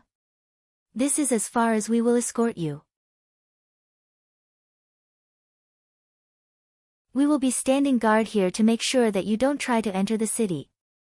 Just to remind you, make sure to never enter the red areas, understand? If Chloe gets out of the city, I won't do something like that. As expected, Goodall sighed and said. That I see, I hope that is indeed the case. Goodall's call ended. His parting words made Akira imagine him adorning a bitter smile. The powered suits then left the vehicle alone. That was when Alpha smiled at Akira. He only responded back with a bitter smile. I also hope that I won't have to do that. I will put in more effort so that we won't have to attack the city. I really hope that you will keep those words, alright? Alpha smiled like usual at Akira. After they entered the slums of Kagamayama City, they once stopped the vehicle. As Akira stepped out, someone came to welcome him. Welcome back, I've been waiting for you. It was Shirou. In a part of the slums that seemed to be devoid of people, Akira strolled with Shirou next to him. Behind them were Ario and the other children, who came as Shirou's bodyguards. Further back was the camping vehicle. Akira was a bit surprised at how silent the slums were. Especially when he compared it to how rowdy it used to be. It's so quiet here. It's the first time I see the slums this quiet. When they heard that you're coming back, everyone left. The only ones remaining are us. Shirou was the one who disseminated this piece of information. Thanks to that, except for those living close to Shirou's HQ, everyone evacuated the area. Any area with Akira inside was considered to be dangerous. After all, they might get involved in a battle between a 50 billion Orum bounty target and the hunters after him. So, you're staying behind? Although everyone left? Of course. Though, to be more precise, not everyone left. But only about 10% remained.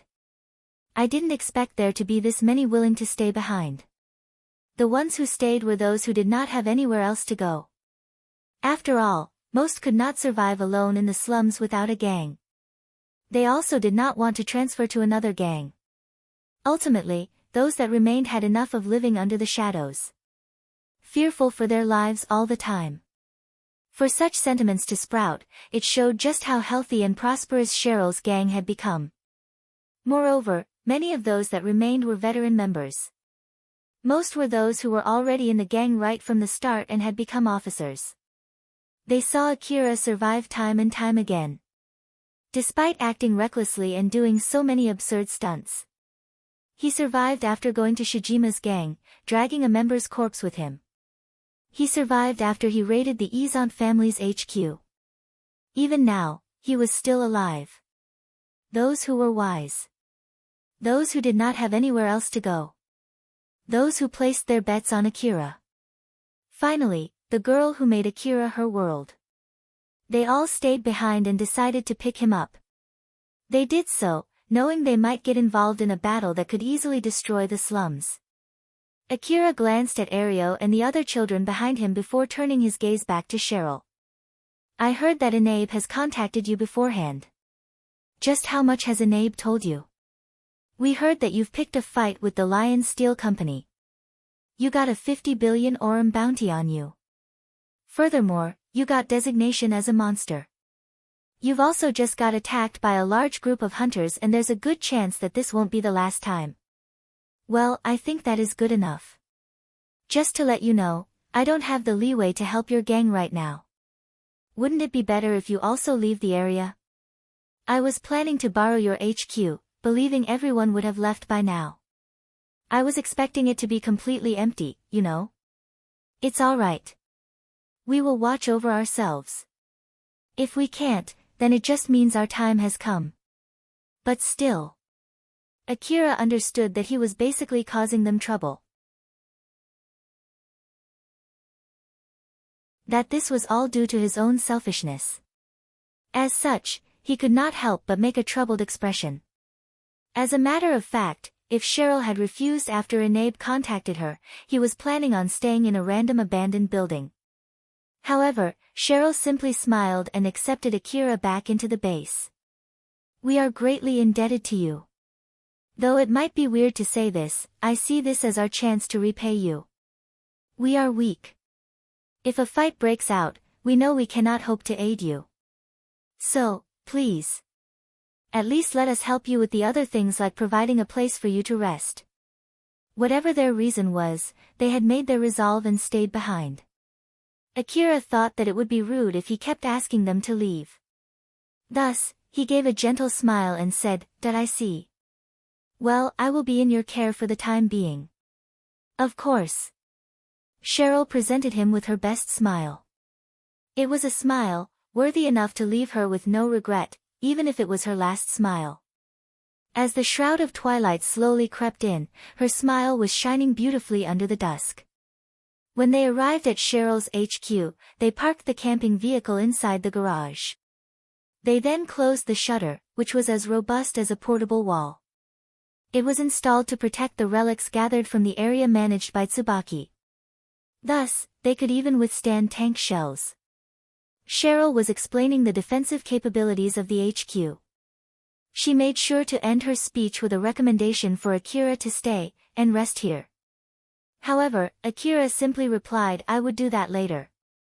He promptly returned to the camping vehicle. He then gathered Carol and Shirou to talk about their plans from here on out.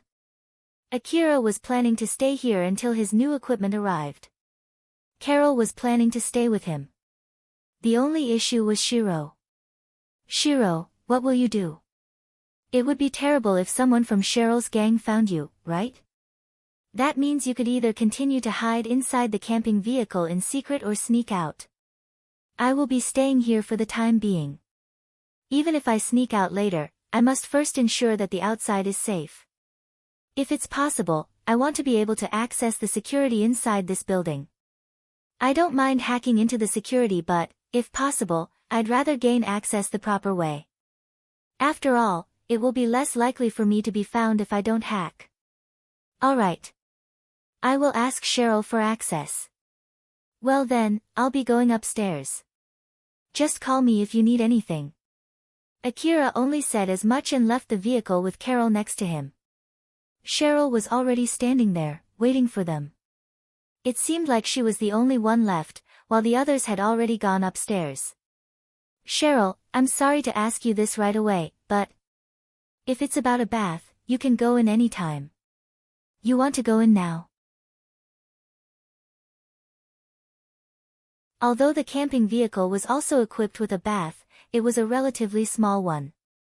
When Akira heard her offer, his desire simply burst out. He had been living out in the wasteland for a few days. Though he could bathe, it was greatly limited in size. He could not fully relax and stretch out all his limbs. The desire to do so had piled up and it finally erupted. Thus, there was no stopping him any longer.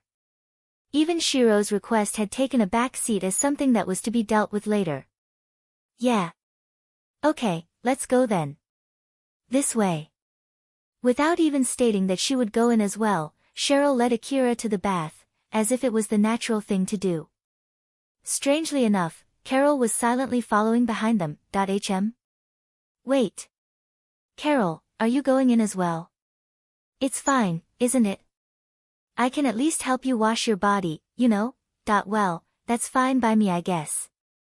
Akira nonchalantly approved her suggestion. This made Carol smile rather smugly. But in contrast to her, Shirou, who was witnessing their exchange, was utterly stupefied. In the end, the three of them went to enjoy the bath together.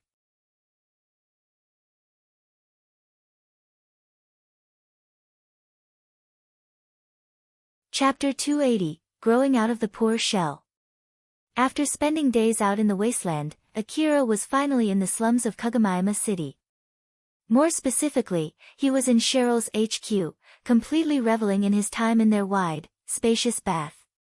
After the huge fight in the afternoon, he was physically and psychically drained. He could tell if he let his guard down, his consciousness would melt into the warm water. Nonetheless, his body gradually sunk into the water. Watching him, Alpha, who was also in the bath albeit only as a hologram, warned him. "Akira, if you fall asleep, you will drown." Whoops. Akira pushed his body back up. He fixed his posture. Unfortunately, his drowsiness continued to pervade him. As he was bobbing his head, having a hard time holding it up, Carol, who was physically present, prompted him. "Akira, if you're too sleepy, you can just sleep here. I'll hold your body up." Akira had his eyelids already half closed as he turned toward Carol. Seeing his exhausted face, Carol gave a soft smile.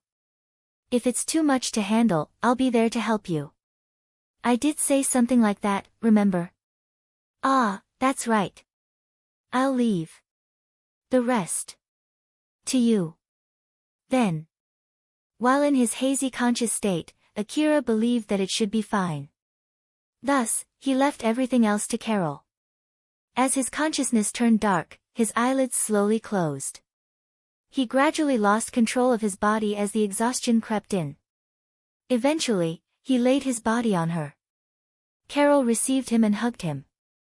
Since Carol now had full control of Akira's body, she moved Akira in front of her and hugged him from behind.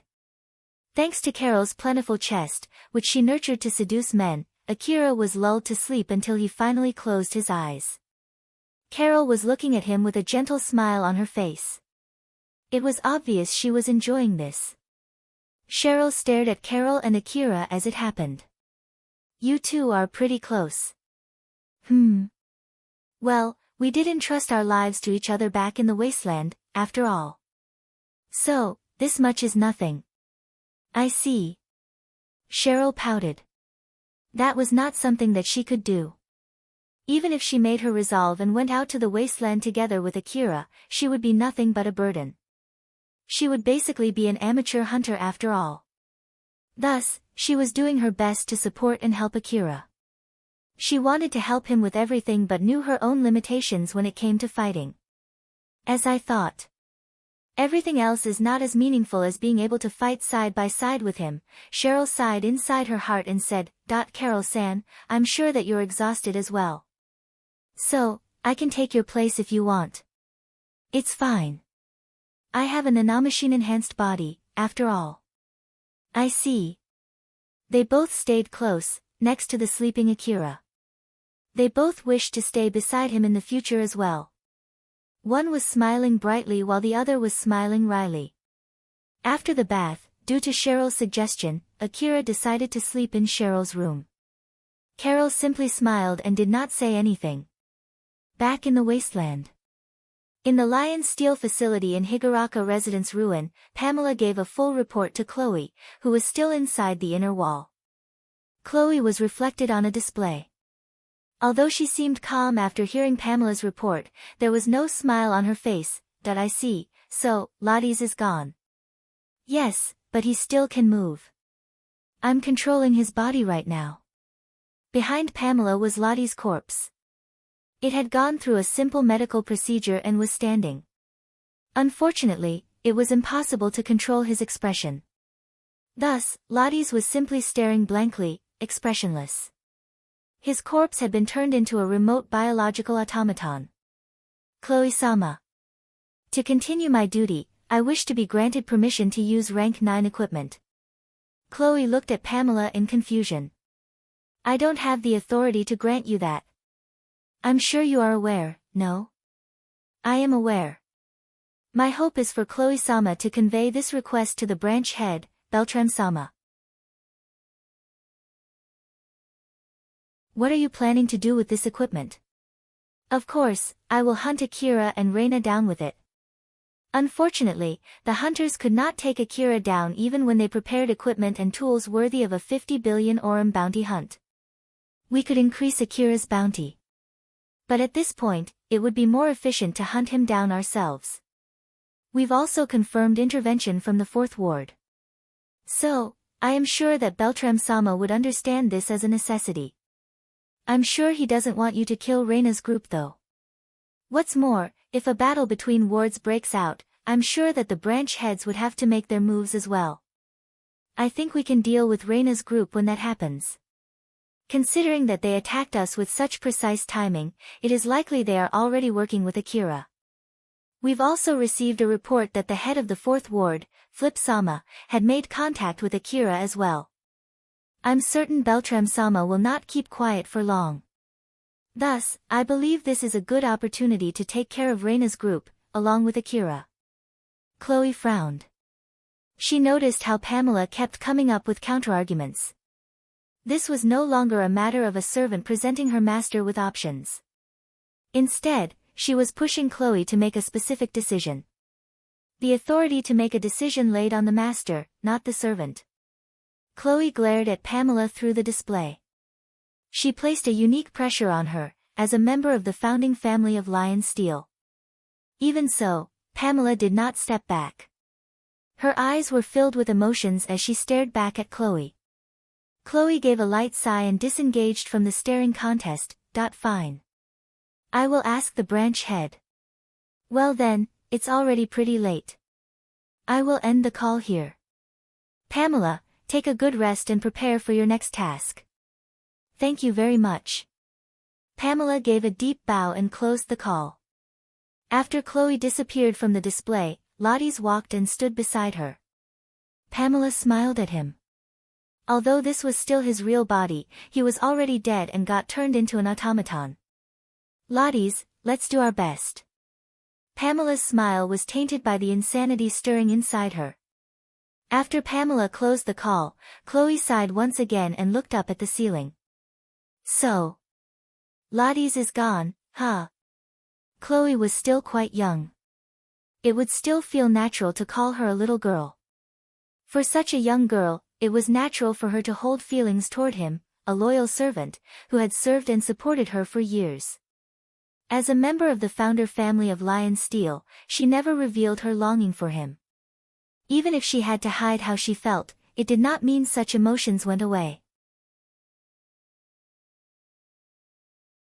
She had always thought that one day, when she had enough influence and power, she would convey her feelings to Lottie's. A day when someone she loved got taken as hostage would be trivial to resolve with her power and influence. But that day would never come. Beads of tears formed and ran down her cheek. Chloe kept wiping them off with her finger and flicking them away. It was indeed depressing to lose someone important to her. However, she could not allow it to affect her. As a member of the Lawrence family, it was something that she was not allowed to do. That was just how she was brought up, and that was what she had decided to do. Being unable to express her sorrow except with tears, only showed her immaturity. She shed her last tear and wiped it away. It was as if she had declared that final teardrop to suffice as a representation of her sorrow and that she had overcome Lottie's death. She then sighed once more. But this time, she had a sorrowful look on her face. But still, losing two servants really hurts. Chloe already knew that Pamela's goal had shifted to taking revenge. However, she was completely fine with it. The only thing that bothered her was Pamela's overwhelming desire for revenge, which had taken priority over her loyalty toward the company. A servant who prioritized their own desires over their master was no servant at all. With Lottie's gone and Pamela's change in attitude, Chloe had effectively lost two of her retinues. Up until now, I've been using both of them as my extension outside the inner wall. I must now think of another way. Since Chloe no longer recognized Pamela as her servant, she had no other choice but to abandon her. The next day, Akira woke up in Cheryl's room. As he was about to push his body up from the bed, he felt something obstruct him. He turned his head and noticed Cheryl was using him as a pillow. Therefore, he carefully moved her aside, so as not to wake her up, and left the bed. That was when Alpha greeted him. "Morning, Akira. How was your sleep?" "Alpha, morning. I think I slept pretty well. Carol's camping vehicle is comfortable, but it's just that, as I thought, I can sleep much better on a proper bed," Akira stated. Alpha smiled wryly and said to him, "Well, from what you said, it seems like you really did have an amazing sleep. Why are you emphasizing that?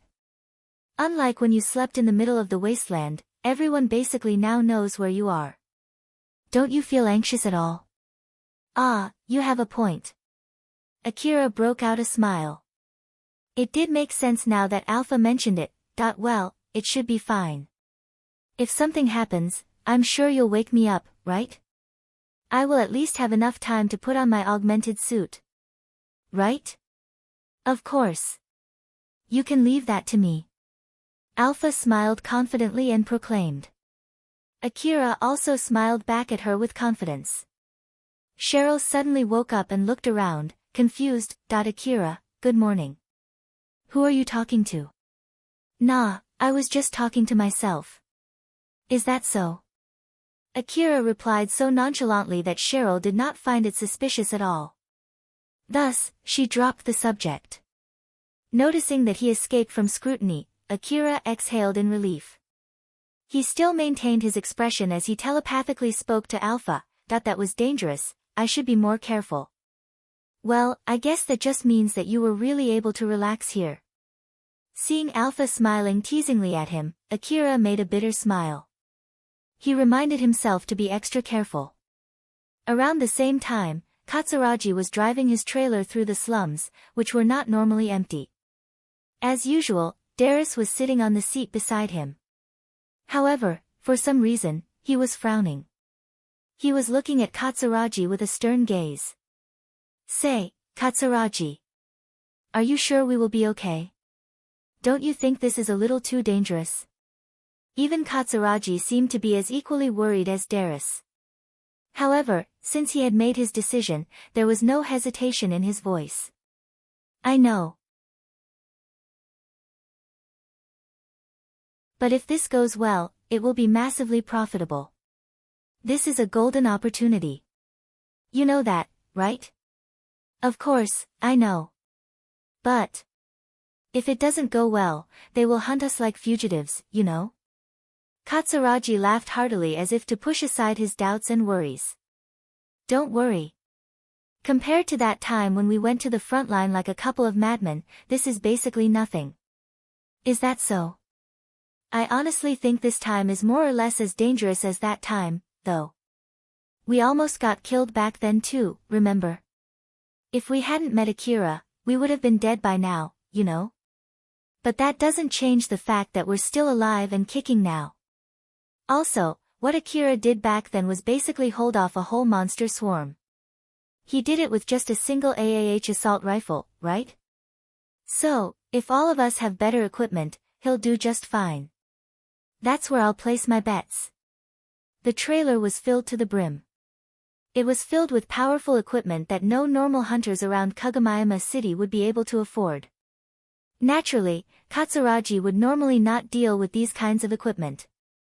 However, he did this only for one person. He was betting everything on Akira. And if we can sell everything to him, it can be chalked up as a single favor from us. We can also get even more money. We can't afford to let this chance slip by. Darius, you should get yourself fired up too. Darius had been together with Katsuragi for a long time. As he recalled all the crazy things that they did together out in the wasteland, Darius smiled and agreed. Geez, it can't be helped then. Good grief. Here we are, running through the slums, but it feels as tense as the frontline wasteland.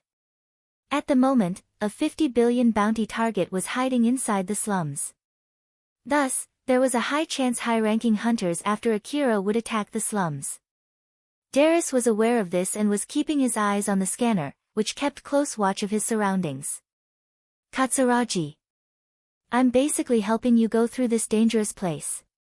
So, make sure to pay me handsomely if this goes well, yeah? Of course. So, make sure that you do your job properly, okay? Katsuragi and Darius were laughing. Everything out of their mouth was spoken at the top of their lungs as they were heading towards Shirou's HQ, where Akira was. As Akira was checking his equipment inside the camping vehicle, he received a message from Katsuragi. Thus, he decided to go out of HQ to greet him. He opened up the robust shutter to allow Katsuragi in. Once Katsuragi moved the trailer inside, the shutter closed once again. Akira stared at Katsuragi, who was in the driver's seat with a solemn expression. Katsuragi, let me confirm this first. It's only you and Darius in that trailer, right? Yeah, I came here with powerful equipment specifically for you. After all, you got a 50 billion bounty on your head. Feel free to thank me. As Katsuragi spoke in a good mood, Akira's gaze turned cold. All right then. In that case, you don't mind if I kill anyone else inside that trailer, right? What? Katsuragi was obviously confused. Darius, on the other hand, quickly understood what was going on and reached for his rifle. He quickly aimed it inside the trailer. Meanwhile, he used his information-gathering device to check for anyone else inside. However, he did not find anyone else. He still had his rifle aimed inside the trailer as he glanced at Akira and asked. Akira. There should be no one else other than us here. Is there someone else? Akira lowered his shoulders and shook his head. Nope, sorry. It was just to be safe. Katsuragi and Darius sighed in relief at the exact same time. Good grief, don't scare me like that. Sorry, I had to at least be this cautious. I'm sure you can understand that too, right? Well, yeah. But if you would go this far, I'm sure you know just how dangerous it is for us to do this, right? Yeah, and I'm thankful for it. That's good to hear. Come in then.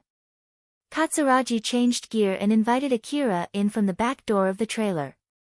He and Darius also moved to the back of the trailer. He had the weapons he was so proud of behind him. Katsuragi looked at Akira with a serious expression of a merchant. Let me tell you this beforehand. I will give you a tour of my goods, but the price would be the wasteland price. You might accuse me of greatly jacking up the price. However, from my perspective, I'm basically selling weapons, ammo, and medicine to a 50 billion bounty target set by Lion Steel. This price reflects the risk we are taking. So I won't accept any complaints, alright? I know. Don't worry. Kobayashi also warned me about that before. Alright then. Let's start. Ah, by the way, I'm fine if you want to bargain, so feel free to do so. Katsuragi's smile was one typical of a merchant. He wore it as he started giving Akira a tour inside his trailer. Akira was listening to Katsuragi while looking around together with Carol and Cheryl. Cheryl's eyes popped out when she found out that most of the goods here could easily cost above 100 million orum. However, watching how Carol and Akira were so calm about it, she felt this huge gap between them. She could not help but feel a bit discouraged by it. Carol thought that they were indeed rather expensive, but considering the situation that Akira was in, it was understandable to some extent. Thus, she bitterly smiled. She then casually asked Akira about his budget. Akira, do you think you can buy some? If it's too expensive, I don't mind helping you with the bargaining if you want me to. Akira pondered over it for a moment. He believed Carol would include her side job into the bargain, so he shook his head and said. No, it's fine. You don't need to hold back, you know. You can do whatever you want with the ones that you're going to buy. As for me, I'll just buy mine normally. Hearing that, Carol's smile turned rather stiff. Akira, are you bothered by that kind of thing? 10 billion orum per night, right? Even I have no desire to owe you that big of a debt. So, I'll thank you for your offer but still refuse. Thank you for the offer. Carol was relieved after Akira expressed himself. She then continued browsing the other items available. I see. In that case, I guess I will also just buy them normally. Akira also continued browsing the items. But since all of them were extremely expensive, he was having a hard time adjusting his budget. As he was pondering over his choices, no good idea came up. Suddenly, a telepathic call from Shirou reached him. Akira, you need money, right? Yep. I have some here, you know. Of course, you have to pay it back later. So, you're planning to make me take on your request as repayment, huh? Exactly. I helped you back then during that fight against those hunters as well. Adding that into the equation, you should owe me enough to take my request, no? In order to encourage Akira to take his request, Shirou had to help Akira first. That was the reason why he was traveling with Akira in the first place. Though, because he was so close, he got involved in the hunt for Akira. Nonetheless, that was an opportunity to provide support to Akira. With his previous support and the sum he was going to lend Akira, he thought that it should be sufficient to make Akira accept his request. However, Akira rejected his offer. I see. But unfortunately, it is not enough. What? You might have gotten killed back there if it wasn't for my help, you know? That's just how valuable my help is, no? Yeah, I do think so. Then why? Wouldn't it be enough already? Because I evened it out when I didn't tell Yanagisawa of your location. As a matter of fact, considering how strong those two were, I would even say you owe me one.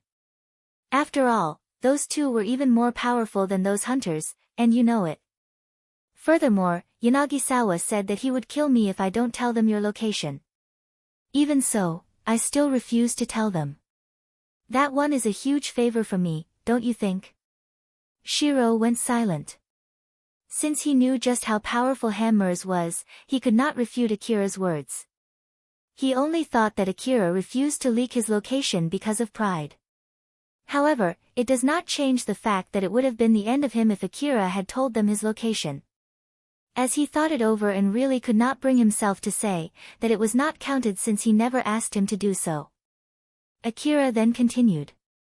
And also, if you're seriously thinking of employing me for firepower, you should pay for all my equipment instead of just a part of it. That way, I will get better equipment, which is also a good thing for you, right? That's true, but still. I can promise you that I will use all the money you give me for equipment. Well, I won't tell you to believe me or anything. And I won't force you either. It's completely up to you. Shirou hesitated. It was a promise offered by someone who would not confess even when faced with Yanagisawa. Therefore, Akira's promise was something he could rely on. Judging from Akira's battle against the hunters, there was no denying Akira was indeed a powerful hunter. Furthermore, it would be awful for him as well if Akira died. Overall, it was not a bad idea to increase Akira's upfront payment. Even so, with no chrome left, if Shirou also lost all his Orum, it would really be the end if Akira died or betrayed him. Thus, he could not make his decision. He could not decide whether to place all his bets on Akira or not. As such, he chose to make a compromise. How about this instead? As a form of upfront payment, I will pay for everything this time. How much will you owe me if I do that? I know that your situation is not that good right now, but I can say the same for me as well. Depending on my situation after I got my new equipment from Sakashita Heavy Industry, I at least will be willing to prioritize your request. And when will that equipment arrive? In about a week if I'm lucky, a month if nothing bad happens, and 3 months if I'm really unlucky. Or so I was told about a week ago. What the heck, it's already been a week since then. The time window that Shugadome gave to Shirou was only 1 month, of which he had already used 1 week. It was a bit doubtful if he could wait until Akira's new equipment arrived. Akira, do you need that equipment from Sakashita Heavy Industry no matter what? Like I said. It would depend on the situation. If Chloe dies before it arrives, I have no reason to break through the inner wall. Depending on how much I owe you, I don't mind doing your request first while waiting for my new equipment. Though, I can get much stronger if you are willing to wait. Unless there's something important.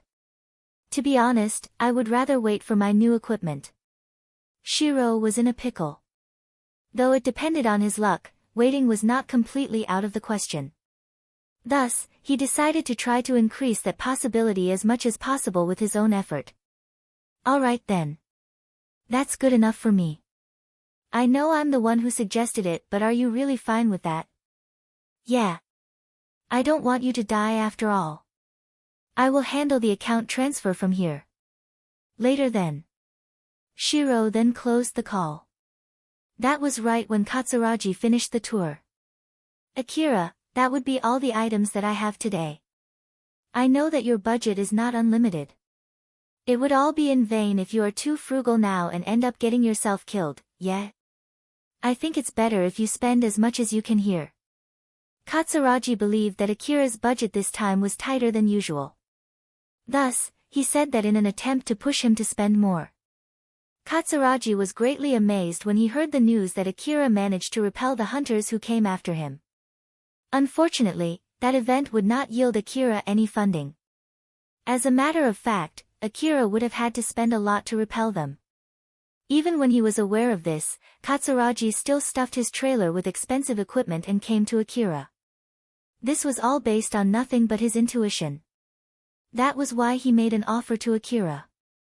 But well, if you don't have enough to purchase what you want, here is the thing. About the bargaining I mentioned earlier. Don't worry about that. I will just buy them normally. Katsuragi was obviously taken aback.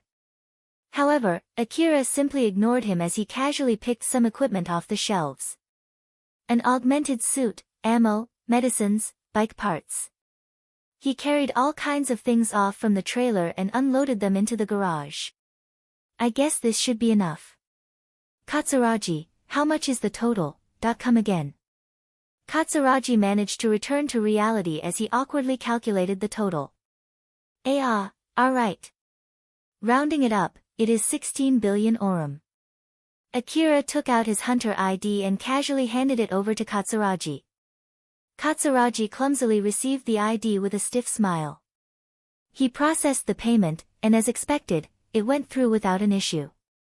The moment Katsuragi saw the payment notice, he was so shocked that he nearly fainted.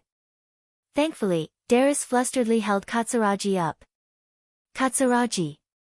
Get a hold of yourself. Seeing how Katsuragi was laughing awkwardly due to the shock, Akira was reminded of the amount of money that he used in that transaction. I heard that even 10 billion orum is only spare change.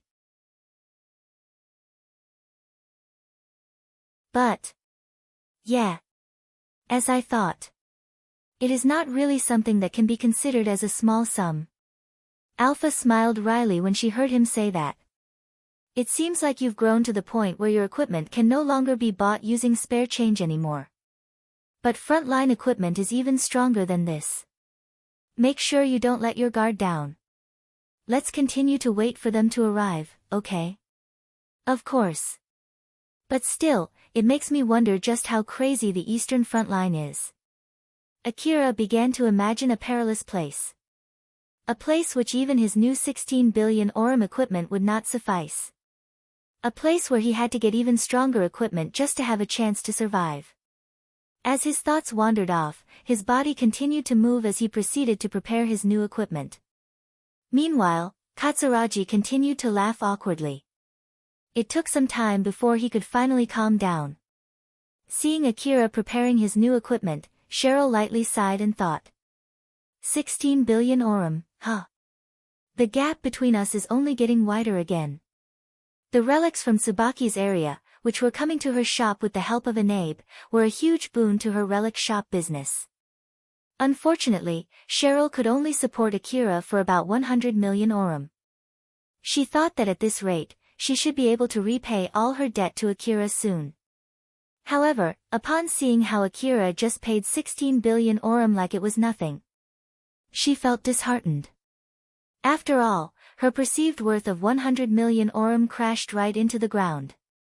Furthermore, the relic shop was temporarily put on hold because of the current situation. The size of the gang had also greatly diminished as well. It had become exceedingly difficult for her to repay Akira. Shirou could not hide her sorrow. She had thought that she was slowly but surely getting closer to Akira. But now, reality has hit her. She found out that was not the case at all. Eventually, Katsuragi returned to his senses. He heaved a huge sigh wearing an equally huge smile. He glanced at Shirou with a frown. Shirou, just when exactly did Akira become able to casually pay that much? I heard that he received quite a lot from the intercity transport escort mission. However, I thought that he had already spent it all on his own equipment. It's Akira, after all. I'm sure he's earning from other sources as well. You have a point. Judging from Shirou's reaction, Katsuragi was certain that Shirou was equally clueless about how Akira had earned so much. Thus, he began to be suspicious of Akira's relationship with Shirou. After all, Akira did not even share his monetary sources with her. Since he thought that it was better to keep it to himself, Katsuragi did not voice it out. Shirou naturally noticed. However, she was pretending not to notice. Thus, she asked Katsuragi in a manner which seemed as if she was venting. Katsuragi-san, if you really had thought that Akira did not have that much, then why did you come here with all this expensive equipment? I don't see how that would be useful to you at all. After all, even if you brought them here, Akira would not have been able to purchase them. Ah, well, about that, I just thought that if it's Akira, then it should be okay. Well, it turns out that my hunch was right, no? That just means my intuition as a merchant is as good as ever. Though I might sound haughty, feel free to admire my merchant skill. After all, I did not let this chance slip by. Katsuragi really thought that Akira would not be able to afford anything but a handful of ammo. The reason why he brought expensive equipment, knowing Akira would most likely not be able to purchase them, was to lure Akira to negotiate with him. As a 50 billion bounty target, many hunters were closely observing Akira's moves. When Akira managed to repel the groups of hunters that attacked him, it was only natural for other hunters to get interested in his equipment. It was an extremely effective method of advertising. Katsuragi had brought the expensive equipment from Kiryu and Tosan, using Kobayashi as an intermediary to procure them. He was planning on renting them to Akira, which would bind him under a contract. If everything went as he had envisioned it, he would be able to get powerful connections to these large companies and force Akira to only purchase equipment from him. The profits from this were huge. Naturally, at that point, his relationship with Akira would change to that of a lender and a borrower. However, since it was not a sale but instead, a rental, it was a plan made for long-term profits. Unfortunately, Akira did not borrow from him but managed to purchase new equipment from Katsuragi. Thus, the rental contract of equipment worth 16 billion orum had turned to dust. Instead, it had become a pure sale of 16 billion orum. The transaction of 16 billion orum had shocked Katsuragi so much that he nearly fainted. Shirou had an inkling of what Katsuragi was trying to do. Thus, she hatched a plan and then lightly reminded Katsuragi that it was all possible because the person in question was Akira. Shirou then reminded Katsuragi. Well, your sale went so well that you nearly fainted. Please continue to support us with that amazing business skill of yours. Of course, that is, as long as you and Akira are together, naturally. This meant that their relationship would end the moment Akira died. They both had all kinds of thoughts in their minds as they were staring silently at Akira, who was busy with his new equipment.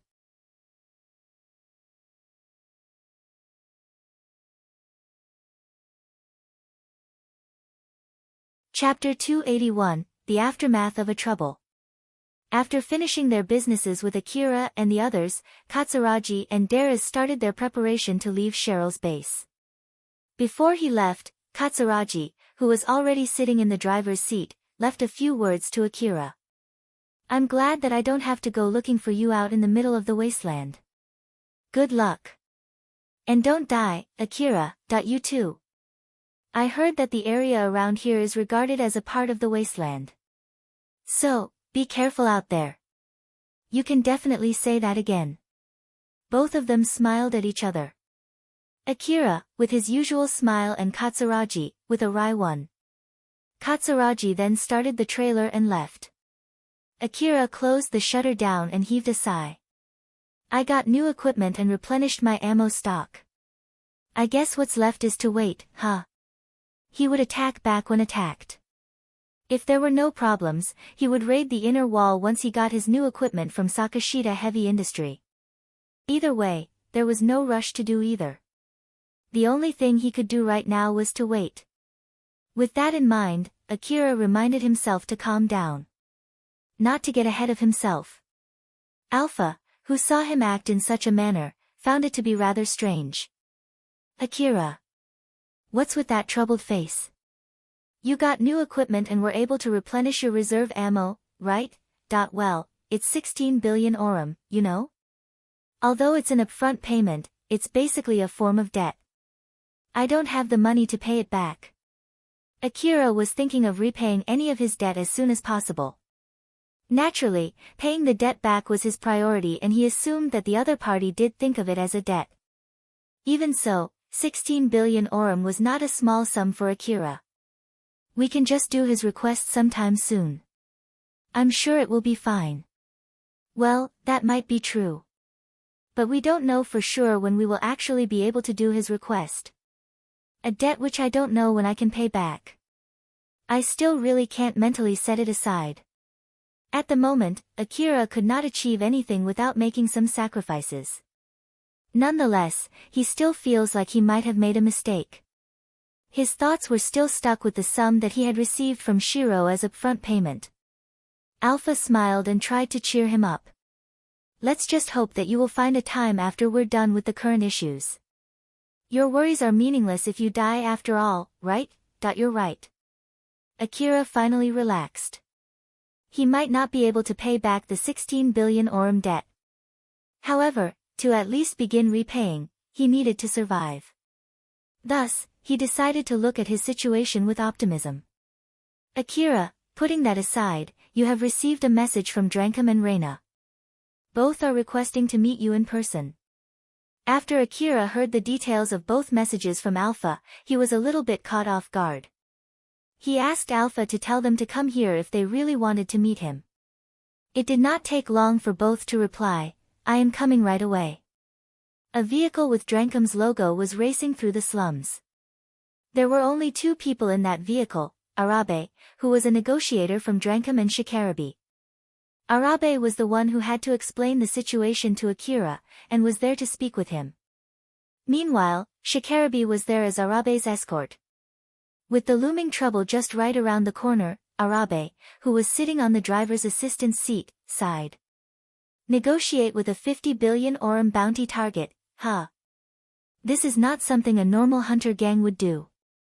Even if we're from the same city, you know. Shikarabe smiled wryly. But we have no other choice but to do it, right? To prevent further conflict with Akira after the Katsuya incident, we even went as far as to prepare a peace treaty through the Hunter office. If we are going to scrap that peace treaty, in the worst-case scenario, the whole gang might get eradicated, you know? And that's by the Hunter office? Or by Akira? Is there a difference? Hearing that, Arabe once again sighed and could not refute. Nonetheless, he commented. To think that incident would cause problems till this point. Katsuya was a huge pain when he was still alive, and he is still causing trouble even after his death. What a really troublesome guy. That's just the way it is, but it is also thanks to him that Drankum can grow this big. So, let's just think of it as us finally needing to pay our dues. Arabe raised his eyebrows since it sounded like Shikarabe giving Katsuya recognition. I didn't expect you of all people would say something like that. I thought you hate him. And I did tell you this so many times before. I'm not that stupid as to let my personal feeling affect my evaluation. Really now. Seeing how Shikarabe was talking about Katsuya with a smile, Arable cracked out a soft smile. He concluded that his friend had already gotten over Katsuya. But still, what can I say? It's as you had warned me before. I'm glad that I didn't invite Akira to join Drankum. No one in their right mind would pick a fight with Lion Steel. In the worst-case scenario, he might even drag Drankum into his fight with Lion Steel. Thank goodness I didn't invite him. Told you. My intuition is as sharp as ever. So, what is your intuition saying this time? Let's see. Well, we should manage somehow, I guess. I see. I guess I will pin my hope on that intuition of yours. Arabe smiled as he was partially serious about what he said. Seeing his friend like this, Shikarabe cracked out a bitter smile. He seemed to be genuinely happy that his friend had so much faith in him. After all, it was not an exaggeration to say that Shikarabe and Arabe had the fate of Drankum on their shoulders.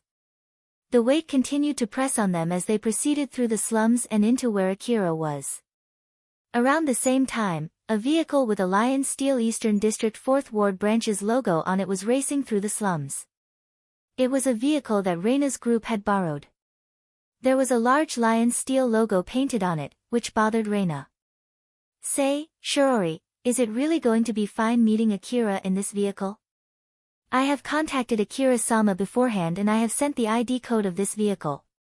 As long as Akira-sama doesn't see us as hostile, I am sure that he will not attack this vehicle. Moreover, I cannot recommend going through the wasteland on foot. Meanwhile, if we try to hide with camouflage, it would make us look suspicious. Wasteland, huh? Yes, please think of this area as a part of the wasteland. I'm not being hyperbolic.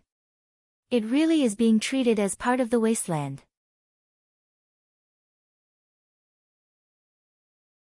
With a 50 billion bounty target hiding in the slums, the border to the lower district was now being guarded by the city defense squad.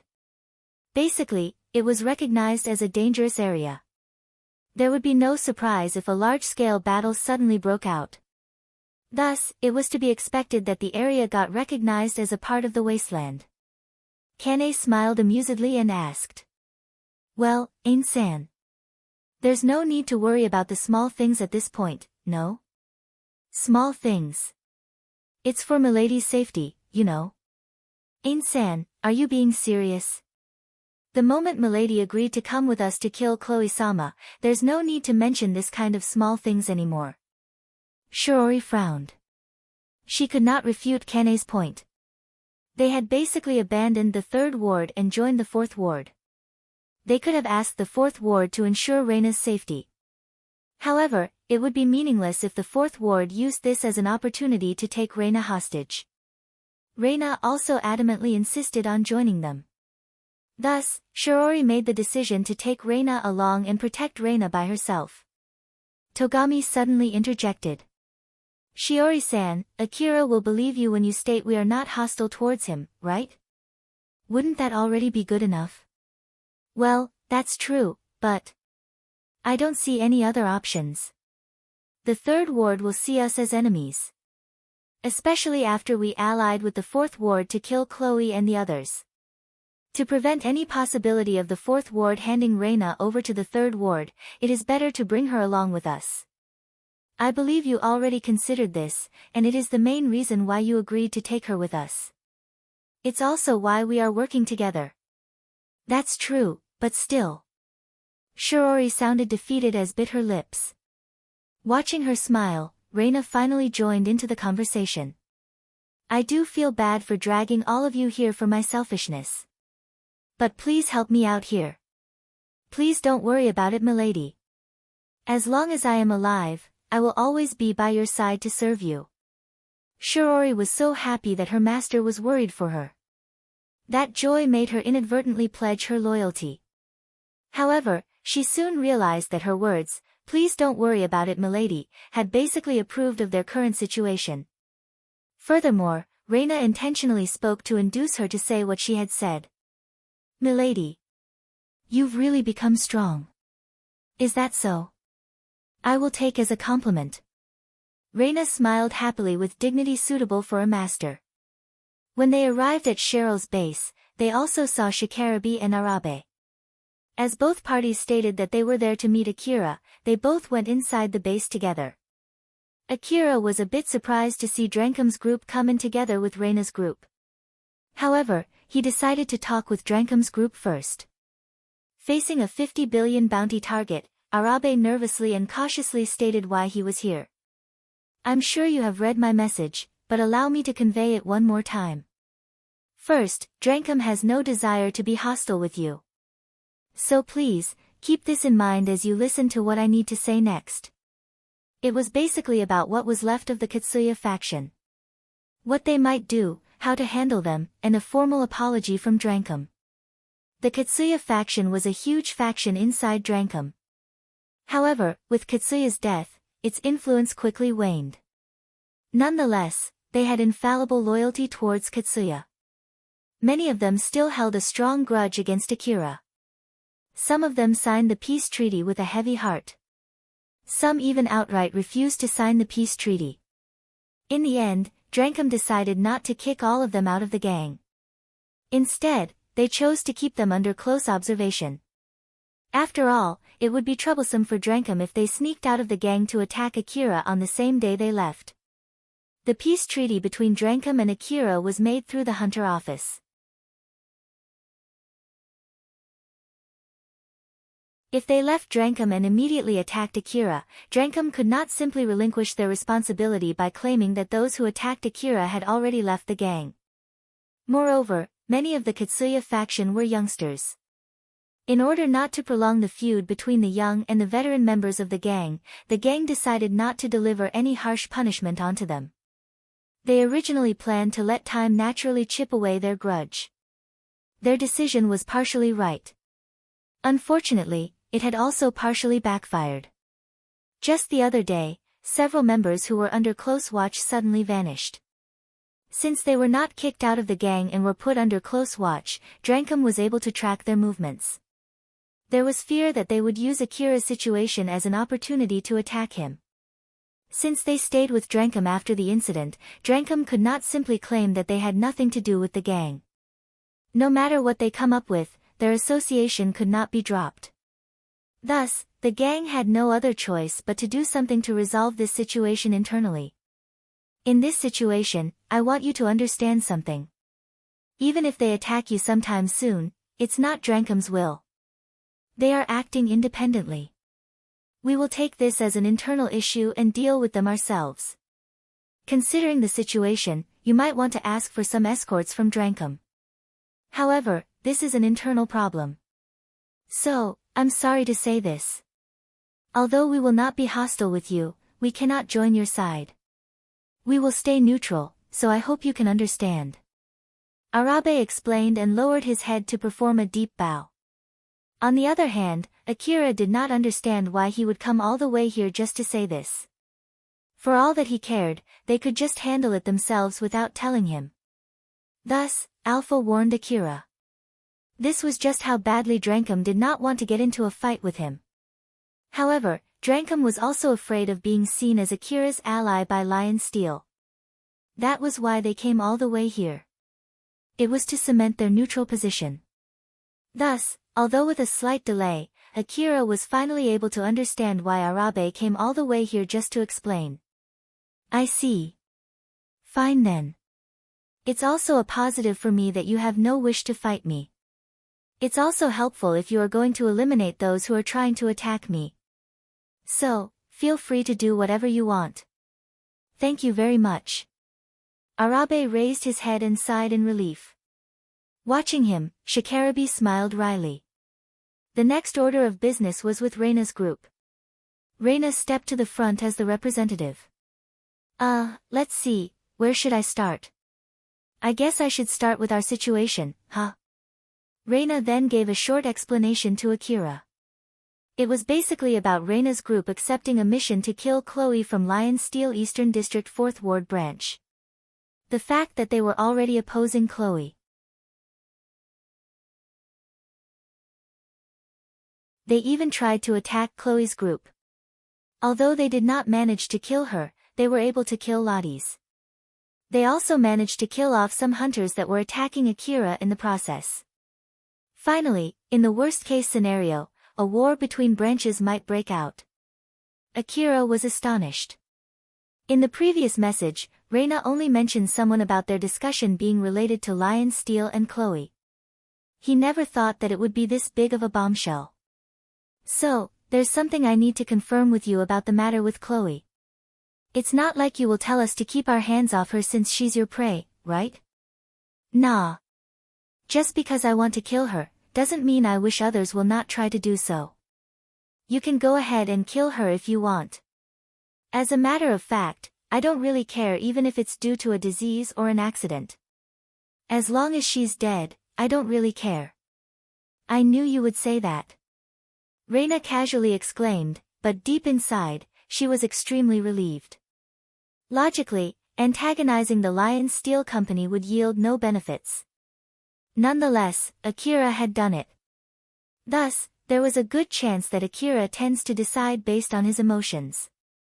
Even if he did it purely out of his own interest, it only proves just how abnormal his thought process was. Thus, Reina was worried that Akira might insist on killing Chloe with his own hands. That he might see anyone in his way as enemies. Reina was relieved after she was given confirmation, everything was just her own concerns. Just one more thing. We are both aiming to kill Chloe.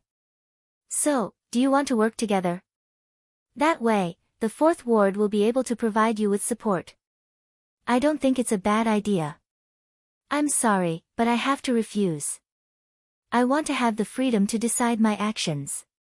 If I work together with someone else and something goes wrong, it might turn really troublesome. That's true. If you're going to say yes here, then you would have already accepted branch manager Flip's offer. Reina expected Akira to turn down her offer. Since he did as she had expected, she moved on to the next subject. In that case, would it be okay if we stay close to you? With Chloe after you, it's better for us if we stay near you. If possible, we want to use this HQ as well. That was when Shikarabi suddenly interjected. It would be great if you can grant us permission as well. Though we won't stay as your bodyguard, this is a good opportunity for us to hunt those from Drankum who want to kill you. You're planning to stay around here for the time being, right? As long as you don't get in my way, you can do whatever you want. If you want to stay here, you should talk to Shirou. After all, it's not like I own this place. I'm just borrowing this place from Shirou as well. If she tells me to get out, I will have no other choice but to leave. Akira said it as a matter of fact. There were no signs he was joking. The others there were flummoxed and inadvertently turned towards Shirou. I won't say such a thing. There were thorns in her words. It was rare for her to express annoyance toward Akira like this. Akira found it to be a bit weird. Meanwhile, seeing their exchange, Carol smiled bitterly. Shikarabi and the others were even more discombobulated. It seems like Akira would really obediently leave if Shirou told him to get out. That was the atmosphere of the room at the moment. Shikarabi glanced at Arabe and Reina glanced at Shirori. Both Shirori and Arabe immediately stepped forward to negotiate. They treated Shirou not as a leader of a slum gang, but as someone with the power to have a say on Akira's actions. As such, they had no other choice but to take their negotiations extremely seriously. The result was, Reina's group being allowed to take one of the rooms inside HQ. Since it was a room that was prepared for guests who were looking for relics from Tsubaki's territory, the room was well decorated and of considerably good quality. Togami was amazed when he stepped into the room. Whoa! I didn't know something like this existed inside the slums. And here I thought they would assign us into a warehouse or something, but this is amazing. Ario, who guided Reina's group to the room, smiled wryly when he heard Togami's remark. Well, there's a good chance this whole place will be turned into a pile of rocks tomorrow. Akira was also inside the building. It would not be strange if the hunters after him attacked this place. The building's defenses have been bolstered by several modifications to the point it was as strong as a fort. Nonetheless, Ario, who had known Akira for a long time, knew once a building got involved in a fight with Akira in it, there was a good chance that it would collapse. This room is also equipped with a bath.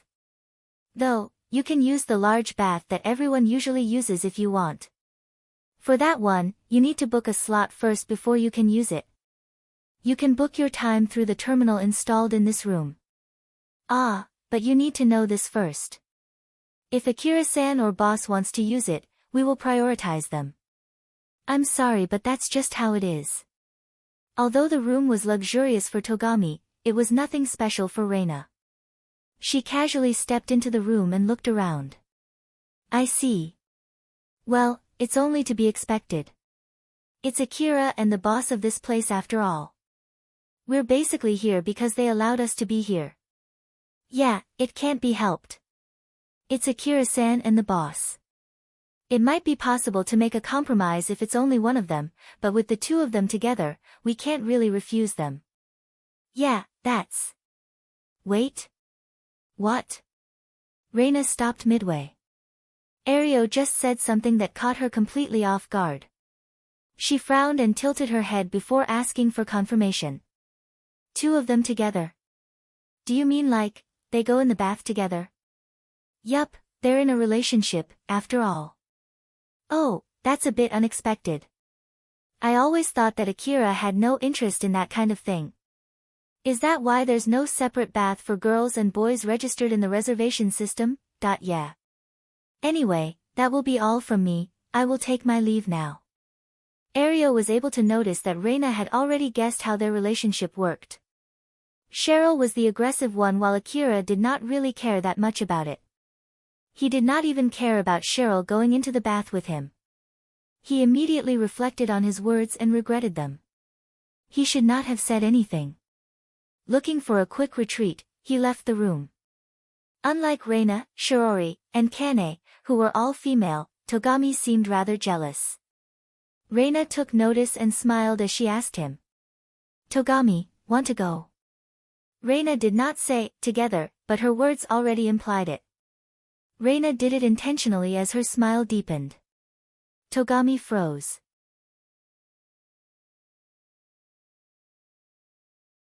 He then slowly and carefully glanced at Shiroi and Kane. If Milady wants to form a serious relationship with Togami-sama, it's not my place to say anything. As long as I don't think you're a bad guy, I won't do anything. Which meant, if it was not a serious relationship, or if he was thought to be a bad guy, it would be his end. He would either be sliced into small pieces or beaten into a pulp. Togami had no courage to affirm that right now. I will have to go out for a bit. I need to check how Drenkum plans to treat us." Seeing how Togami basically refused to give a straight answer, Kane and Shiroi commented on him as he awkwardly laughed and left the room. What a wimp. Let's just say that he's being extra cautious. Kane was smiling amusedly while Shiroi heaved a sigh. Reina was laughing since it turned out exactly as she had planned. However, there was a little bit of sorrow in it. As for Drenkum, Shirou was willing to let Drenkum use one of the halls. Drenkum also rented out some small rooms for resting. When Togami asked Arabe if he could use one of those small rooms, Arabe refused with no sign of compromise. "No. I won't let you make any connections to us. As I said, Drenkum is taking a neutral stance. So, we won't give you any assistance." Reina had already formally left the gang. Meanwhile, Togami had formally taken the request from Reina as an individual. Thus, Reina's group no longer had anything to do with Drenkum. The reason why Drenkum forced Reina to leave the gang was to prevent the Lion Steel 3rd Ward branch from seeing the gang as hostile. By maintaining separate relations, Drenkum was able to ascertain its neutral stance. A neutral stance can also be interpreted as taking the opposite side against all parties, you know? To ensure that wouldn't happen, we're being extra careful. Make sure that you don't get involved with us too. If you want to borrow another room, you should do so without us. If you understand, keep your distance from us. Alright, I'll do as you suggest. Togami sighed and left. After that, Shikarabi asked Arabe. What do you think? We can go help Reina's group and form a connection with the 4th Ward branch. Togami got pretty powerful weapons from them, right? It would be great if we can get equipment of the same level as him, you know? No. In exchange, I'm sure they'll want us to help them fight the 3rd Ward branch. If Drenkum gets involved in a fight between two branches of Lion Steel, we will get wiped out in no time. Then, what if a portion of the Katsuya faction that left the gang went and allied with Chloe? I'm sure they'll not just throw their lives away. Isn't that exactly why they're keeping quiet up until now? There must be some kind of reason they are suddenly making their move now. That's plausible, but it's nothing but unfounded worry at the moment. If we ally with the 4th Ward due to it, we would be picking a fight with the 3rd Ward. Considering the current known facts, we can't afford to do that. Even if a portion of the Katsuya faction suddenly vanished because of Chloe, it was highly likely that they could only muster up till 100 million orum of supportive funding.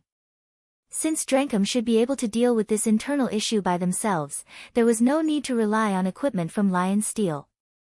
Arabe then added that it was not easy to decide on what course of action they should take. Shikarabi finally backed off. Well, it's your job. Officers are the ones calculating the profit and losses. So yeah, I get it. It's just that I'm a bit interested in equipment from Lion Steel. At the very least, it was not something that I can decide by ourselves here. I will at least bring up the idea to the other officers when we return. Arabe continued and this time, laughed amusedly. Well, let's say that we somehow ended up borrowing equipment from Lion Steel.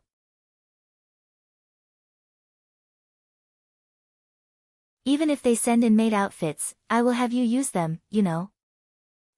If that happens, wouldn't it be butler uniforms? Like the one that Togami is wearing? It's not like we can tell them what to send. But if we really end up doing that, I bet it will be exceptionally powerful equipment. It might even be worth considering Drankum to break its neutral stance. Well, no matter what the design is, if we really end up borrowing from them, I'll have you use them, okay? I'm good, I have my own augmented suit, you know. No. You're basically seen as the leader of the team when you're working outside. I will have you use them to act as an example. I will also do that for Kurosawa. Well, he's interested in that kind of thing if I'm not mistaken.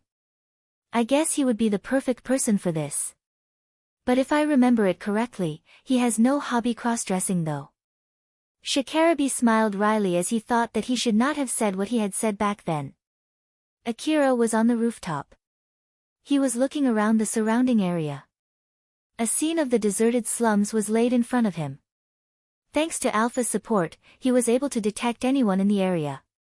First was Ario and the others. They were using augmented suits with coordination support as they patrolled the area around HQ. Thanks to their equipment and training, they were able to work effectively as a team. They were already strong enough to fight evenly against common hunters. However, the hunters attacking should all be high-ranking hunters. After all, they were after a target worth 50 billion bounty. Even with everything they had, Ario and the others had zero chance of winning against them. Akira, aware of this, did not expect any meaningful support from them. At the moment, they were checking the surroundings with the help of the information-gathering devices spread around the area. They even had them installed outside of Shirou's gang's area. Normally, that would provoke the other gangs into a fight. However, since the area around them basically got abandoned, no one around would complain.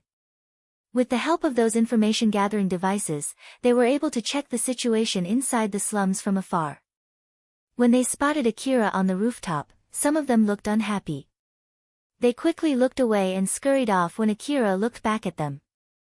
Although there were not many, there were those that shot at Akira. They used their sniper rifles and shot barely within its effective range. That was just how tempting the 50 billion Orum bounty was. However, even when they managed to shoot Akira from his blind side, Akira would simply evade it.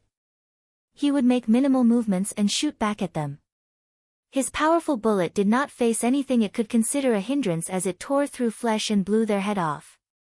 It was the obvious end to those who mistook Akira's ability to shoot back.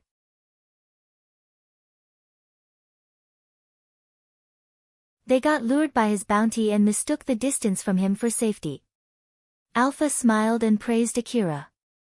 Nicely done. It's pretty impressive that you can already do this much all on your own. Is that so?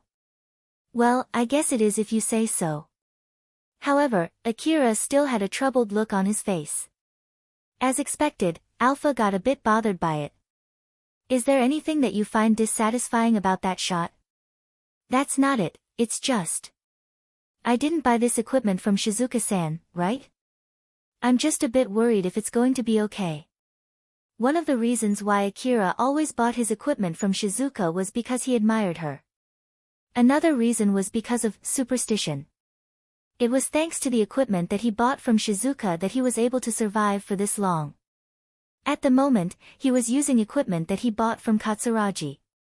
Akira knew that he was overthinking, but he could not shake off his worries. Thus, it kept bothering him. Even after he intentionally climbed up to the rooftop, exposed himself, tested his new equipment and had confirmed that it was fine, he still could not help but worry. Watching him act like this, Alpha smiled and tried to reassure him. Don't worry. It's perfectly fine. Even that bike that you bought in Ziegelt is working well, right? The equipment that will be arriving from Sakashita Heavy Industry is also not from Shizuka's shop, you know? If you keep getting bothered by this, you won't be able to fight with a focused mind. You have a point. Akira gave a deep nod. It was as if he was convincing himself of what he had just said. That was when Togami came up to him, asking for an extra room. When he asked what Akira was doing up there, Akira just said that he was checking his new equipment. As expected, even Togami winced back when he was told this. Akira did not even need to say that he was using people who were attacking as target practice. Togami already figured it out without the need for Akira to tell him. Strangely enough, he was convinced Akira became a bounty target because of such actions.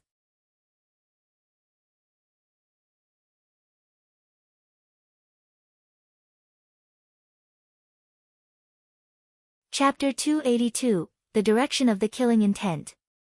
It had been a week since Akira started living in Shirou's base. Even so, there were no huge changes to his surroundings. There were no attacks and his new equipment from Sakashita Heavy Industry also had not arrived yet. The only unfortunate change was that he no longer could find any targets to practice on, to test his new equipment. It was not like Akira could do anything about the situation as well. As the situation continued, one day, he heard something from Shirou from inside the camping vehicle. Akira, as far as I have investigated, it won't be strange for the next attack to come anytime soon. It'll be even bigger than before. Their conversation started with good news for Akira. After all, it seemed like it was only a matter of time before Chloe got kicked out of the inner wall. On paper, Chloe was officially put under house arrest inside Kagamaima City. However, Inabe somehow managed to lift the house arrest. Inabe gave the reason for it being a bad idea to place someone from the Lion Steel founder family under house arrest for so long. Yudajima thought it was Inabe's plan to use that as a pretext to remove Akira's monster designation. Thus, he made a counter-suggestion during the officers' meeting to not retract Akira's monster designation. In the end, Inabe was forced to back down and was only able to get Chloe's house arrest lifted. However, it went as Inabe had planned. The reason why Inabe was acting as if he was about to remove Akira's monster designation was simply to shift Yudajima's focus to that matter. Now that Chloe was no longer under house arrest, the city had no reason to shelter her. Thus, Inabe could demand protection money from Chloe. It was already known that someone with a 50 billion orum bounty was aiming for her life. Furthermore, Akira was scheduled to get frontline equipment from Sakashita Heavy Industry. With the ongoing battle between Lion Steel's 3rd and 4th Ward, there was a good chance that the city would be engulfed in it if Chloe stayed in the city. Thus, for all these reasons, Inabe was charging as much as possible for Chloe's protection fees. On the first day, it was only 100 million orum. Soon, after multiple negotiations, it was jacked up to 1 billion orum per day. He planned on increasing it until he could push Chloe out of the city. It might even reach trillions of orum a day. As for Kagamaima City, the higher the protection fee, the better it was for them. Once Chloe decided to leave the city, there was no need for Akira to try to force his way into it with his frontline weapon anymore. Those who wanted the city to stay neutral and those who preferred to stay out of the fight, supported Inabe's idea because of this reason. As expected, even the Lion Steel Eastern District 3rd Ward branch could not continue to pay if the protection fees kept going up. It was only a matter of time before Chloe had to leave the city. Because of this, the 3rd branch had gathered their military forces in the facility near Higuraka to escort Chloe to another city.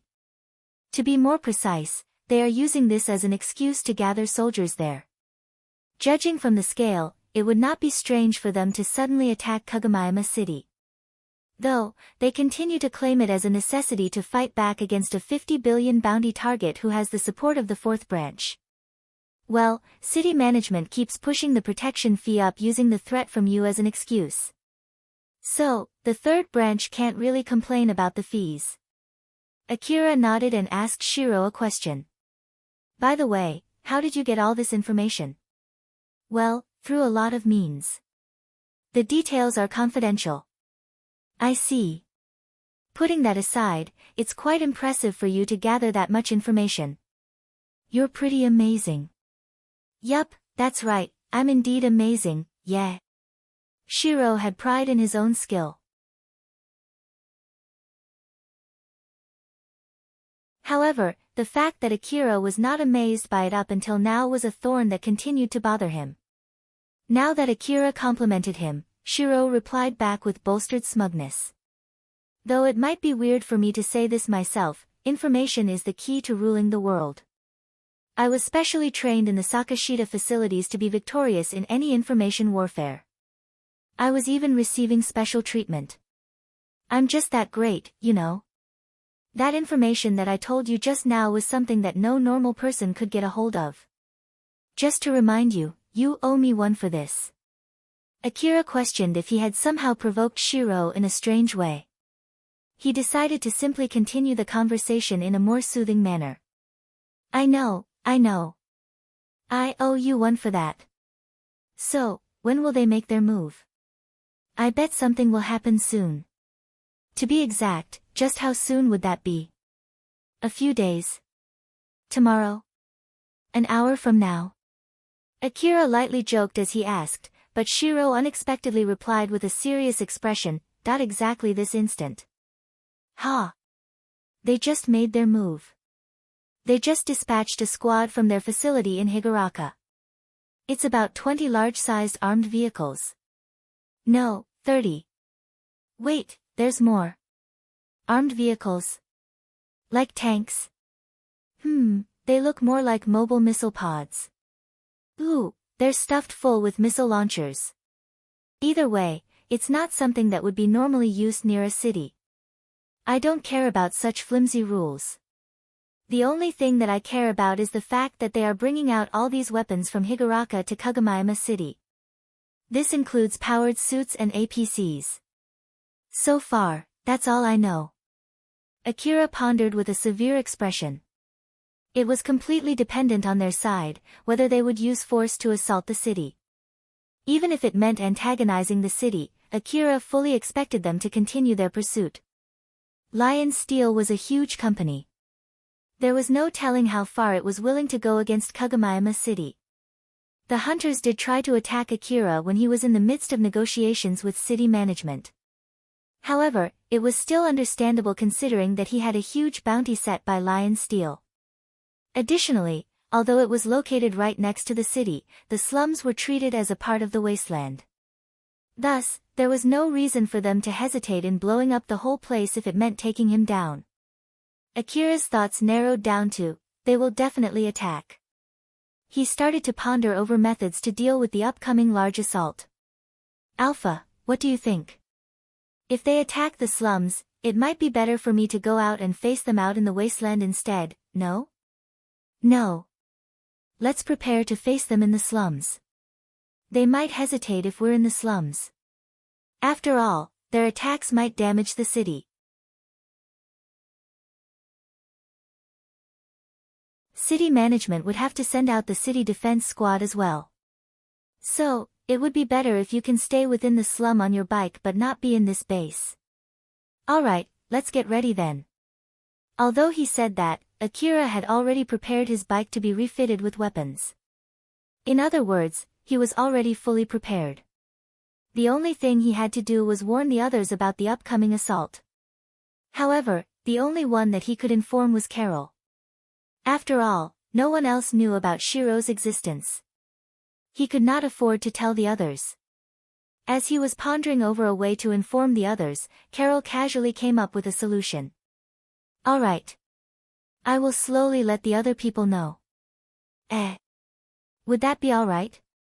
Seeing Akira's worried expression, she smiled with optimism and said. Didn't I tell you before?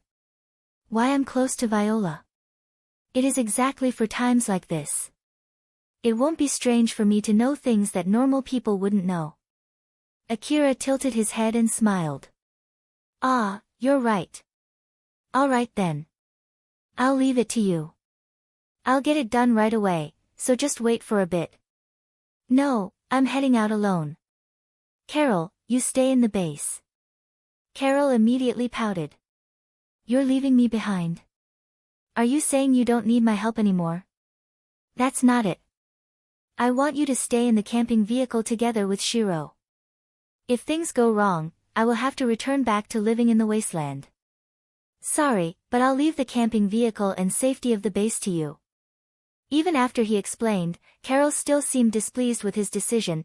So, it's not like you don't want to rely on me anymore, right? I'm relying on you. Otherwise, I won't be leaving the camping vehicle, filled with ammunition to you, right? That is my lifeline in the case I have to live out in the wasteland again, you know? I have no plans to spend the night out in the wasteland with an empty rifle. Carol's usual confident smile returned. Of course, you can leave that to me. She then stared at Akira. Akira. Yes? Don't die. Of course. You too. Akira and Carol said in a joking manner, but it was all their honest feelings. Afterwards, Carol went to let Shirou's group, Reina's group, as well as Shikarabe's group know. As for Akira, he returned to the garage and hopped on his bike, and left the base. Once he was distant enough from the base, so that it would not get involved, Akira picked one of the nearby buildings. He went to the rooftop and gazed toward the open wasteland. The wasteland still looked the same as usual. It was as decrepit and lonely as ever. However, for Akira, who knew about the force that was dispatched from the Higuraka ruin, it felt like the silence before the storm. That was when suddenly Alpha confidently smiled and assured him. Don't worry. I'm right here with you. I'll be all right. You're right. I'll be counting on you this time as well. Just leave it to me. Alpha was smiling as confidently as usual. Akira was affected by her and smiled back. Just like always. Just like what he did every time. It was as if this was an essential ritual to achieve victory. Once again, he renewed his resolve. Among the forces dispatched, Pamela too was present. She looked happily at Lottie's as she declared. Lottie's, it's finally time. Let's do our best together. As expected, a dead man could not respond. Even so, Pamela was ecstatic. A maid who was also from the Lion Steel Eastern District 3rd Ward Branch, Totra, saw Pamela and frowned with a rather ominous expression. Say, Beg, is it really okay to leave her like this? Beg was a butler who was working together with Totra. He whispered back without any change in his expression. Let's not comment on it. You should already know what is expected of us when the branch manager sends us out like this. We just need to do our job. If things go well, our evaluation will go up. That's already good enough, right? That might be true. They were even willing to open the Rank 9 warehouse. But, it doesn't feel right to have her as the commander, you know. If you have any complaints, go and tell the branch manager. Don't go venting it out on me. Totra hesitated for a bit before eventually deciding to call Beltram. Once the communication device connected through, Beltram's image appeared inside her augmented vision. What is it? Are there any problems? Well, what can I say? I am actually worried about the psychological state of Pamela as the leader of the whole force. Totra was using a communication device that would prevent her voice from leaking out while she was speaking with Beltram. Moreover, she also mentioned that if it was possible, she wanted to take over the leadership position in place of Pamela. Beltram simply listened to her without any change in his expression. Once Totra was done, he then casually said. I'm sure you already know by now. This is exactly why your loyalty toward the company is a very important aspect. If you make it the basis of your existence, you would be able to stay calm even after the one closest to you is killed. Of course. But, if I may, I don't think it is wise to leave the command of this force to her. We are well armed with weapons from the Rank 9 warehouse. Weapons capable of assaulting a city.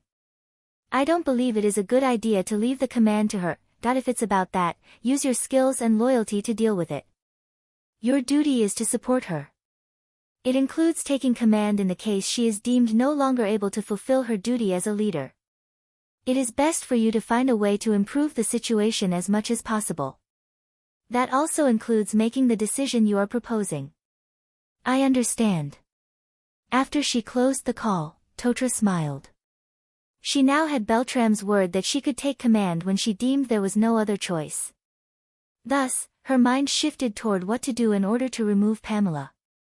After coming up with a few ideas, she believed that she should just isolate Pamela using her weakened psychological state as an excuse. Thus, she immediately started to make her move. But right at the next moment, Totra's head got suddenly smashed into the wall behind her. Although she was immediately knocked unconscious, she did not fall from the wall. After all, her head was still held up by an invisible hand. When the person holding back Totra's head removed their camouflage, a maid appeared out of nowhere. It was the maid who was working under Pamela. She got killed back during the fight against Akira. Currently, she was being controlled remotely by Pamela, just like Lottie's. Beg was shaken up by what just happened. He inadvertently looked toward Totra.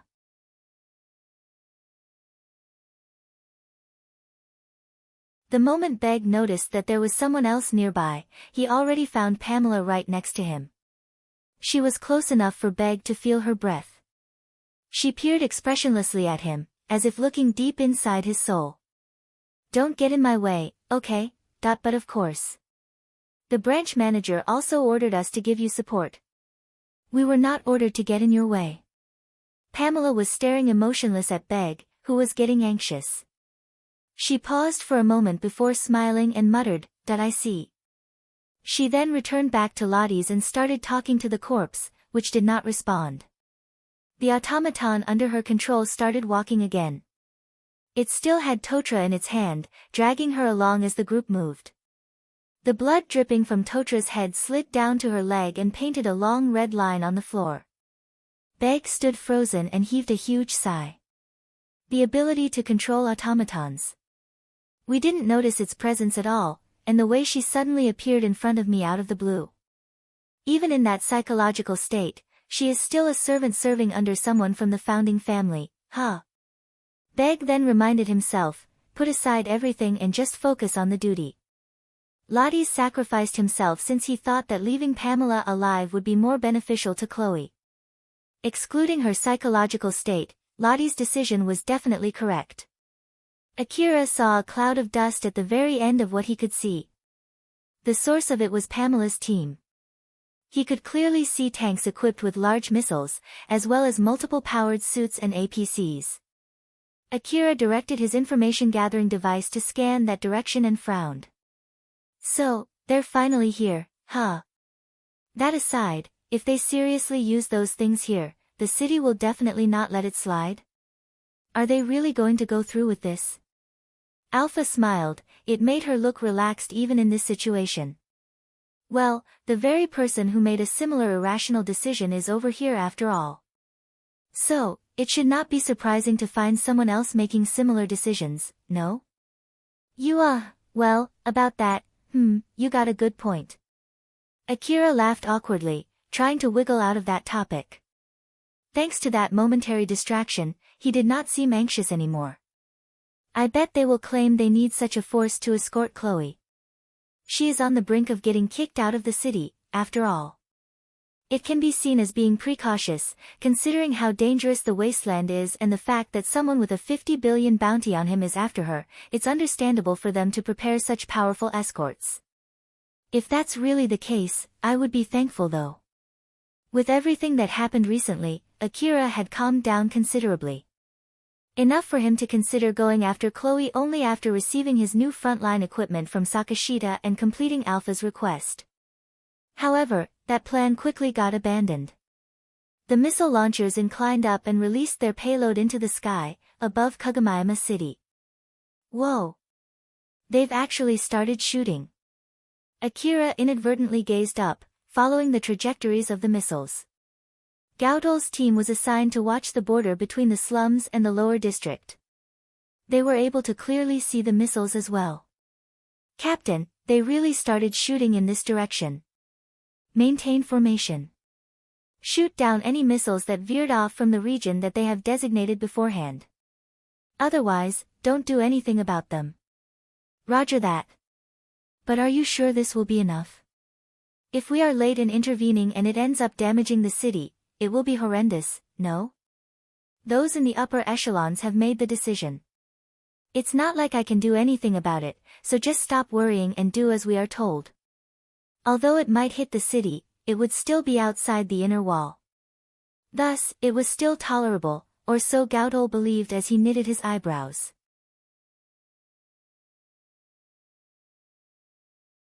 Even after seeing more missiles fill the sky, Gaudol's team still only stood guard, not doing anything. The missiles that were shot up above the city's sky reached the sky directly above the slums. They suddenly changed direction and dove straight down. The initial missiles then exploded, releasing multiple smaller missiles which scattered all over. They covered the whole area from the wasteland to the slums. Akira thought that the explosions would raise hell on Earth. However, that did not happen. The missiles that fell close to the slums were all mini-missiles. None of them exploded. Akira found it to be strange. He then noticed a change in his vision and tilted his head. What was that? The view of the wasteland suddenly blurred to the point where it was difficult to see its buildings from where Akira stood. Alpha immediately noticed the reason for it. Those missiles are discharging jamming smoke. The jamming causes the same effect as thick colorless mist. There's a good chance they also have speed filter effect as well. Wait, isn't the use of such smoke pointless in an open space? Since it would disperse right away. If you're using the usual amount, then yes. But with the amount they're using, the effect would retain for a while. Well, it's not like they need it to be thick enough to stop bullets like back in the intercity transport mission. I bet they're only using enough to ensure no stray bullets would reach the lower district. Akira finally understood the role of those missiles. If the blast from a huge-scale battle in the slums damaged the city defense squad would be dispatched to remove the threat. That would end their assault. In the first place, that was the reason why he was staying in the slums. By adjusting the reach of their weapons with speed filters, Pamela's force would be able to avoid that problem. As more and more missiles anchored onto the ground and released jamming smoke, eventually, the area around Akira got enveloped by it.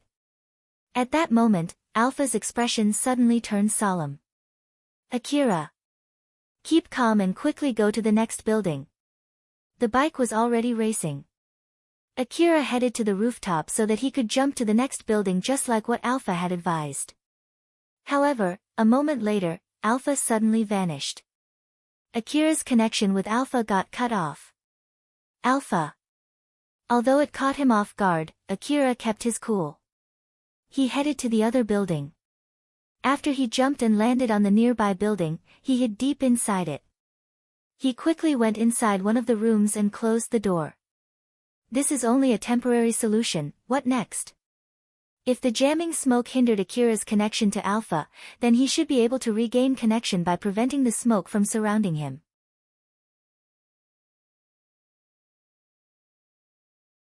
Thus, he thought that closing the door in an enclosed room should at least allow him to reconnect. Alpha. Akira anxiously called for Alpha. After a short pause, Alpha reappeared in his vision. Akira, are you okay? Keep calm, alright? Yeah, that made me nervous for a bit. Akira softly smiled and confessed. Watching him act like this made Alpha smile in satisfaction. She continued to elaborate on their current situation.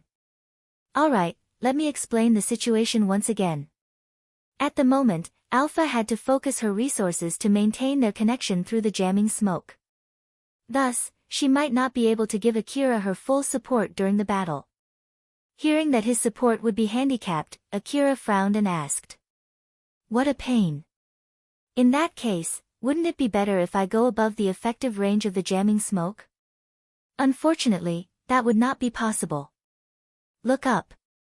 Akira looked up just like he was told to. Normally, he would not be able to see anything except for the ceiling he was facing. However, his augmented vision allowed him to see past the ceiling and right to the sky above the slums. For some reason, that sky was dyed red. That red color.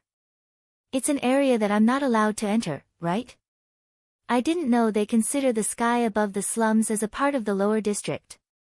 To be more precise, it's an area where it's feared it would bring damage to the city if you entered it.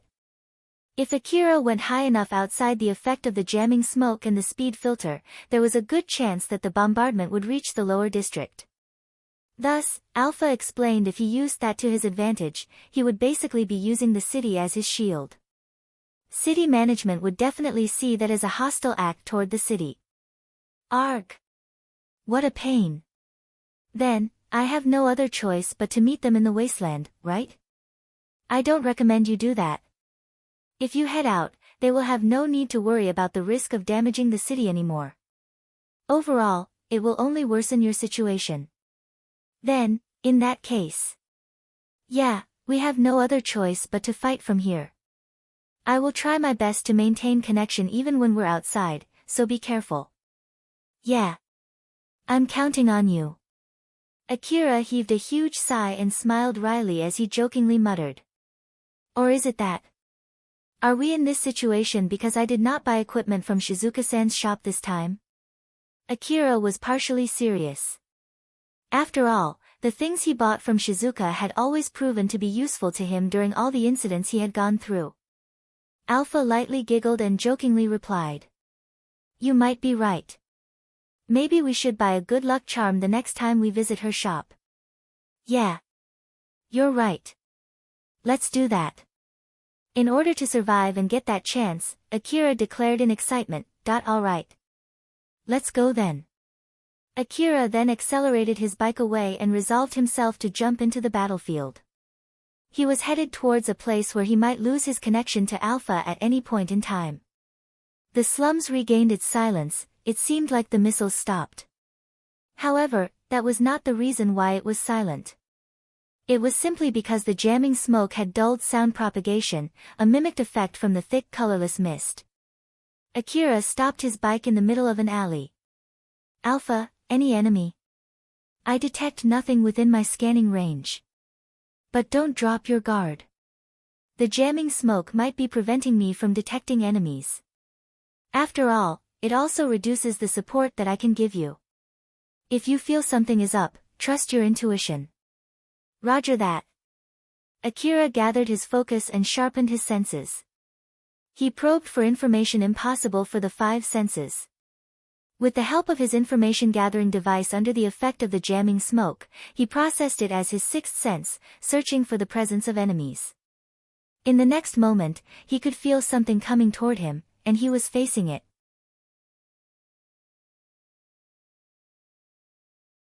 Alpha.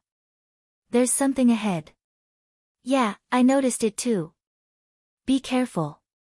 After noticing someone ahead, Akira carefully moved forward. Based on his scanner, it seemed to be of a humanoid shape. The signal seemed to be approaching him at normal walking speed. However, judging from how it was moving, it did not seem like it was an enemy. Akira was watching carefully as it was approaching him. Since it did not show any sign of hostility, he did not attack. As the shadow started to get clearer, the figure of a maid showed itself. She was someone Akira had met before. It was Pamela. Even under the effect of the jamming smoke, she was walking casually toward him. Even after they were close enough to recognize each other, she still showed no sign of hostility. Stop! Akira promptly ordered. Pamela came to an immediate halt, just like she was told to. Akira was wondering if she had come to negotiate. Thus, he ordered her to stop. Pamela smiled and greeted him. Long time no see. What is it now? Oh, Shirou and the others are not with you? I thought they would be somewhere close to you, but, well, I guess you should do just fine. Akira felt an odd fear after being exposed to hardly any killing intent exuding from Pamela when she worded out her intention to kill him. He was uncertain how he should react to her statement, which lacked the will to kill him. Either way, it did not change the fact that it was an enemy. As Akira quickly aimed his rifle at Pamela, she reacted accordingly by quickly closing in on him. Suddenly, a blade appeared and hewed down on Pamela's neck, cleanly cutting it off from her body. As the head rolled on the ground, the headless body fell limply to embrace the earth. Akira was taken aback but noticed something strange in front of him. The blood flowing out from Pamela's beheaded body was green. Shirou glanced at the decapitated head. But when their eyes met, Pamela's lips slowly curled up into a smile. Unlike when she was talking with Akira, her gaze showed a clear desire to kill. There you are. Found you. I knew you were nearby. The mood tensed up. It was a suffocating level of killing intent. However, in contrast to the surprised Akira, Shirou was completely calm. Thought so. The headless body quickly returned back on its feet and went straight for Shirou. However, before it could reach Shirou, it was suddenly sent flying. It got struck by something invisible on its abdomen. Kane stood right where Pamela's body was a moment ago. She had turned off her camouflage and revealed herself. The bodiless head turned towards Kane and smiled ominously. You're here too. Don't worry, I'll kill you too. Shirou sliced the headless body into 4 pieces while Kane crushed the head under her feet. A gory mix of flesh, blood, and machinery got scattered all over the place. Akira, who was still a bit confused at what just happened, asked Shirou and Kane. So, can anyone tell me what is going on? That was a remote-controlled automaton controlled by Pamela. As you can see, it can still move even after severing its head. Though it will make it more difficult to control the body, so cutting off its head is not pointless. I see. Also, that must be a declaration of war. I bet she won't feel satisfied with assassinating us. That's why she went out of her way to make a declaration of war. So, her goal isn't merely our death. She wants to kill us with her own hands. That must be the main reason why she didn't use explosive missiles. After this, I'm sure that she will send in swarms of remote automata to kill us. Oh okay. Is Reina and the others somewhere nearby as well? Milady is staying back in the base. She was raring to go though. But since we don't think we can protect her during the fight this time, we asked Milady to stay behind. After briefly explaining, Shirou and Kane turned towards the wasteland. Akira also followed suit. He knew that there was a huge force coming from that direction. That maid seems more motivated to kill you instead of me though. Did you do something that offended her? That seems to be the case indeed. Though, we didn't expect her to act like this. From the wasteland, they could see dozens of remote automata on air bikes storming the slums. Their goal was to get Shirou and Kane. All these automata had Pamela's face on them. They also wore the same expression, a grim smile which showed their anticipation, delight, and excitement for the opportunity to kill Kane and Shirou. A moment later, Akira and the others were attacked from all directions.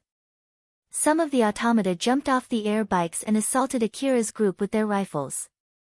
Those who stayed on their air bikes used machine guns installed on the bikes to do the same. They quickly went to their respective positions and worked together like a well-oiled team. Akira, Shirou, and Kane fought back with their respective weapons and equipment. Sounds of explosives and gunfire signaled the start of war within the slums.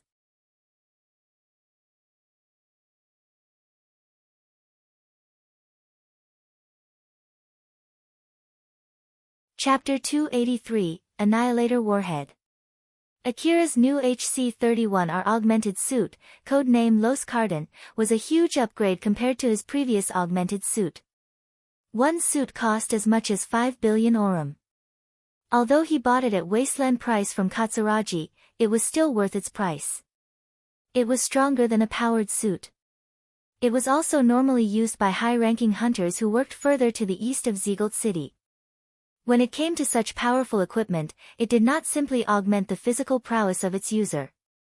It was more correct to say that it transformed its user into a superhuman. It had an advanced support adjustment system, which corrected the gap in the user's will and their bodily movements. It would enable a complete beginner to run full speed on a 10 cm width beam. It also worked in tandem with the user's reaction and unconscious movements, correcting them and making them more precise. It would enhance the skills of its wearer to a level comparable to an expert. It could output enough power to be able to kick a large vehicle up into the air like a pebble. Naturally, with such power, it was fitted with precise output control. It could also work together with information-gathering devices to sharpen its users' senses. It could help users with extrasensory abilities to extend their senses to cover all 360 degrees.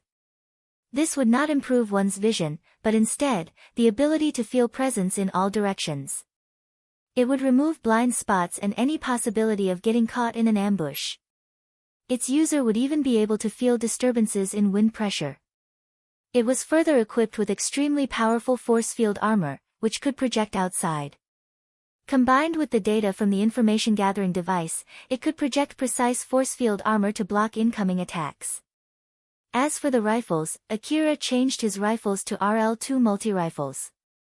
It was compatible with various types of ammunition. It could change its barrel depending on the caliber of the bullet. It could even use special bullets that no normal multi-rifle could use. It cost 1 billion orum per rifle and Akira bought 4 of them. One was fixed to his bike while he carried the other 3. The medicine that he was already using was of the expensive type which cost 50 million orum per box. The medicine doubled as battle stimulants. Its healing effect was stronger and lasted longer. It would close major wounds and maintain the body of its consumer in its best state. It allowed extended time for high-speed maneuvers and prolonged the duration its user could fight at their full potential. Akira's bike got upgraded with various modifications as well. He took off the AF anti-material cannon and replaced it with the newly bought TGP laser cannon. It was unusable unless it was connected to the bike's large-sized energy tank but was extremely powerful. Furthermore, it was easier to use than the AF anti-material cannon. Including the medicines and the ammunition, all in all, Akira spent 16 billion orum in total. It could be said that after the upgrade, he had finally gained suitable firepower for a 50 billion bounty target. Though, it was a bit late into the game. With all his new equipment, Akira was still hard-pressed against the onslaught from Pamela.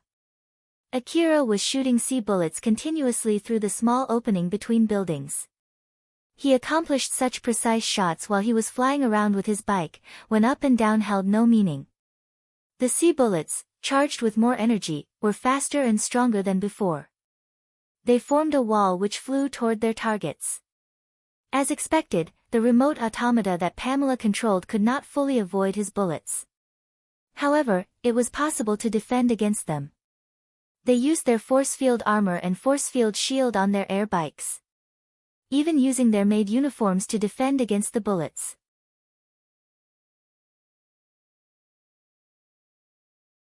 Even when that force field armor and shield got shattered by a single shot from the TGP laser cannon, those remote automata did not get completely obliterated. They could still move without their heads. Similarly, even if a part of their bodies got blown off, their remaining limbs would still continue to fight. They needed to be ripped to pieces, to the point it was no longer physically possible to fight. Otherwise, these remote automata would continue to fight under Pamela's will. All of the automata moved like skilled fighters. They were all very well equipped. Furthermore, they were fighting together with impeccable teamwork, pressing forward with no fear of death. It was as if their lives were to be sacrificed for a singular goal. That was just how terrifying the group attacking Akira was. Whoa! They're really strong. Were they always this powerful? Akira was unconsciously comparing them to the maids he had fought previously. Their individual strength, teamwork, equipment, and scale were on another level compared to before. He was feeling the pressure from their exchange. He had thought that he would have no problems facing his enemies with his new equipment. However, that naive belief was immediately swept away. Even when his bike was moving haphazardly under Alpha's control, the enemy's air bikes were able to keep up without an issue. In the middle of their high-speed chase, both parties were shooting at each other while blocking and evading shots. The buildings engulfed in the battle were falling apart, unable to withstand the intensity of the battle. The crumbled pieces got blown apart even before they were able to fall to the ground. Stop complaining and just keep shooting. Next. On your right. I know. Due to the jamming smoke, Alpha could not provide her usual full support to Akira. Thus, he had to compensate through hard work. Akira compressed his time perception even further. Inside the slowed-down world, falling rubble hardly moved. It would take hours before they reached the ground. Akira's senses were sharpened to the point he could basically feel the presence of every slow piece of falling rubble. Even with his compressed time perception, the remote automata were still moving relatively fast. He fixed his aim against those automata and shot at them with the rifle in his right hand. At the same time, he identified the bullets coming for him and actively shifted his position away from where they would travel. Rather than recognizing the incoming shots as a wall of bullets, he accurately identified each individual bullet and predicted their trajectories. He squeezed his body through the small openings between the bullets. At the same time, Akira released a barrage to completely destroy the human-shaped automata, creating mashes of green blood and a mix of metal and flesh. Next. Below you. Geez. There's just no end to them.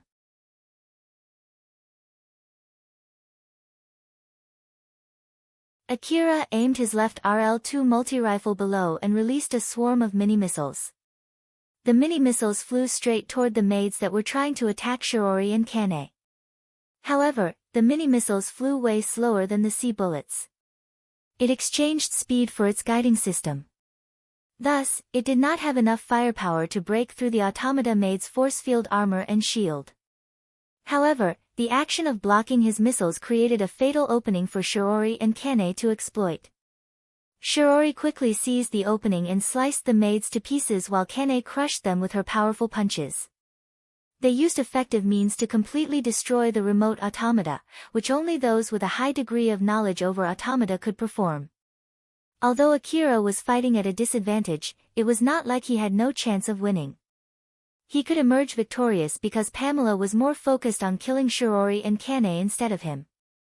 Thus, Akira's priority was to support Kane and Shirou instead of destroying the remote automata.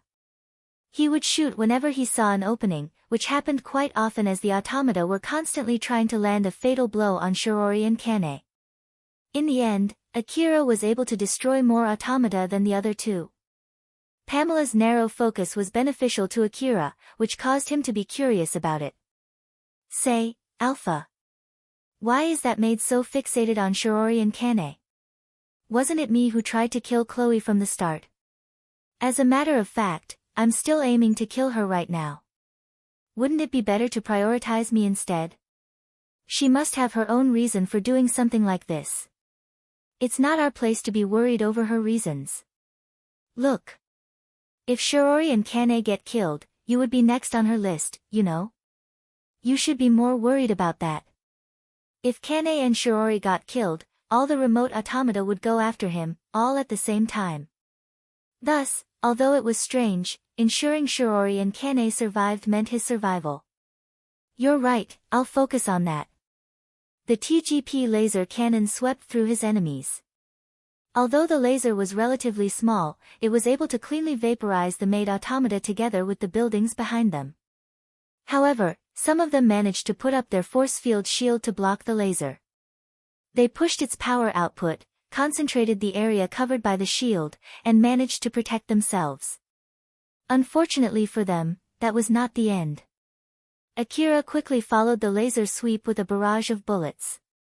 The force field shields got greatly weakened from receiving the laser and could not withstand the barrage.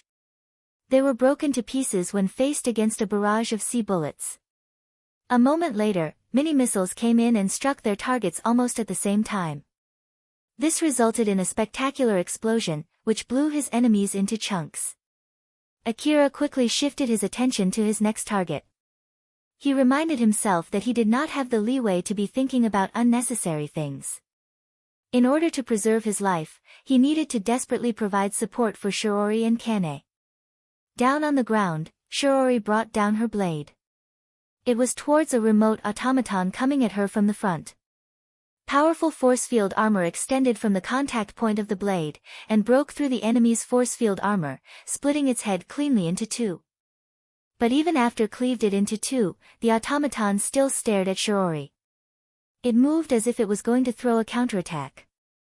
It somehow maintained its balance with only one leg as it aimed its rifle at Shirou. Shirou, who had already anticipated this, quickly jumped to the side. She moved away from where it was aiming and swung her blade horizontally.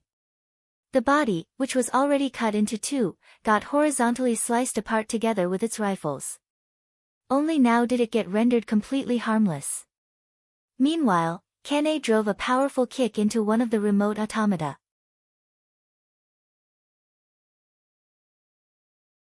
Her maid-augmented suit was provided by the Lion Steel Eastern District 4th Branch. Her equipment required permission from the branch manager to be borrowed. Thus, she was able to easily break through the force field armor and obliterate the upper body of the remote automaton. As if they were waiting for that opening, two other remote automata released a strike to the left and to the right of Kane. They were aiming for Kane's head. However, Kane quickly swung her arms and countered them, blowing them away. Although the automata were clearly out of her reach, she used the speed filter to send shockwaves from her punches. As expected, the power was weaker than a direct hit. It only managed to blow them back. It was not enough to destroy their bodies. Nonetheless, it was an opening for Akira. He did not let that chance slip and shot them to pieces. To prevent damage to the city from bombardment and gunfire, the jamming smoke was mixed with particles that created a speed filter effect. Although it was able to fulfill its original goal, it also provided Kane and Shirou, who specialized in melee combat, with some level of support. Ain-san. Are you going to be okay? Shirou was using a powerful accelerator drug, which had minimal side effects. Kane's bright voice could be heard through the communication device, which made it possible for them to communicate in a similar manner to telepathy. Shirou replied with a rather curt voice. If you have the time to worry about me, you should stop with that smile of yours and take this fight seriously. Well, I can't just remove this side of me, you know. It would also be the end of me if you get killed here. I'm sure that Akira boy also knows it. That's exactly why he's providing us support. If you understand that, put more effort into it so as to not cause him unnecessary worry. Yeah. I'm doing my best over here. Though, this is basically the opposite of what we originally planned.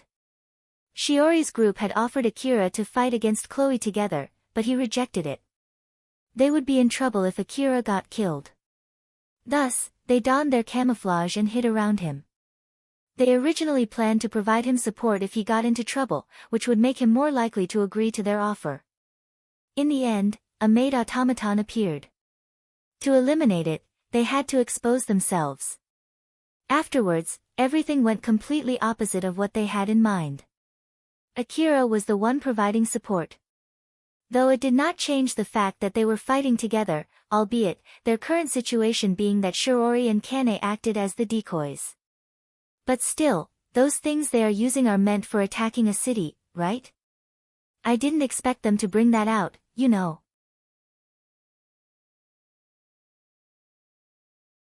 No matter how much the Third Ward branch is siding with Chloe, I never thought that Beltram-sama would give the permission to use those weapons just to kill a bounty target, you know? Mention of the bounty target is just an excuse. The request from branch manager Flip to assassinate Chloe too. Half of it is probably an excuse. Fear of a war between branches is also an excuse. Do you mean that there's a good chance branch manager Beltram and Flip are actually working together behind the scenes? If that is indeed the case, it would explain why branch manager Beltram allowed the use of the rank 9 warehouse. That way, they can make this incident bigger. Of course, this is nothing but just my guess. Kane thought Shiori's guess sounded a bit too far-fetched. She smiled wryly and replied. If that's true, they really threw Milady and Akira boy into a massive mire of trouble. I'll have Chloe-sama take responsibility. After all, she started all of this. Well, I will do my best to make her take responsibility as well. During the battle, Shirou was obviously livid while Kane was smiling wryly. Both worked together, offense and defense, destroying the remote automata one by one. Although the size of the enemy was massive and each automation was strong, their number was dwindling. If they could keep it up, it was only a matter of time before they got the upper hand. Just when Shirou and Kane started to see the light at the end of the tunnel, the situation suddenly changed. Akira, who was fighting somewhere not too far away from them, suddenly landed his bike on the ground.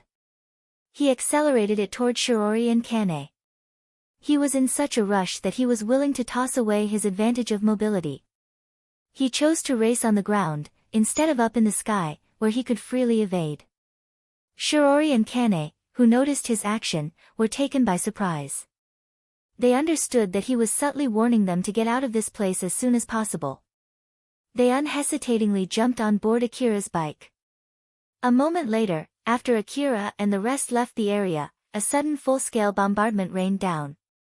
It obliterated everything in that area. No buildings were left standing. A large multi-legged vehicle was slowly approaching the border between the slums and the wasteland. A 100-meter-long cannon was perched on top of its chassis. It would not be strange for a cannon of that size to be installed on an intercity transport vehicle. Its gargantuan body was supported by thick, powerful legs that could easily crush everything in its way as it moved forward. There was a straight line of destruction drawn from its large muzzle till deep into the slums. Normally, this line would have extended into the lower district. Thanks to the effects of the jamming smoke, that line stopped in the middle of the slums.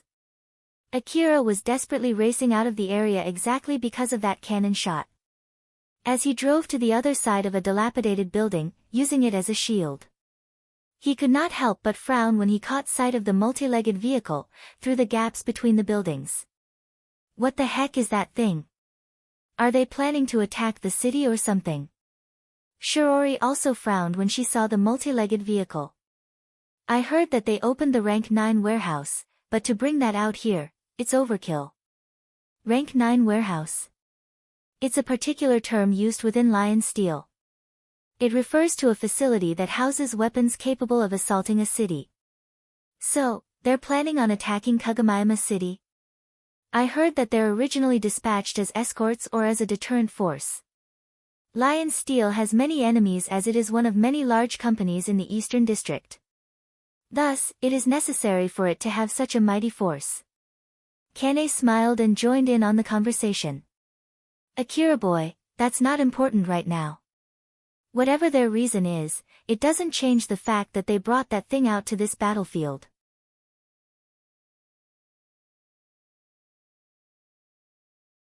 Now, the important thing is how to bring it down. Akira frowned. Although it was indeed exactly as Kane said, he could not help but still be bothered by its presence. You're right, so, how to destroy that thing?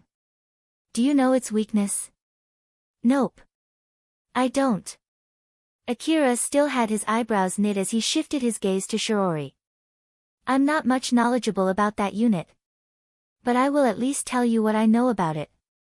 Force field armor protected its large frame at any given moment. It used a huge amount of energy with each large-sized laser cannon fire. Furthermore, its constant force field armor took a lot of energy to maintain as well. However, it could replenish its energy wirelessly from the other vehicles around it. Thus, there was close to zero chance of depleting its energy reserves. Although the cannon could not angle to shoot the area high above and under it, there were smaller cannons installed to cover those areas. Therefore, trying to attack from those angles would be equivalent to suicide. With Shiori's explanation, Akira understood just how powerful the opponent was. He was stuck, unsure of how to deal with it. Alpha, who was controlling the bike, suddenly made a sharp turn and accelerated. Everyone on the bike, including Akira, was flusteredly trying to maintain their balance. They were trying their best to not get thrown off the bike. None of them offered a single word of complaint. They all already knew why they had to be extra cautious in their current situation. The multi-legged vehicle once again released a shot. The laser cannon consumed a colossal amount of energy. It released a pillar of light, which evaporated everything that got caught inside it. It drew a clear straight line through the slums. The buildings that made the slightest bit of contact around the circumference of the laser got blown up high into the sky. It took some time before they fell back down like rain, back into the slums. To evade the falling rubble, Akira had to drive the bike erratically. Thus the trio's expressions were grave. The buildings in the slums served as excellent covers for Akira, enabling him to slip away from the laser cannon. However, if it kept shooting like that, it was only a matter of time before he ran out of cover. As the vehicle was slowly but surely moving forward, Shirou's headquarters would eventually get within its range. Wait. Didn't you say they won't use missiles to crush us earlier? About that, well, in the end, it's nothing but my own guess. If Pamela can do something that flashy to eliminate us, she would be satisfied with that, right? Watching how Kene speak with a wide smile on her face, with no sign of malice, Akira, for some reason, got convinced. He lightly sighed, glanced back at Shirou and asked. Honestly.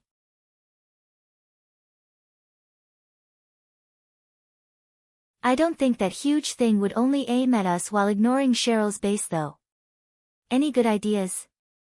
Shirou knitted her eyebrows. Akira-sama. My apologies, but I can't think of anything else other than to get close enough to infiltrate the vehicle. We can only destroy it from the inside. The reason why Shirou apologized was because it was the same as asking Akira to take a suicidal approach. Although Shiori's blade and Kane's fist were equipped with powerful anti-force field armor, it was still not enough to break through the multi-legged vehicle's force field armor. In the first place, it was not easy to slip past the bombardment to get close enough to use their blade and fist. After all, they had to deal with its cannon and the bombardment from the other surrounding tanks in the area. The closer they got to the wasteland, the more intense the bombardment would be since the enemy would not need to worry about damaging the city by accident. There was a good chance they would die before they managed to reach the multi-legged vehicle. However, at this rate, the encroaching force would get close enough to hit Shirou's base. That was where Reina and the others were at. To prevent that from happening, Akira had no other choice. He could not afford to let Shirou's base get blown away. Thus, he was stuck in between Shiori's suggestion and one other alternative. Alpha, how many should I use? Just one shot would be enough, right? I will do the calculations until the time it takes to shoot. In the meantime, get closer while I'm gathering information through the scanner. Alright. Akira heaved a huge sigh. He had no other choice but to use his trump card. Thus, he pushed his two RL-2 multi-rifles to Shirou, as if he was handing them over to her. We will charge right into that thing after we avoid its next shot. Try to shoot at it once we get close enough. Sure, I don't mind. But in all honesty, I'm terrible with rifles, you see. I know. That's why I'm giving you the one equipped with mini-missiles. Oh, thank you Akira-boy. Kane smiled brightly and thanked him. Even if Akira agreed to go with them after listening to their explanation and suggestion, that did not change the fact they were going to suicidally charge toward the enemy. Even so, Kane was still smiling amusedly. Although Shirou was thankful as well, she was still confused as to why Akira passed her two of his rifles. What about you, Akira-sama? Akira did not reply. He simply switched to his third RL-2 multi-rifle. It was obvious from his expression that he was going to do something that he absolutely did not want to do. However, he had no other choice given the situation he was in. It was not difficult for Shirou to guess that rifle was Akira's trump card. Something he did not want to use if it could be helped. She was grateful he was willing to go as far as to use his trump card. Very well then. Leave the counterfire to us. Yeah. I leave it to you. To get away from the enemy's attacks, the bike was racing haphazardly through the slums. The three were extremely anxious, just as much as they were focused. Then, the time finally came. The multi-legged vehicle released a shot from its large laser cannon. This time, it was sacrificing some of its firepower by sweeping it sideways. Instead of drawing a straight line of total destruction, it left a mark which looked like a fan. However, Alpha had taken that into account and calculated a method to avoid it. The bike went up to the sky, escaping from the gigantic beam. The bike kept going higher, only stopping right before they entered the red area, where Akira was not allowed to enter. The bike then made a sharp turn and ran while being upside down. It was as if the bike's tires were running on the border of the red area. Although the multi-legged vehicle had an immensely powerful laser cannon, it could not shoot in consecutive succession.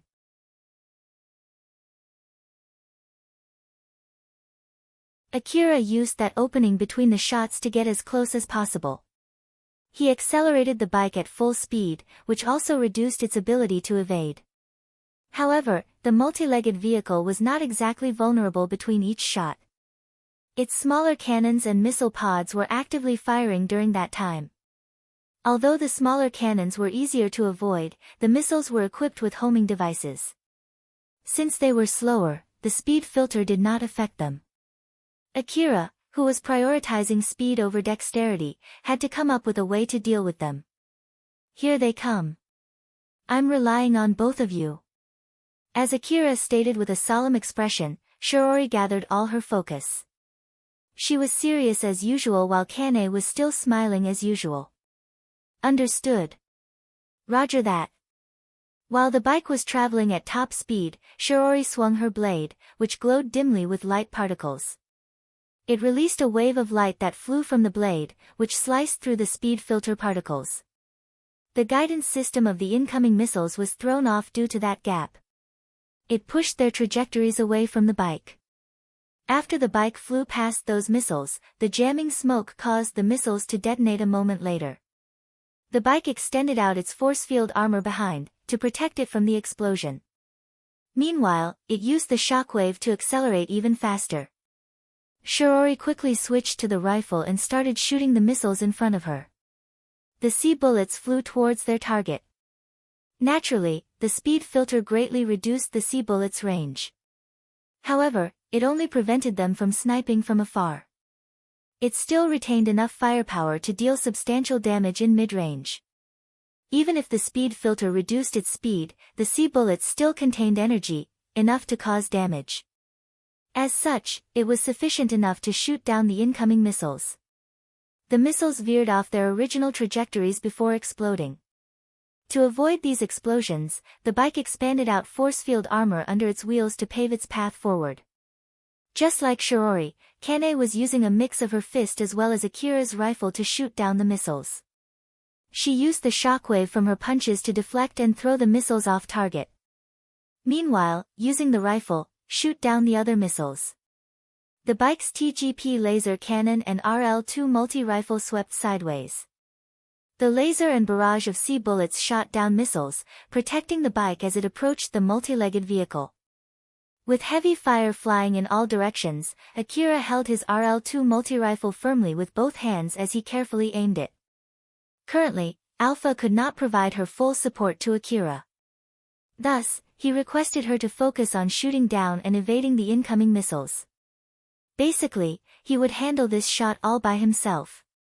After all, currently, even his augmented suit did not have Alpha's support.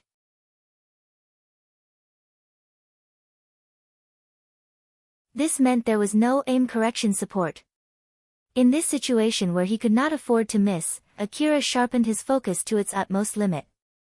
Akira, it's about time, I'll start the countdown. All right. Akira pushed to gather his focus even more. He rerouted most of his processing capabilities to sharpen his senses. As all unnecessary information for the sniping was omitted from his mind, the world started to turn colorless. Eventually, the world blurred out from his vision. Only the multi-legged vehicle he was focused on looked more vivid. Its whole structure became clearer in his eyes. As this artificial world he had created in his mind became even more accurate, the differences between the real world and the artificial world shrank to 0. 5. 4. 3. The bike was intensely swaying left and right as it evaded the incoming attacks. Akira gathered his focus and compressed his time perception. The swaying slowed down until it suddenly came to a complete stop. 2. 1. The time came to a complete halt. The contour of the multi-legged vehicle was starting to blur. Now, the only thing that looked crystal clear in Akira's view was the trajectory line between the muzzle of his rifle and its target. Akira stared at his target as if giving it a death verdict. 0. At the same time Alpha gave the signal, Akira pulled down the trigger. It was perfectly timed. The released shots went straight, destroying everything in its way. It was as if the warheads were boring a hole through space and time. In total, Akira released 5 shots. All 5 shots did not slow down at all. It was as if they eradicated the particles that caused the speed filter effect. They mowed down everything in their way and eventually reached their target. Right at that moment, the warhead struck, and a spectacular explosion occurred. It was as if the warheads themselves, and everything they stuck had been converted into pure energy. Although all 5 warheads landed at different locations at different times, the explosions compounded into one colossal ball of fire. It further enhanced their overall destructiveness as the explosion devoured the multi-legged vehicle.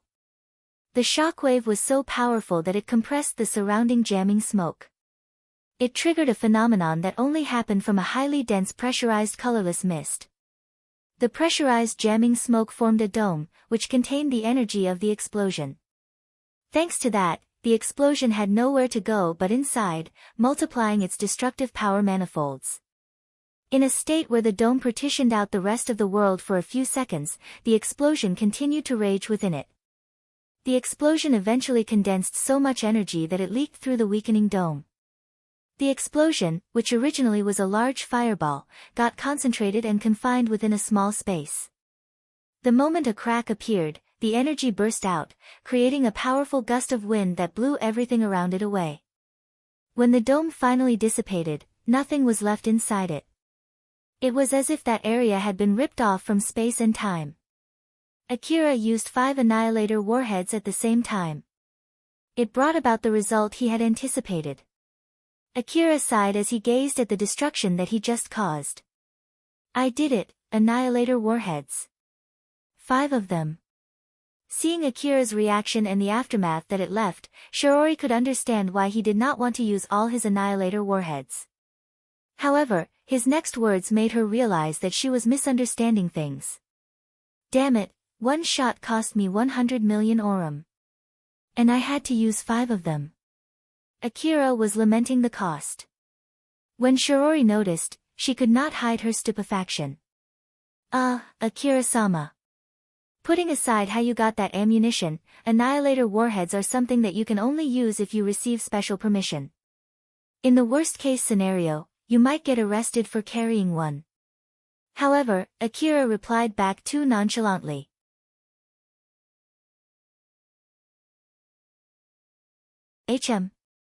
Well, Kagomayama City had already declared me to be a monster. They are also treating me as one. So, I don't see any reason to be worried about that now. I see. Shirou was slightly taken aback by Akira's unthinkable response. While on the other hand, Kane was laughing her ass off. You're tuning into the Blissful Bookshelf YouTube channel. We're so grateful for your support, and don't forget to subscribe to join us on this incredible journey through captivating stories. Your generosity through donations truly makes a world of difference, as it's the primary source of revenue that allows me to expand and enhance this channel for you. Thank you from the bottom of my heart for being a part of this adventure.